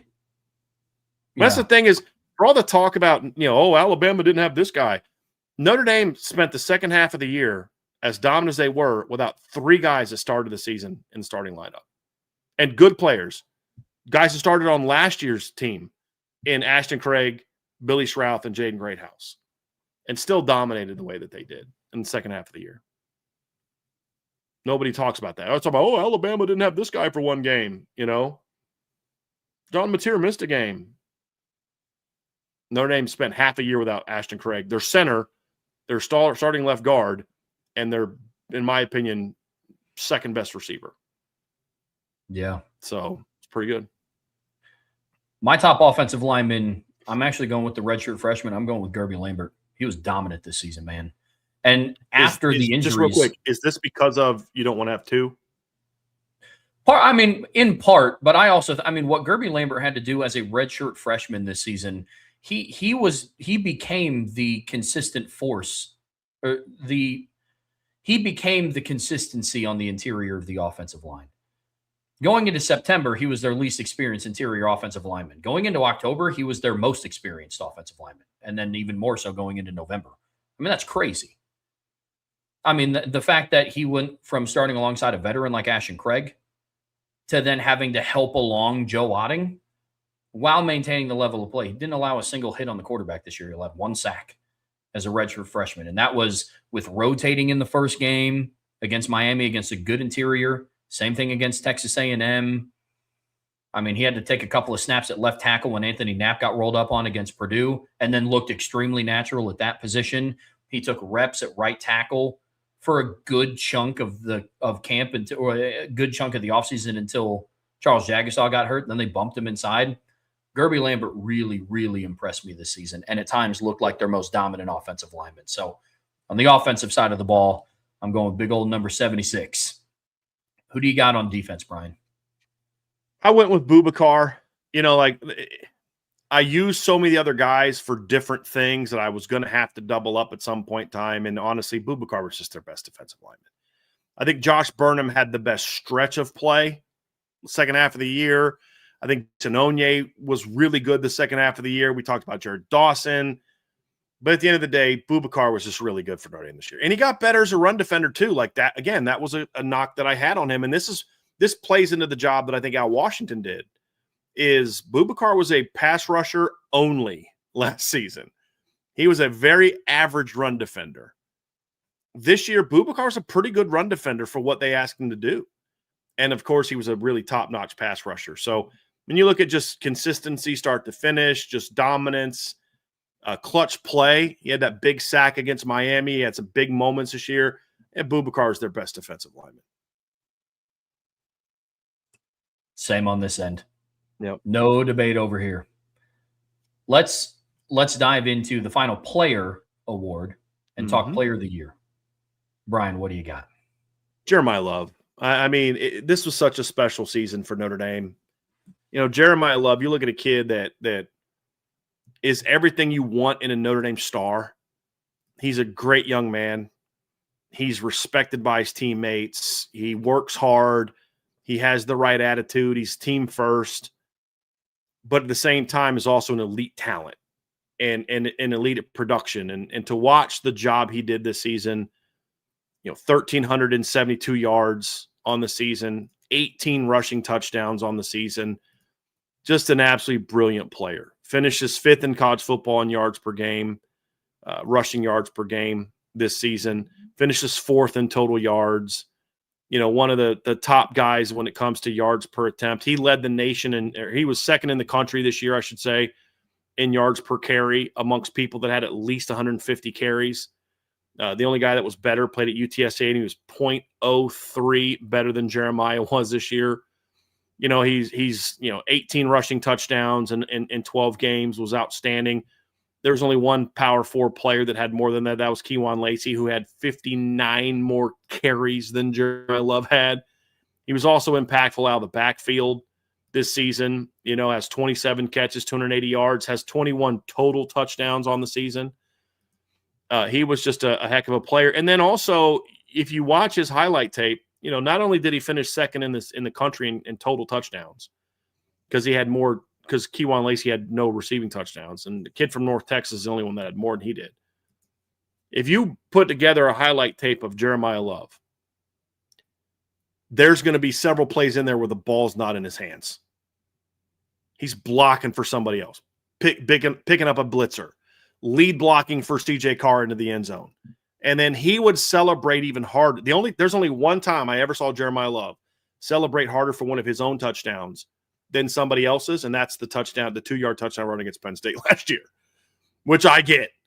But if you look at the last 2 years, the most intense Jeremiah Love ever looked in the end zone was after lead blocking for Riley Leonard or CJ Carr. That says almost everything you need to know about Jeremiah Love as a football player. But he not only was Notre Dame's best player, he was the best offensive player in college football. He was the best offensive player in college football this year, in my opinion, and I don't know that it's debatable for me. Someone else can debate it. I'm not going to want to hear it because I watched all these guys play, and there was nobody better. He was their best player, and it sucks to know that that's how his career ended, was against Stanford. But he was special, and it was such a joy to watch him play at Notre Dame. It really was. Last 2 years he had where was he last year? He had, in the last 2 years, Jeremiah Love had 39 touchdowns, rushing or receiving. Not bad. That's pretty darn good. That's pretty darn good. That ain't bad. He's mine as well. I mean, how can he not be Notre Dame's player of the year when I think that he is, arguably the player of the year in all of college football? Mm-hmm. So, yeah, Jeremiah Love is far and away that answer for me. Who do you got on defense? I have two. I have co-players of the year. I couldn't separate between the two. My first one is the most obvious. People will be like, oh, of course, it's Leonard Moore. Leonard Moore was a brilliant player for Notre Dame this year. He was an elite cover player. He was a clutch player for Notre Dame. I mean, you think of the interception against Texas A&M. That wasn't just a pick. That was a big moment. You think of the interception against Stanford that sets up a touchdown, the pick six against Syracuse early in the game. He was a much improved run defender, and he was a pretty good run defender as a freshman. You know, he was a leader. He battled through injury. I mean, he was not healthy against A&M and just stayed in there. I mean, it cost him the next 2 games, but he stayed in there. Just everything you want in an elite cornerback, Leonard Moore was, outside of you want a guy to play all 12 games. Great in coverage, great in run support, great teammate, just everything you want a corner to be. I mean, that's really what it boils down to. He was a special player for Notre Dame this season. And I'm really happy that Notre Dame gets him for one more season because he is an elite talent and a joy to watch. And just the way he carries himself as a young man, you're really impressed by, like, wow, this, like, he's not your typical cornerback personality on the field. You know anything about his parents, you understand why. Just the way he was raised and the character that was instilled in him. But man, he's an elite talent also. And he's a special player. But my other co-player of the year is Drake Bowen. And I don't know, like, if this was just an MVP award, most valuable player award, this would be the Drake Bowen award. Team captain on the field, leader off the field, highly productive player, clutch player. Game just grew so much in all areas. Much better pass rusher this year, much better in coverage, much more strong run defender. Drake had an outstanding season for Notre Dame. He really did. And you look at the two of them together and you're like, you want to know why Notre Dame's defense was elite? It's the talent that they have on all 3 levels. They have an elite talent up front, elite talent at linebacker, and elite talent in the secondary. But part of my player of the year does include some MVP-ish aspects to it. And that's why I kind of initially we're going to go most outstanding, and we changed it to just player of the year because I think that incorporates more things that come into it. If it was just most outstanding, I think that probably goes to Leonard Moore. Although Drake is in the conversation as well, as is Tay, as is Boubacar. But when you add all the things that are asked of him, the complexity of the defense this year compared to last year, how he has to line everybody up, get everybody set, Drake Bowen also plays a big role in why the run defense was as good as it was this year, and not just because he was a good run defender. Getting everybody lined up, making the checks. We've pointed out plays on the All-22 this year where Drake's lined up here, and as soon as the ball snapped, he's like running over somewhere like he knows exactly where the play is going. Like, that's really good. He was special for Notre Dame this year. So Jeremiah Love on offense. My co-players of the year on defense are Leonard Moore and Drake Bowen. I love those picks, especially on defense. I mean, I echo the same sentiment that you do about Leonard Moore. Look, if you want to have an elite defense that can compete at the championship level, you have to have a lockdown corner. Have to. And now that's the case at every level of college, really every level of football. I mean, high-level D1 football, the NFL, you need a lockdown corner, and I don't know if it gets better than Leonard Moore. He's the best cornerback in the country. He was earlier this season. He was going into this season, and he will be again going into next season. I mean, that guy is absolutely nuts. Absolutely nuts. He is a special, special player, and I can't wait to watch him. It still blows my mind that he has to come back to college. Yeah. So I'm very happy about, by the way. No, I'm not mad about it. Very happy about that. But no, I mean, it's so much fun watching him play. You know, like and to see just what Notre Dame has been cycling through their program the last couple of years is just it's really it's been really fun to watch. Yeah. Just how that has gone. You know, just to see, you know, thrust into a spot where it's like he has to step into the starting lineup against arguably the best passing team they play all year because Christian Gray gets hurt. And then, you know, a couple weeks later, he's thrust into the boundary. You know, that was field position. Now he's thrust into the boundary position. And you know, that was really impressive as well. And it's like you lose an All-American and he steps up and plays like an All-American, you know what I mean? Named freshman player of the year. And a lot of guys, you know, have those sophomore slumps, and they're, you know, now that there's all these eyes on him and the spotlight on him and all these things, you know, maybe they buckle under that, and he thrived under that. And that says a lot. And here's a comment that Bruce Feldman had from a Notre Dame opponent that I think encapsulates Drake Bowen. He goes, Notre Dame's linebackers were the best we played, said an OC that played both Miami and Notre Dame. We wanted to attack Drake Bowen, but we realized he can cover tailbacks. All of their backers are really good. Jalen Alsbury and Jalen Sneed and Bowen all have speed and physicality. And like you talk to coaches. ESPN did a top 100 players in the country thing at the beginning of the year, or top 25 under, like, I forget what it was, top 25 something. And it was from coaches. And Drake was on that list. When you talk to analysts, Drake doesn't get a lot of love. When you talk to football coaches for other teams, Drake gets a lot of love. I don't know what the difference is there, but when you pop on the film, that kid was pretty special this year as well. And they were a pleasure to watch. Let's wrap up this. We're going to do super chats at the end, but before we get to our super chats, we're going to do a full mailbag because we're already 4 hours in. This went long.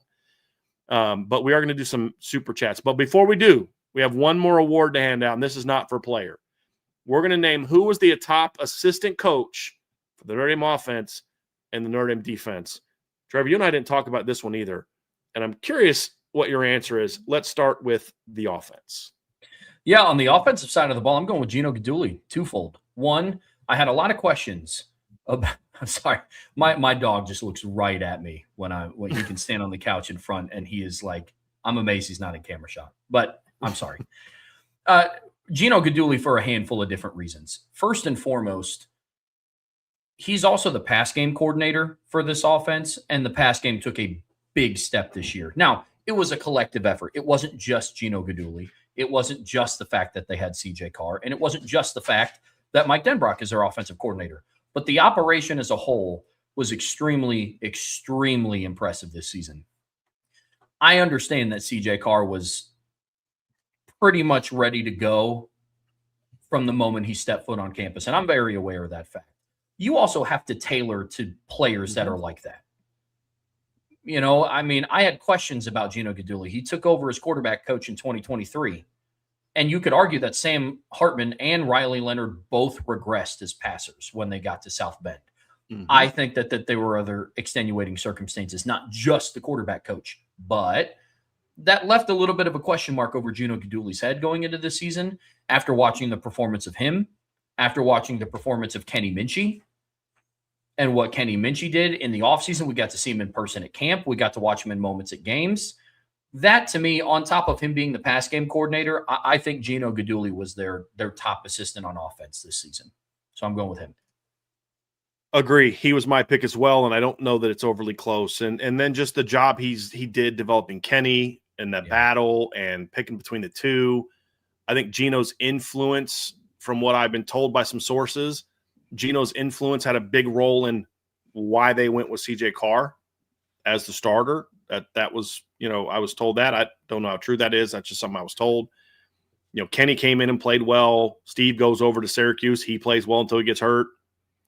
I think Gino Guidugli did a heck of a job for the Notre Dame staff this year. On the defensive side of the ball, this is going to shock some people. It's not Mike Mickens for me. Mike Mickens is the best DB coach in the country, but the job Al Washington did with his defensive line this year was spectacular.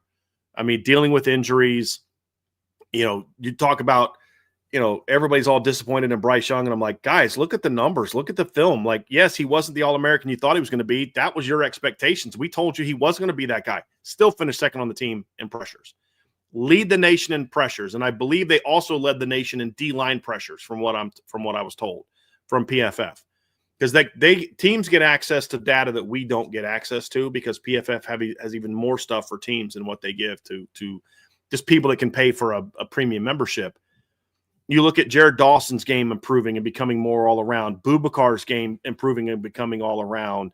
Josh Burnham, now, I'm not happy that they didn't play him more, but when they did, he was a difference maker. His game he improved as a pass rusher. Other guys improved as run defenders. He's improved as a pass rusher.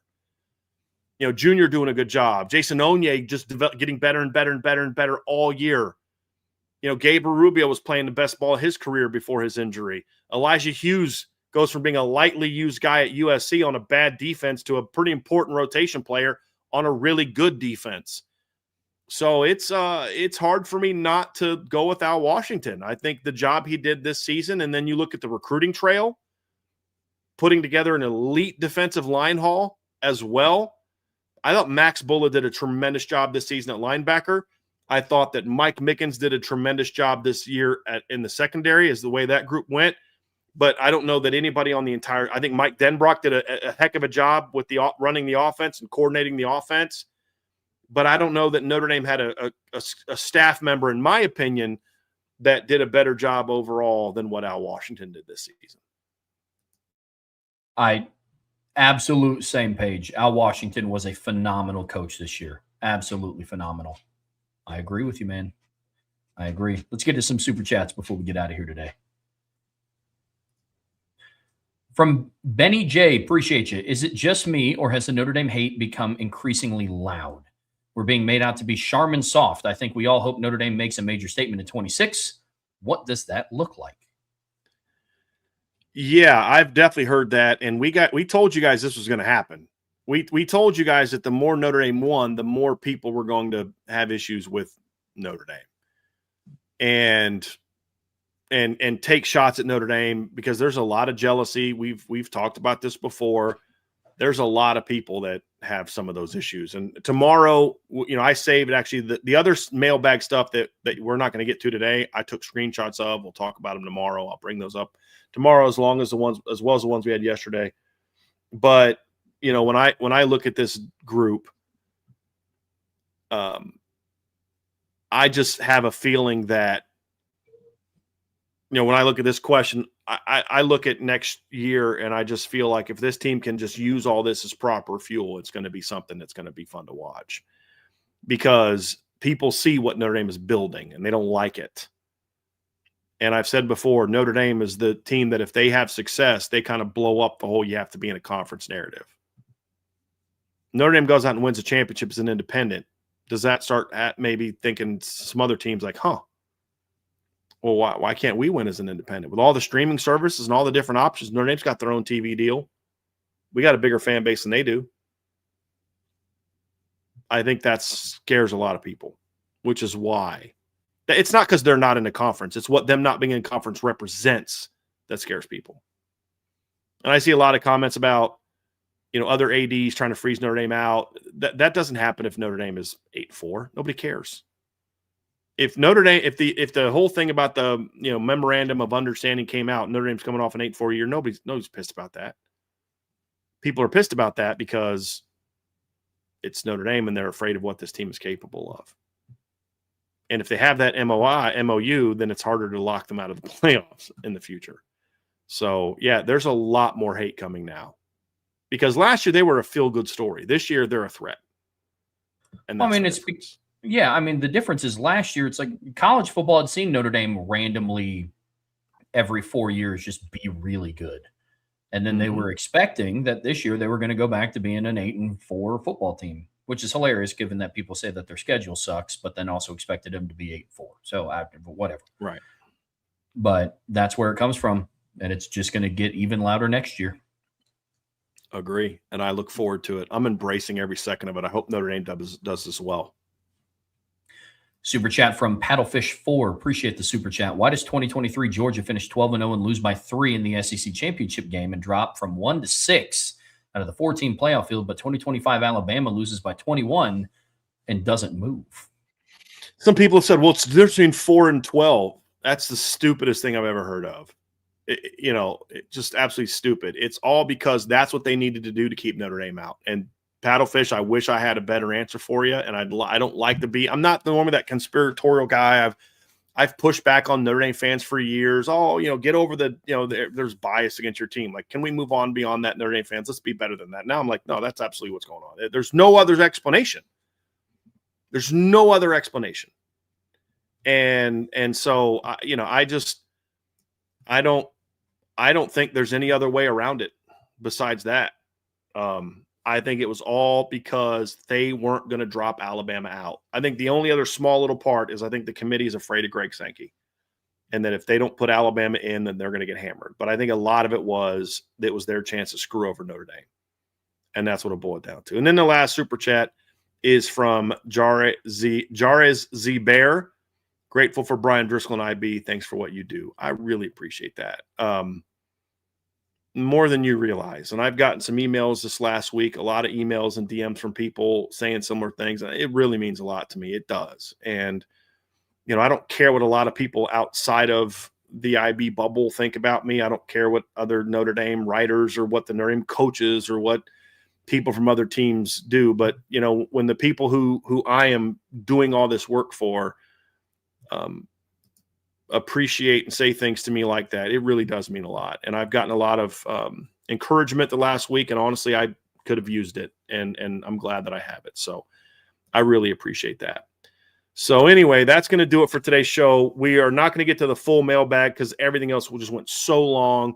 We will have a full mailbag tomorrow. I did screenshot some of the questions that we started. I did screenshot, and we'll able to bring those up tomorrow.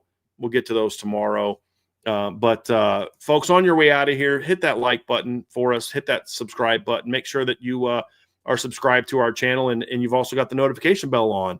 If you're listening via podcast platform, we would greatly appreciate a 5-star review. That would be awesome. That would be amazing. We'd super appreciate that. And as always, make sure that you are subscribed to the message board at boards.irishbreakdown.com. I have an article where I broke down the data. I made my case of why Notre Dame got screwed. Here's the data to support why Notre Dame got screwed, not just my emotion, but look at the data that the committee says they look at. And that's on the premium board as well. And you can look at that and get my whole thoughts on why Notre Dame got screwed. And not just, hey, I'm a Notre Dame fan and I cover Notre Dame, but I went into the data and I showed the data and said, this is why Notre Dame got screwed. And this is the data that shows why Notre Dame got screwed, or supports that they should have been where they were. So anyway, you can check that out, but that's only for premium members, which you can find at boards.irishbreakdown.com. Have a tremendous rest of your day, everybody. We'll talk to you again here very soon on the Irish Breakdown podcast. Thank you all for the kind words.